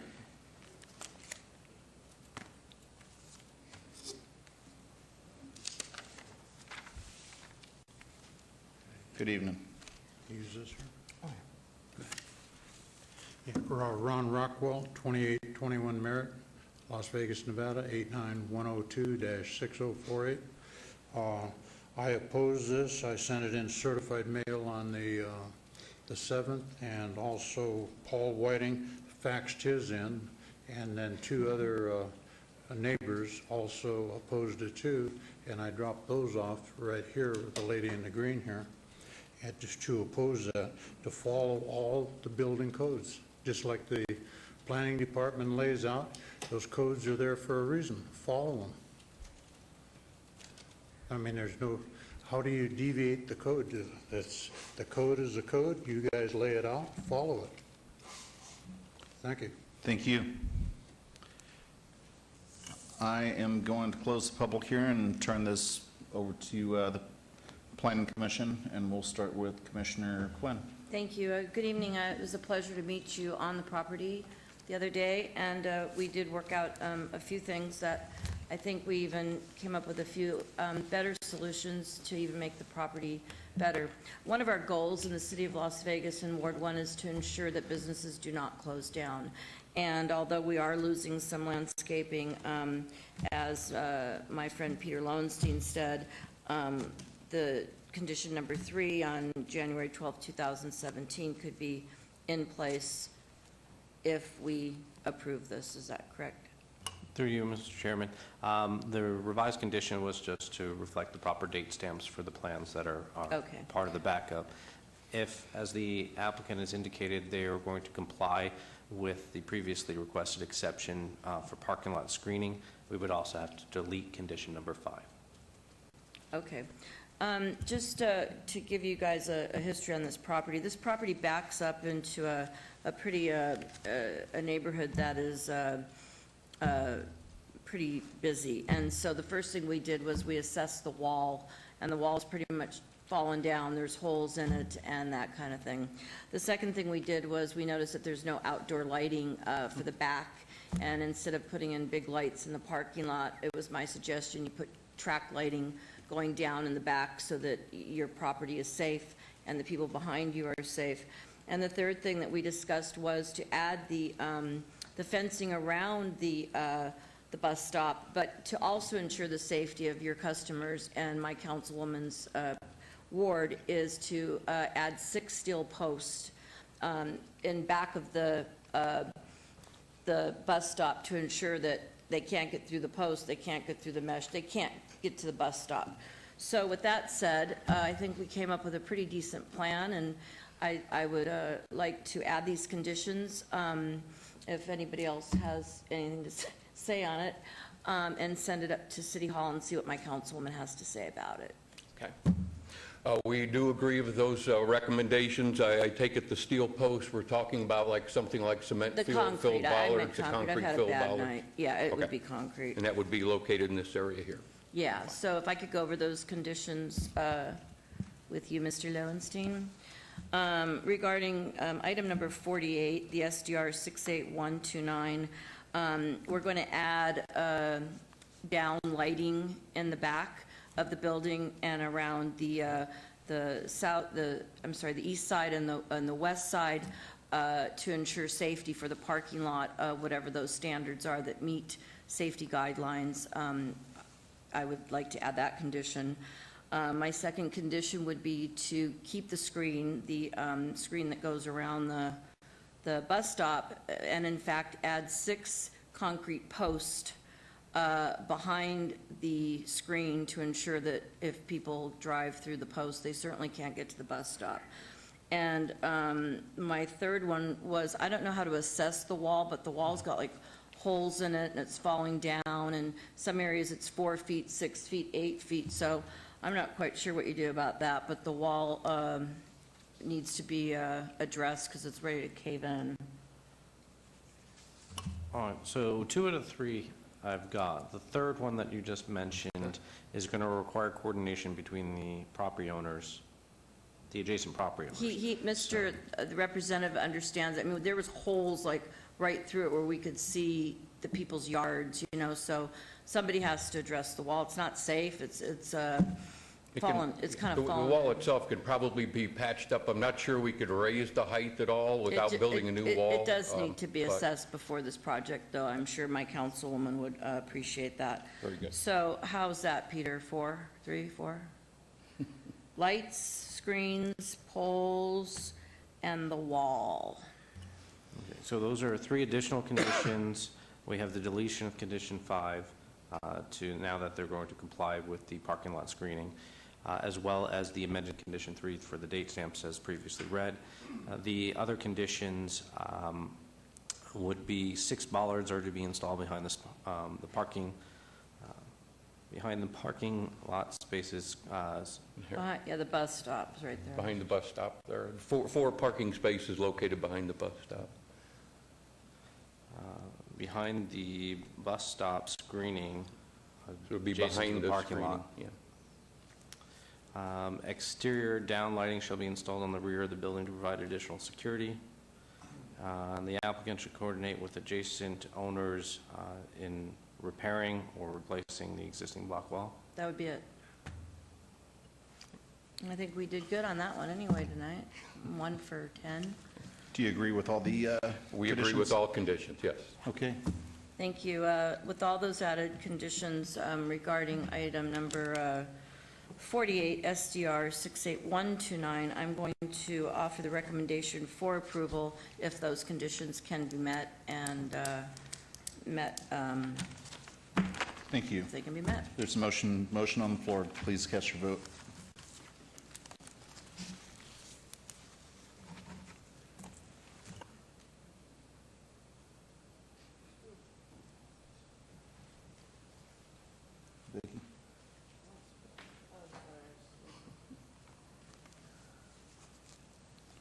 That motion carries. Thank you very much, and good evening. Mr. Chairman, that item will be at City Council on March 15th, 2017. Thank you. Moving on to item 49, SDR 68280, applicant owner, Safety Institute Building LLC, for possible action on a request for a major amendment to a previously approved plot plan review Z003585 for a waiver of Title 1908 landscape irrigation requirements at 820 South Valley View Boulevard, Ward 1, Tar Canyon. Staff recommends denial. Staff report, please. Mr. Chairman, as a result of code enforcement action, the applicant is requesting a waiver of the landscape irrigation system requirement for a commercial location. In addition, an exception is required to allow only shrubs and cacti as landscape materials in the perimeter landscape areas, where a combination of 15-gallon trees and 5-gallon shrubs were originally required. Although the proposed landscape materials are drought resistant, they will still require some irrigation for long-term survival. Staff does not support the request and is recommending denial. Thank you. Good evening. Good evening, Mr. Chairman and Commissioners. My name is Diane Hale. I'm the owner of Her Services, and my husband and I are small business owners for the last 20 years out here. We purchased the Safety Building Institute, which we renamed the Hale Safety Institute Building. We have had this building since 2014. We bought it formally on January 30th. Before I even submitted and started the renovations, the first thing I did, because I was lucky enough to be granted the City of Las Vegas redevelopment grant funds, is clean up the outside on both the rear and the front side of our building. I would like to address some of the issues that the Planning Commission actually had, and I think that I will be more than able to demonstrate that we are going to be in compliance with all of the conditions. So if you'll bear with me. And I did bring some handouts if you should need those. Okay, plants in the landscaping. Originally, the building was built in 1989, so the original landscape plan, when we only had a couple $100,000 here, was existing with low drought-tolerant plants and those that actually required a lot more water. They were the tam, junipers and eucalyptus trees, and Mexican fan palms. At some point between 2014 and 1989, the fan palms died. The eucalyptus trees, basically all that was left when I took ownership of the property were 4-foot cut-off stumps, of which within that first month of having the building, I had those removed. The irrigation system that was provided actually came when our property with 800 South Valley View was actually merged into one. So not only did I inherit a property, but we also had our irrigation line, which was provided by 800 South Valley View. It was cut off when RTC, sometime between 2011 and 2013, along with the street improvements, put in a bus stop. I actually was able to track down the previous building owner, and they gave me the landscaper, and he filled me in on what happened to the landscape. He says, you're basically going to either have to bring a line in around the backside of my building, down Hinson, and back up Valley View.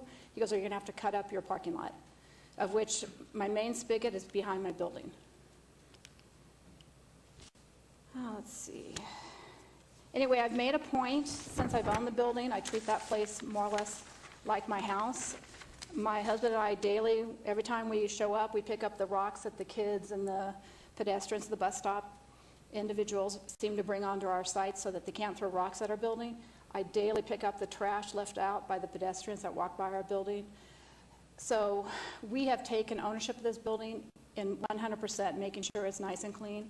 I personally selected the plants to be drought tolerant and native plants. That was one of the issues in the write-up that the planning department said. They were not native plants. What I did provide, if you'll look at this particular list, they asked for two things with the plants. One, they wanted low drought tolerant or high drought tolerant plants, and then they said, well, none of them are native plants. So what I did is I actually went back and looked at this regional plant list, which they said none of my plants, either bushes or cacti, were on the regional plant list. That's 100% false.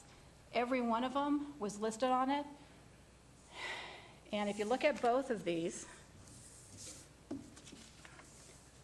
I actually went ahead and circled them. In fact, I found on the regional plant list, they call something called bulletproof. Every one of our cacti that we planted, unbeknownst to me, is considered bulletproof for our drought-tolerant and extreme weather here, as well as the Texas Ranger plants. I don't know exactly which of the 14 species of Texas Ranger they are. They came with the building. All I ever did was cut down the plants because they were encroaching on the pedestrian right-of-way, and they came back. So far, since I've had this building in February 2014, I have not watered the Texas Ranger plants. They get all their water from Mother Nature. My cacti, because they cost a lot, and I happen to like my cactus, I have been supplementing the water as needed. At least initially, they're well established now. For the last 3 years, I've had each one of the cactus and the Texas Ranger plants bloom. So the staff recommendation that they are not established and that they will not survive on their own, in my opinion, is incorrect.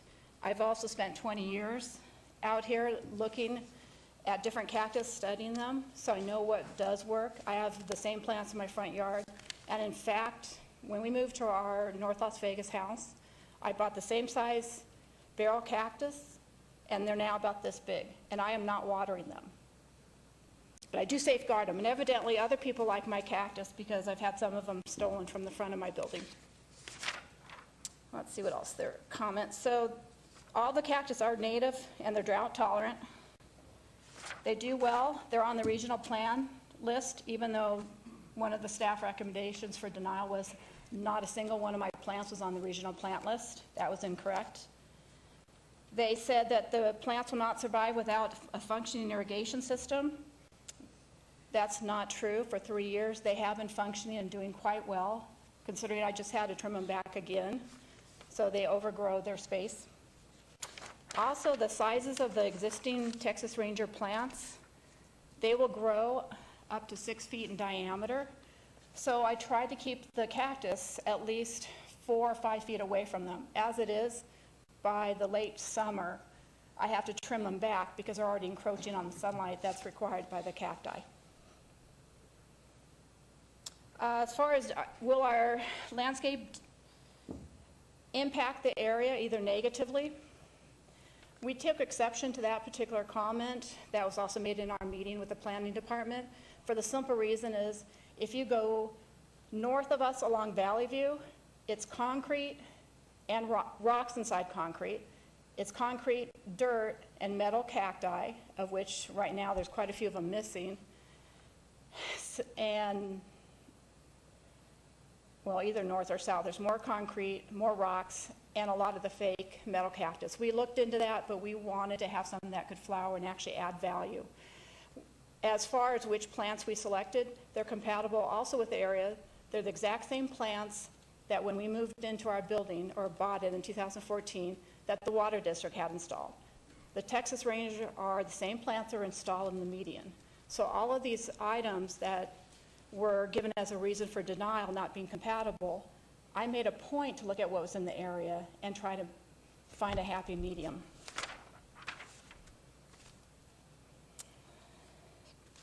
Anyway, the plants are doing well, they're established.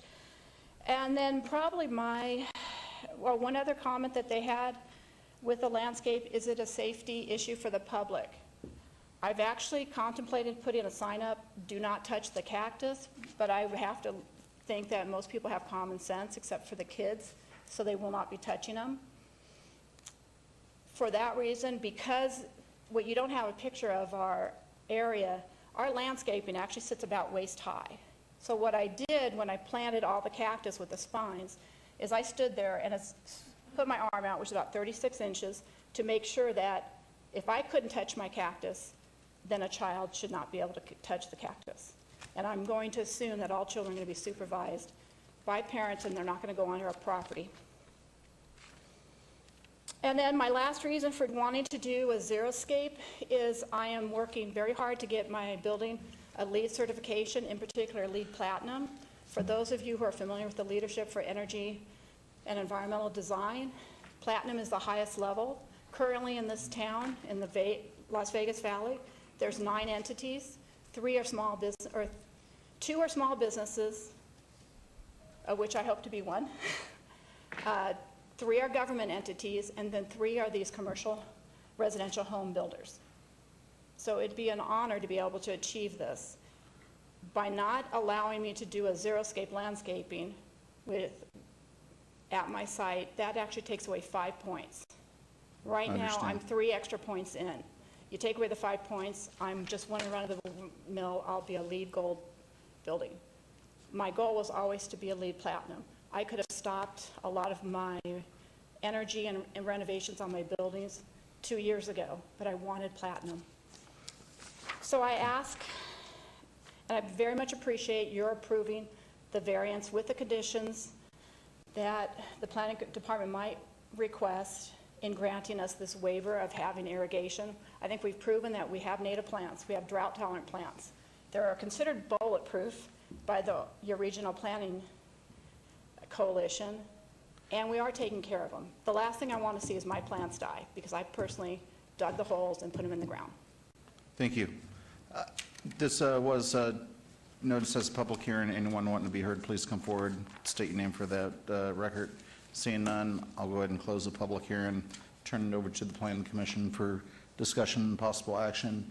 I do want to start with a question. You said that you have irrigation coming from the neighboring property when the parcels were merged, and then whenever the bus stop went in, that's when the line was hit, and then you don't have, so you're telling me that half of your site actually has irrigation and the other side doesn't? None of it has. So how? I have only out of the a little over 1 acre between 800 and 820 on that 820. I have only a 1/3 acre. In this particular picture. But ma'am, I don't know if you can see it. Ma'am, just wait. Yes. Did you or did you not state that when RTC went in, they hit the line, and now you don't have water due to that bus stop? Yes. They So- did a cutout of the irrigation area or the landscape But area. shouldn't you still have water coming up to that location? Well, we have water into the building, but it's shared the same line from 820. The irrigation went around the building, from what I was told, and along the Valley View landscape area. The bus did a cutout of the landscape to take over some of that landscape area, and that's where the line was severed. Well, it seems like you still should have water up to the bus stop then. Yeah, but it's not my property. Okay, never mind. I mean, that's the problem I have, is now you're asking me to take somebody else's water line. It looks like it was directly in front of your property. I'm going to turn this over to Commissioner Quinn. Excuse me, Commissioner Moody wanted to say something first. I didn't want to jump ahead of him. Please do, Commissioner Moody. Okay. No, I didn't. Commissioner Quinn. Through staff, excuse me, Mr. Lowenstein. So this water line got cut off by the bus stop, and she doesn't own the building or the water. So could you just give me a little staff report on this again, because I'm kind of mixed up about this water here. I mean, there's just what... Through you, Mr. Chairman, I don't necessarily have a history of what has occurred to the irrigation system on there. This is the result of, I imagine, code enforcement, seeing that the dead plants. landscaping. Mr. Gubecki has a little bit better input on this. Thank you, Mr. Grabowski. Through you, Mr. Chairman. Apparently, when this property was developed, it was developed as a single property, 800 and 820. The ownership was then split off between 2 owners, but the landscaping, of course, as it was developed as a single property, was all watered by the single line that went down the entire site. So when part of the property was sold off, as she mentioned, the bus stop went in, it severed that water line, and now that water line exists on the northern property and does not extend into that southern property. Okay, well,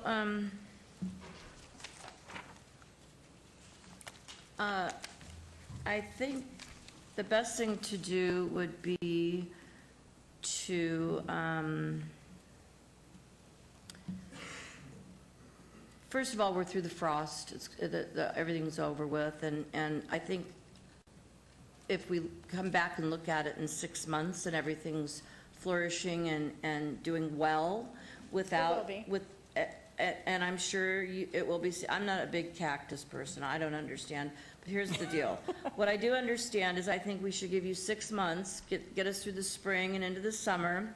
We'll do an administrative review and have you come back and show us the progress of these plants, and in the meantime, I will be happy to visit with you prior to that meeting so I can see for it myself. I apologize, I didn't meet with you out there today, I just drove by it.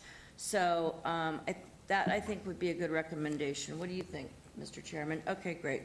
Okay, so I think my recommendation is going to be to this evening make a recommendation for approval on SDR 68300 with a 6-month administrative review, asking the applicant to come back.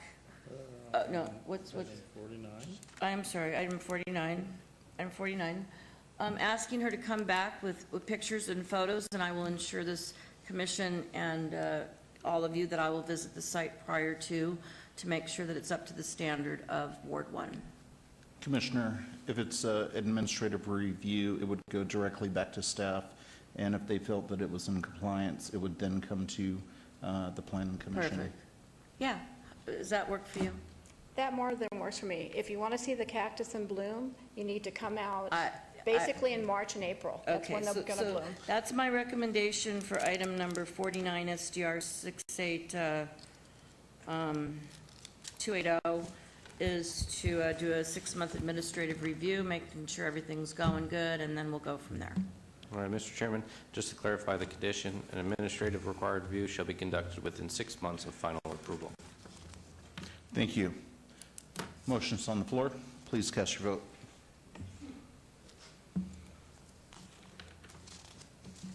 That motion carries. Mr. Chairman, this item will be heard at City Thank you. Council on March 15th, 2017. Thank you. And on item number 50, as I am under contract with the property owners on a different property, I'll be abstaining on this matter.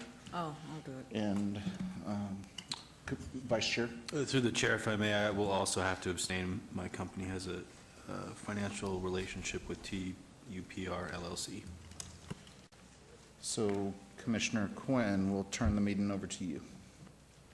Thank you. We are on item number 50, Site Development Plan Review, SDR 68300, applicant Gene Woods, racing owner TUPR LLC, for possible action on a request for a site development plan for a proposed commercial recreation amusement outdoor facility with a waiver from Downtown Centennial Plan architectural standards on 3.63 acres at 222 South Main Street, industrial zone, CM commercial, Barlow. What? Oh, excuse me. Commissioner Barlow's ward. Thank you. Staff report, please. Madam Chairwoman, the applicant is proposing to operate an outdoor recreation amusement facility in the Plaza Hotel and Casino parking lot along Main Street, just south of the parking structure. This would be a go-kart track composed of a modular ticketing office building, modular plastic barricades to delineate the track, and the site is enclosed by an existing chain link fence. The modular building fails to meet architectural standards included in the Downtown Centennial Plan, hence the waiver request. No screening of the use is being provided, and the go-karts will cause considerable noise pollution for the surrounding area, which includes an operating hotel residence 200 feet from the site. Staff is recommending denial. Good evening, applicant. Please state your name and address for the record. Good evening. My name is Dalen Woods, and the address is Treble 2 Main Street. And that's for Gene Woods Racing Experience, Inc. And with you is Gene Woods and Roy. Okay. Could you tell us a little bit about what you're going to have going on over at on this property with your go-karts, please? It's a go-kart amusement facility. I think it brings great value to downtown. We have another existing facility at the south end of the Strip, which we've been operating for 4 years. And I think it's bringing something very nice to the family and the environment down here, and it'll bring a lot of traffic to the downtown. Thank you very much. Is there's anybody here to speak for or against this, please come now. If not, I'll close the public hearing. Thank you. The public hearing is closed, and we'll turn it over to your planning commissioners. Madam Chair? Yes, Commissioner. Thank you. So this is the first, when I look at the agenda item, the first I've seen about it. This is in my district. Unfortunately, I didn't have an opportunity to meet with you guys to discuss what's going on because I have a lot of issues with this. I'm a downtown guy. I'm all about trying to create environments in downtown. This seems like it's very noisy. It seems like I do agree with staff about potentially the pollution side of it, about the noise side of it. I mean, there's a Smith Center right there behind you across the tracks. There's a motel right across the street, which I don't know what their windows or sign variance looks like driving up and down the strip. So, you know, if I had to vote on this today, I wouldn't be in support of this because of the fact that none of these questions have really been answered. We have these addressed for you if you'd like to look over our handout, or we can address them to you now. Yeah, well, now is not the time to necessarily look over the handout. What are your hours of operation? The hours of operation are from noon to 10 p.m., 7 days a week. And have you noticed any of the residents around there, businesses? Have you spoken to them? Have you had any type of public meetings to discuss what's going on? This is a major thing that's going to, you know, right, that you're doing. Have you spoken to any of the businesses around there, any of the residents in the surrounding area? Is there a notice that went out to anybody for anything? No? Are you guys just going to put in a big go-kart track without?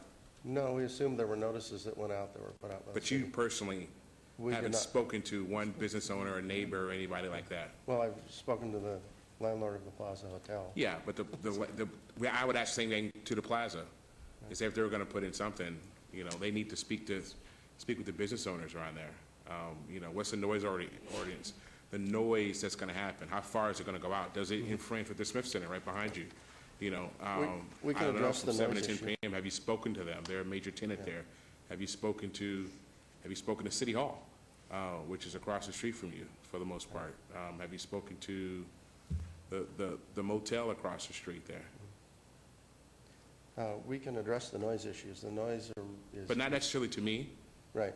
Like No, I I am, understand that. you need to express it to me, Right. yes, but you need to get the consensus of the people who are going to be around there prior to you coming to me. I think they're assuming that the noise is really an issue when it's really not an issue.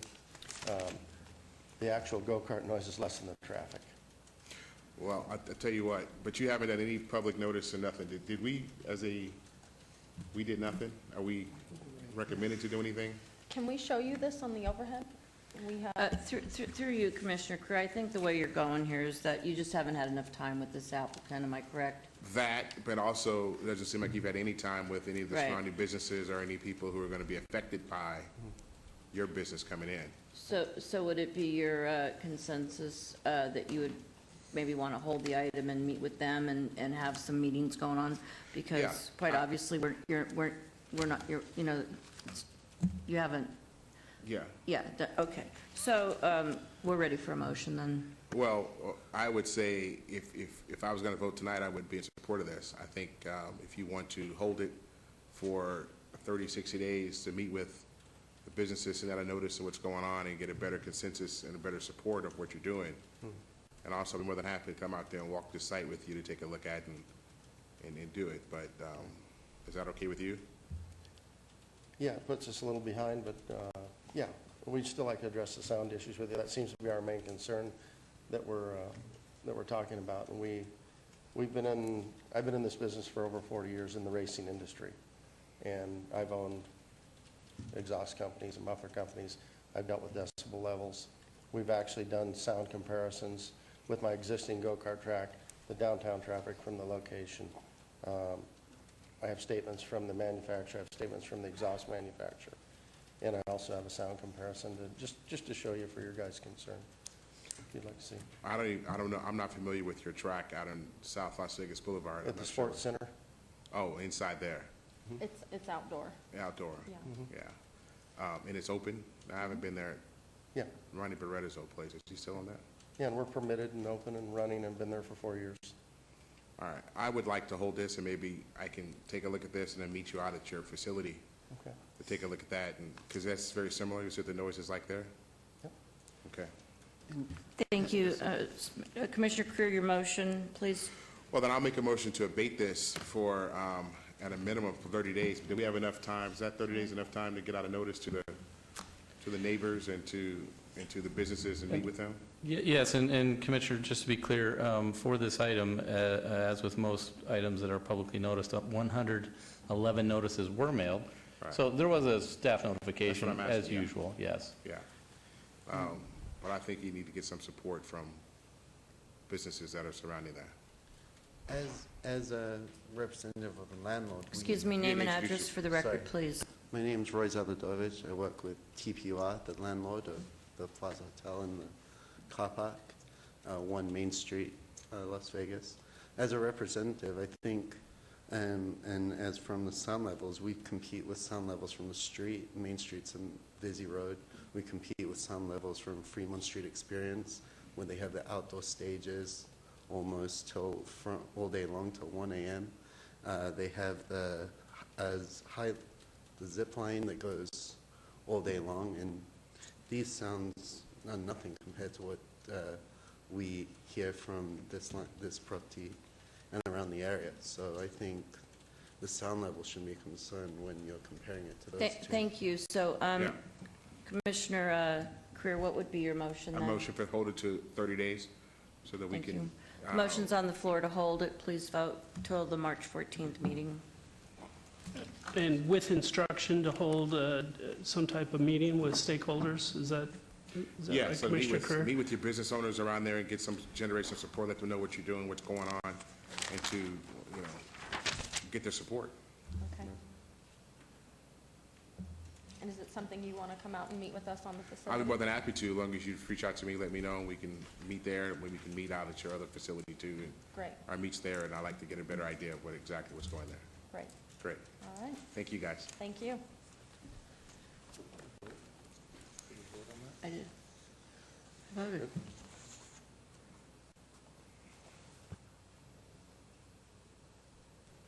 Thank you.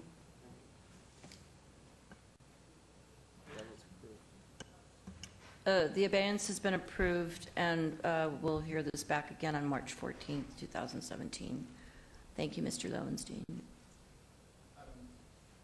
Item number 51, SDR 68409, applicant owner ProView Series 31 LLC for possible action on a request for a major amendment to a previously approved site development plan review, SDR 62361, for proposed 5-story mixed-use development with a waiver to allow a utility structures in the public right-of-way on the east side of 4th Street, north of Garces Avenue, Ward 3, Coffin. Staff recommends denial. Can we get the staff report, please?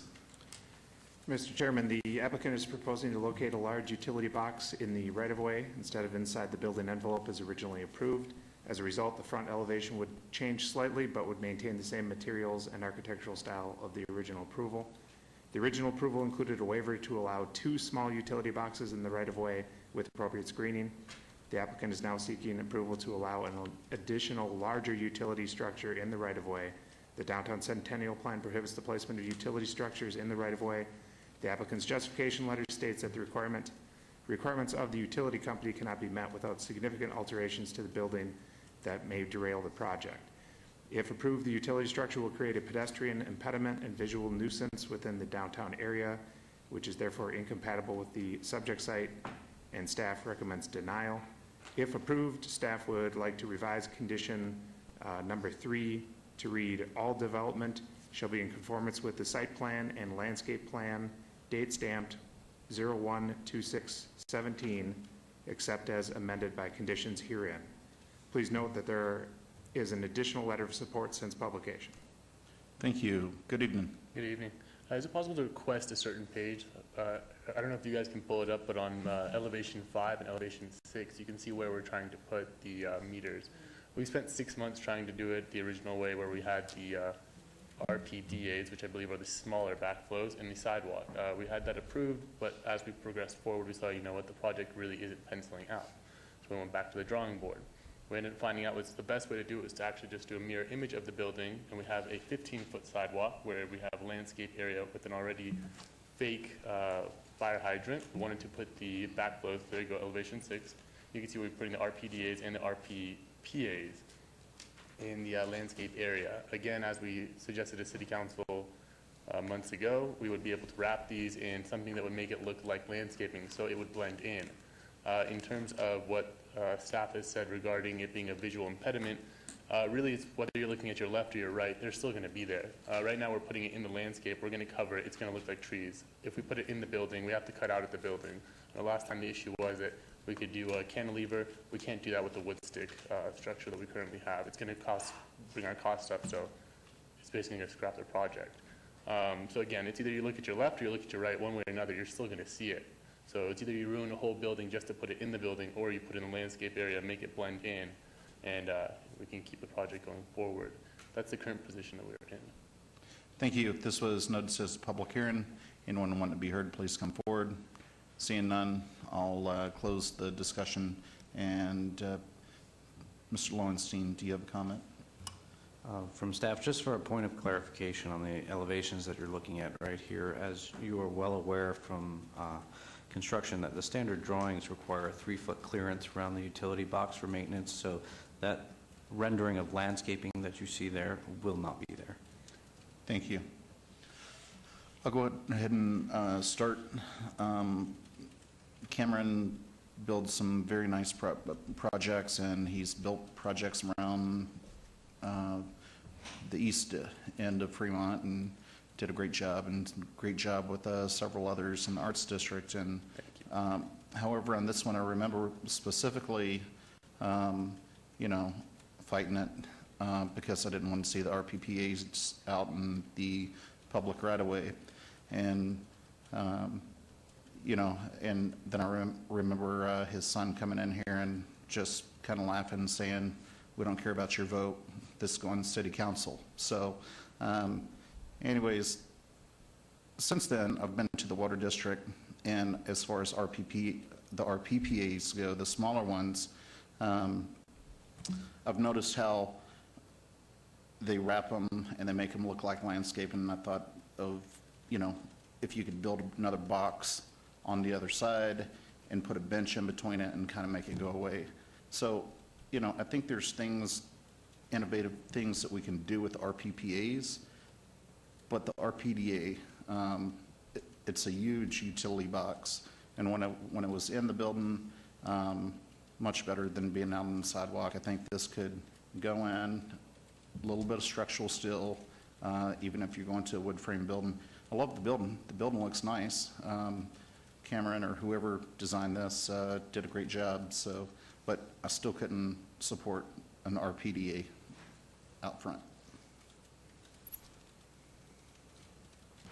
Through the chair, if I may. And I appreciate your comments and the research, and I've also done a tremendous amount of research because this is affecting another project that I've looked at. And what's unfortunate is that we can't get it seems that we can't get the Water District to adjust the type of equipment they use to be able to service these things, and therefore they're asking for a substantial clearance within the room, which seems to be an excessive amount for such a, for this box that's needed. I can't remember if it's 15 feet clear or 19 feet clear, but it is a substantial amount, and they're just not budging on it. I will say there is an effort with the city right now to work with the Water District to come up with some solutions.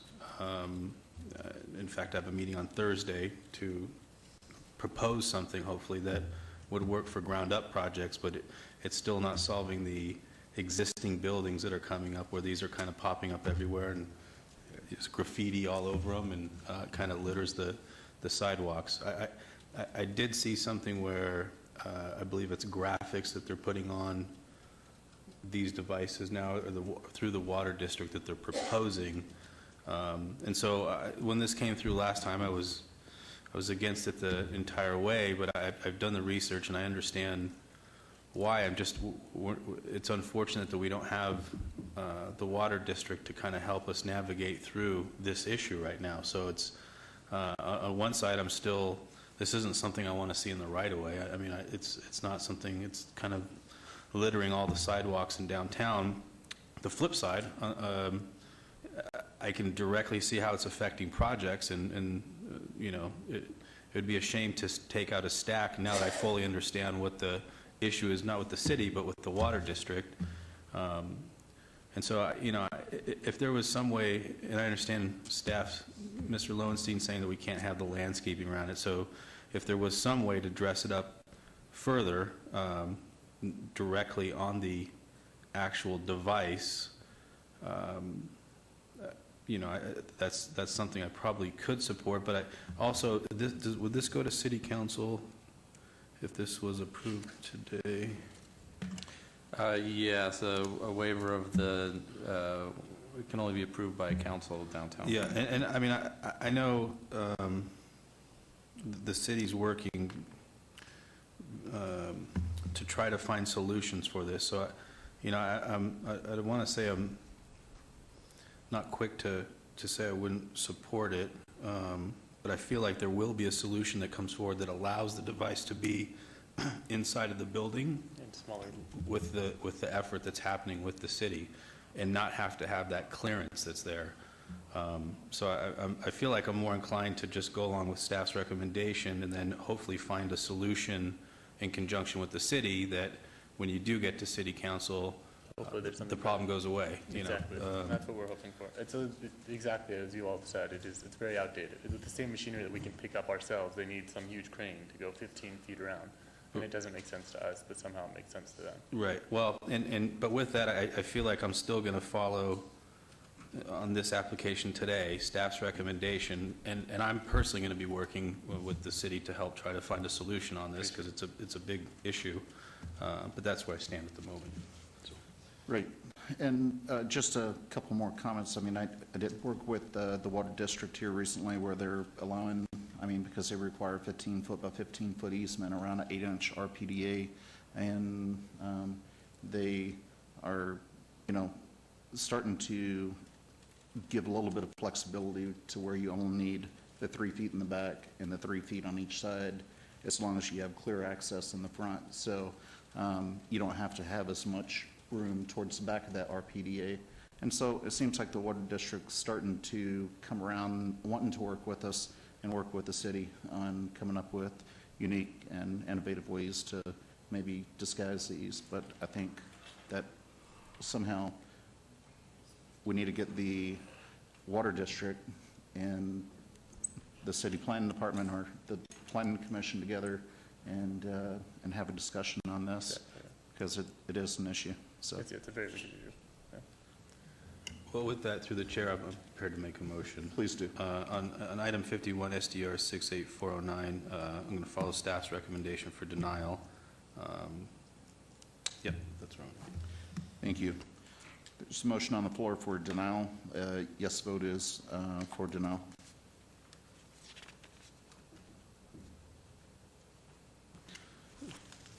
Through the chair, if I may. That motion carries. Yeah, sorry, through the chair, if I may, I will reach out to you, the applicant, too, and include you in those meetings if you like. We would love to work with you guys as well, or you all, the commission on this, because it's a big issue. We have a lot of lots that we'd like to develop, and I'll have to do this every time. Yeah, thank you. Yeah. Thank you. Have a good night. Mr. Chairman, this item will be heard at City Council on March 15th, 2017. Thank you. Item 52, ROC 68393, applicant Cardenas, owner Lamanza LLC, for possible action on a request for a review of condition of a approved special use permit, SUP 38860, to remove condition number 8, which states all beer and wine coolers shall remain in their original manufacturer's configuration of 4 6-packs at 4700 Meadows Lane, Ward 1, Tarkanian. Staff recommends denial. Staff report, please. Mr. Chairman, the applicant is requesting the removal of the condition regarding sales of certain configurations of alcohol in order to offer a wider variety of packaged liquor options to their customers. Staff supports the condition as approved by the Planning Commission and is recommending denial of the request. Please note that there are additional letters of protest since publication. Thank you. Good evening. Good evening, Chair, members of the Commission. My name is Matthew Seibert. I'm from the law firm Moran, Brendan, Bedhaven, Moran, 630 South 4th Street here in Las Vegas. I'm here tonight on behalf of the applicant, Cardenas Markets. I'm sure you guys are all familiar with them. This is a review of a condition on a previously approved special use permit. Specifically, we're referring to condition number 8, which states that all beer and wine coolers shall remain in their original manufacturer's configuration of 4 or 6 packs. You know, this condition, there was an issue where court enforcement came in and they interpreted it one way and we received a violation. Now the applicant is you know, retained us to come in and try to clear this up.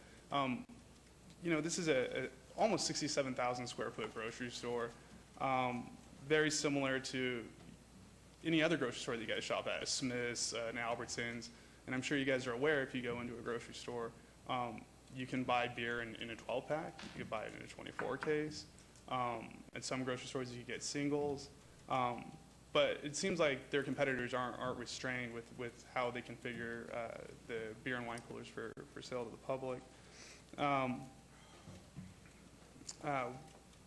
know we've been here for a long time tonight, so I apologize. I'm suffering from a cold myself. So with that, I'll keep it short. You know, I read through staff's analysis and recommendations. I was a little confused as to the justification behind it. It was, well, we're not going to approve it because if you were to approve it, we could sell it in different configurations, which is exactly what we want. With that said, I'd be happy to answer any questions, and I'll leave it with you guys. Thank you. This was noticed as a public hearing. Anyone wanting to be heard, please come forward. Seeing none, we'll turn this over to the Planning Commission for comment. Commissioner Quinn. Thank you. Good evening, sir. This, I think, is a bit of a misunderstanding. Like you said, it's a 167,000 square foot grocery store. 67,000. 67,000 square feet. 66,926. But it's no different than my Smith's Food King or an Albertsons. And I think, unfortunately, when this got passed, everybody was just of the uncertainty of what exactly a market like that was going to be like. So with that, I'm going to offer my recommendation this evening for approval on that item, just because I kind of feel like it was a little oversight. And by the way, we had your cake from there tonight, so I hope we can all vote. But anyway, my motion tonight will be to approve that item, ROC 68393, following any other recommendations from staff, because like all grocery stores, you can, it's no different than any grocery store. Thank you. Thank you. Motion's on the floor. Please cast your vote. That motion carries. Mr. Chairman, this item will be heard at City Council on March 15th, 2017. Thank you. Thank you. You all have a great night. Happy Valentine's Day. Thank you. Moving on to item 53, review of condition ROC 68407, applicant owner Eclipse Theater, LV, LLC, for possible action on a request for a review of condition of an improved special use permit, SUP 52105, to delete condition number 6, which states minors shall only be permitted in such areas wherein spirituous malt or fermented liquor or wines are served only in conjunction with regular meals, and where dining tables or booths are provided separate from the bar in conformance with Title 6.50 814 South 3rd Street, Ward 3, Coffin. Staff recommends approval. Through the chair, if I may quickly disclose that I do live within the notification area. I will be voting on the application. Thank you. Thank you. Staff report, please. Just to indicate just further that it doesn't affect you any greater or less than anyone else in the area. It does not affect me greater or less than anyone else. Thank you. Yeah. Thank you. Staff report. Mr. Chairman, the applicant is requesting to delete a condition of approval from their approved Tavern Limited Establishment Special Use Permit for the Eclipse Movie Theater. Condition number 6 essentially prohibits minors from being in the cinema seating areas of this movie theater complex. The applicant will continue to comply with the licensing requirements of Title 6.5 and is working with the licensing division to put the necessary controls in place if this condition is removed. Staff is recommending approval. Please note that there are additional letters of support and protests since publication. Good evening. Good evening. My name is Nick Steele, 814 South 3rd Street. I just want to say it's good to see everyone, chairperson, vice chair, and commissioners. Very happy to be here. And I have a newfound respect after being here for 6 hours myself of the amount of time that you all put in on a daily basis. But I'm here to go along with staff's recommendations and answer any questions that I may be able to address. Thank you, I appreciate it. This was noticed as a public hearing. Anyone wanting to be heard? Seeing none, I'll close the public hearing, turn this over to the Planning Commission for discussion and possible action. Commissioner Creer. Thank you, Mr. Chair. I wasn't on the Planning Commission when this was approved. I always wondered why you couldn't, 21 and under, couldn't go to the theater, and it's actually, I would have to imagine, it's been somewhat of a hindrance in terms of business because other theaters that do have, service like yours are allowed to bring in under 21. So I'm not sure where it came from, but I can tell you I've got a chance to meet Mr. Steele. Seeing the theater, seeing the high quality of work that he and his team have put together, and I have the utmost confidence that this needs to be taken away, and I would highly recommend going along with staff's recommendation for approval. Thank you, sir. Through the chair, if there's no further discussion, I'm prepared to make a motion. Please do. On item number 53, ROC 68407, make a motion for approval subject to all staff conditions.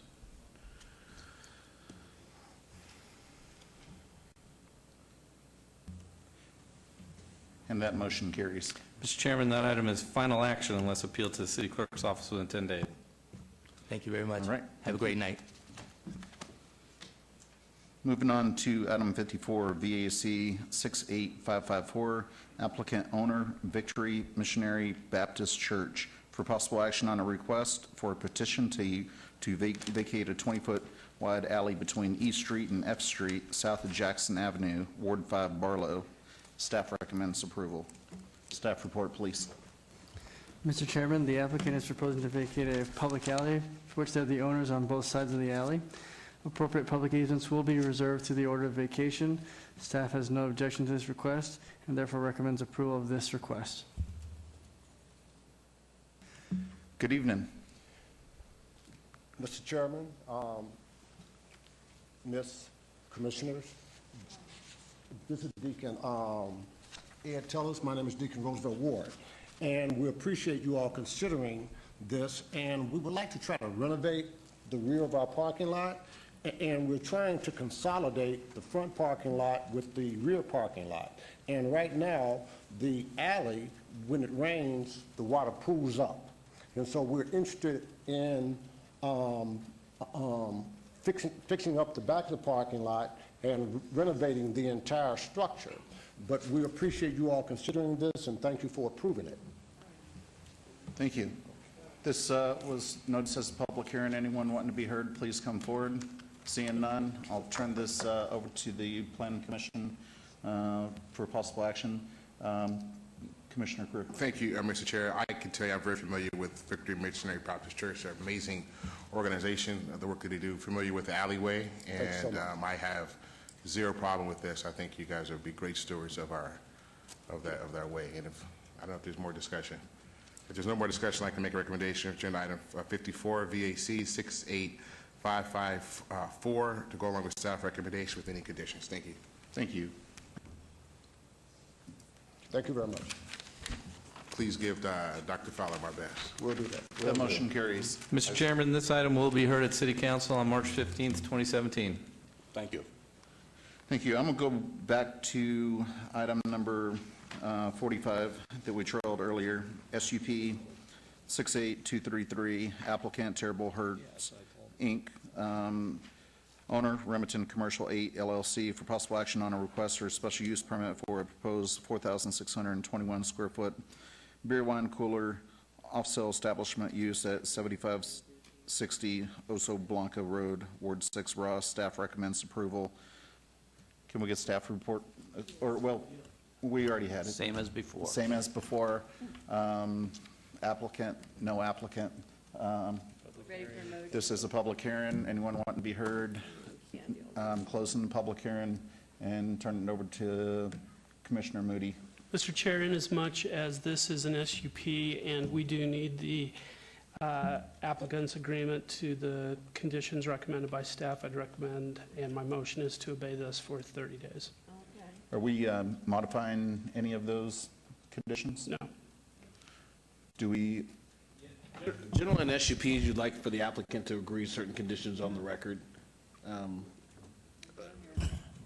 But it's truly your call. So if you, Commissioner, if you feel comfortable enough with the conditions as written, if they're the normal conditions and there's nothing out of line with it, you can either obey it until the applicant can agree to the conditions, you can deny it, or you can approve it. Either way, it's your call. Is this going to be final action? Tom would know that. It is going to be final action. Can I request it to not be final action and go forward to city council with our vote, and that way we can have them agree to conditions there? You can. It would go to City Council on March 15th then, as opposed to coming back here to Planning Commission on March 14th. All right. So it's kind of whatever. Then with that, my recommendation is to approve item 45, SUP 68233, subject to all of staff's conditions. thank you. There's a motion on the floor. Please cast your vote.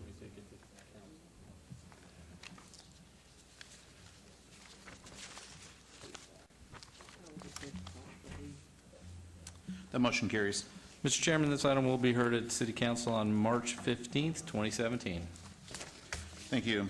Moving on to Director's Business, item 55, DIR 68163, the Board of Regents of the Nevada System of Higher Education for possible action on a request regarding a cooperative campus development agreement for the College of Southern Nevada Northwest Campus on approximately 44.09 acres at the northwest corner of Elkhorn Road and Grand Montecito Parkway, Ward 6, Ross. Staff recommends approval. Mr. Staff Chair. report. Mr. Chair, Yes. considering I am a member of the Board of Regents for the Nevada System of Education, I will have to refrain from this, abstain from this. Thank you. Thank you, Commissioner. Mr. Chairman, the proposed development agreement is similar in nature to the previously approved and amended development agreements associated with the College of Southern Nevada Northwest Campus. The most significant of the changes reflect the focus of the campus shifting from a mixed-use urban village concept to that of a traditional campus concept. The Board of Regents approved this agreement this past December. Staff finds the development agreement in compliance with the minimum standards mandated by Nevada Revised Statutes 278.0201, as well as the development of the college campus will have a positive impact by providing educational and employment opportunities within the town center plan area and throughout the northwest portions of the Las Vegas Valley. Thank you. Thank you. This is a public hearing. Anyone want to be heard, please come forward. Seeing none, I'll close the public hearing, turn this over to the Planning Commission for discussion. Commissioner Moody. Mr. Chair, my only comment is this is going to be a great addition to the Northwest and has my full support. I am in favor of this. Thank you. Would you like to make a motion? I would love to. Item 55, DIR 68163, my motion is to follow staff's recommendation for approval. Thank you. Please cast your vote.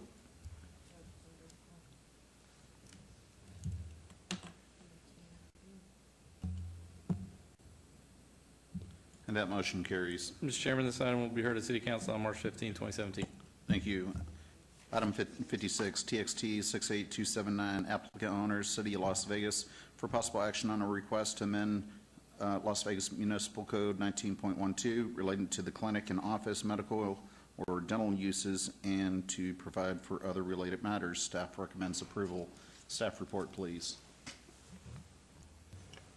Mr. Chairman, this amendment will accomplish two things. Currently, the clinic use is not permitted in the O office zoning district at all.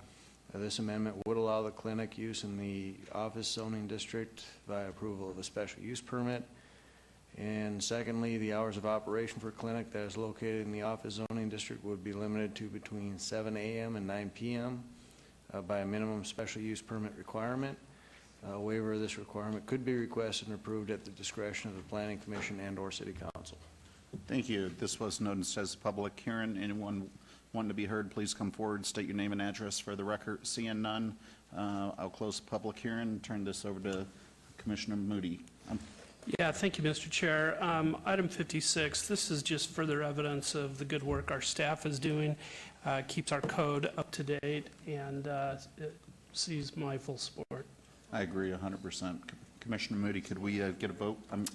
My motion is to approve item 56, TXT 68279, and follow staff's recommendation for approval. Thank you. Appreciate that.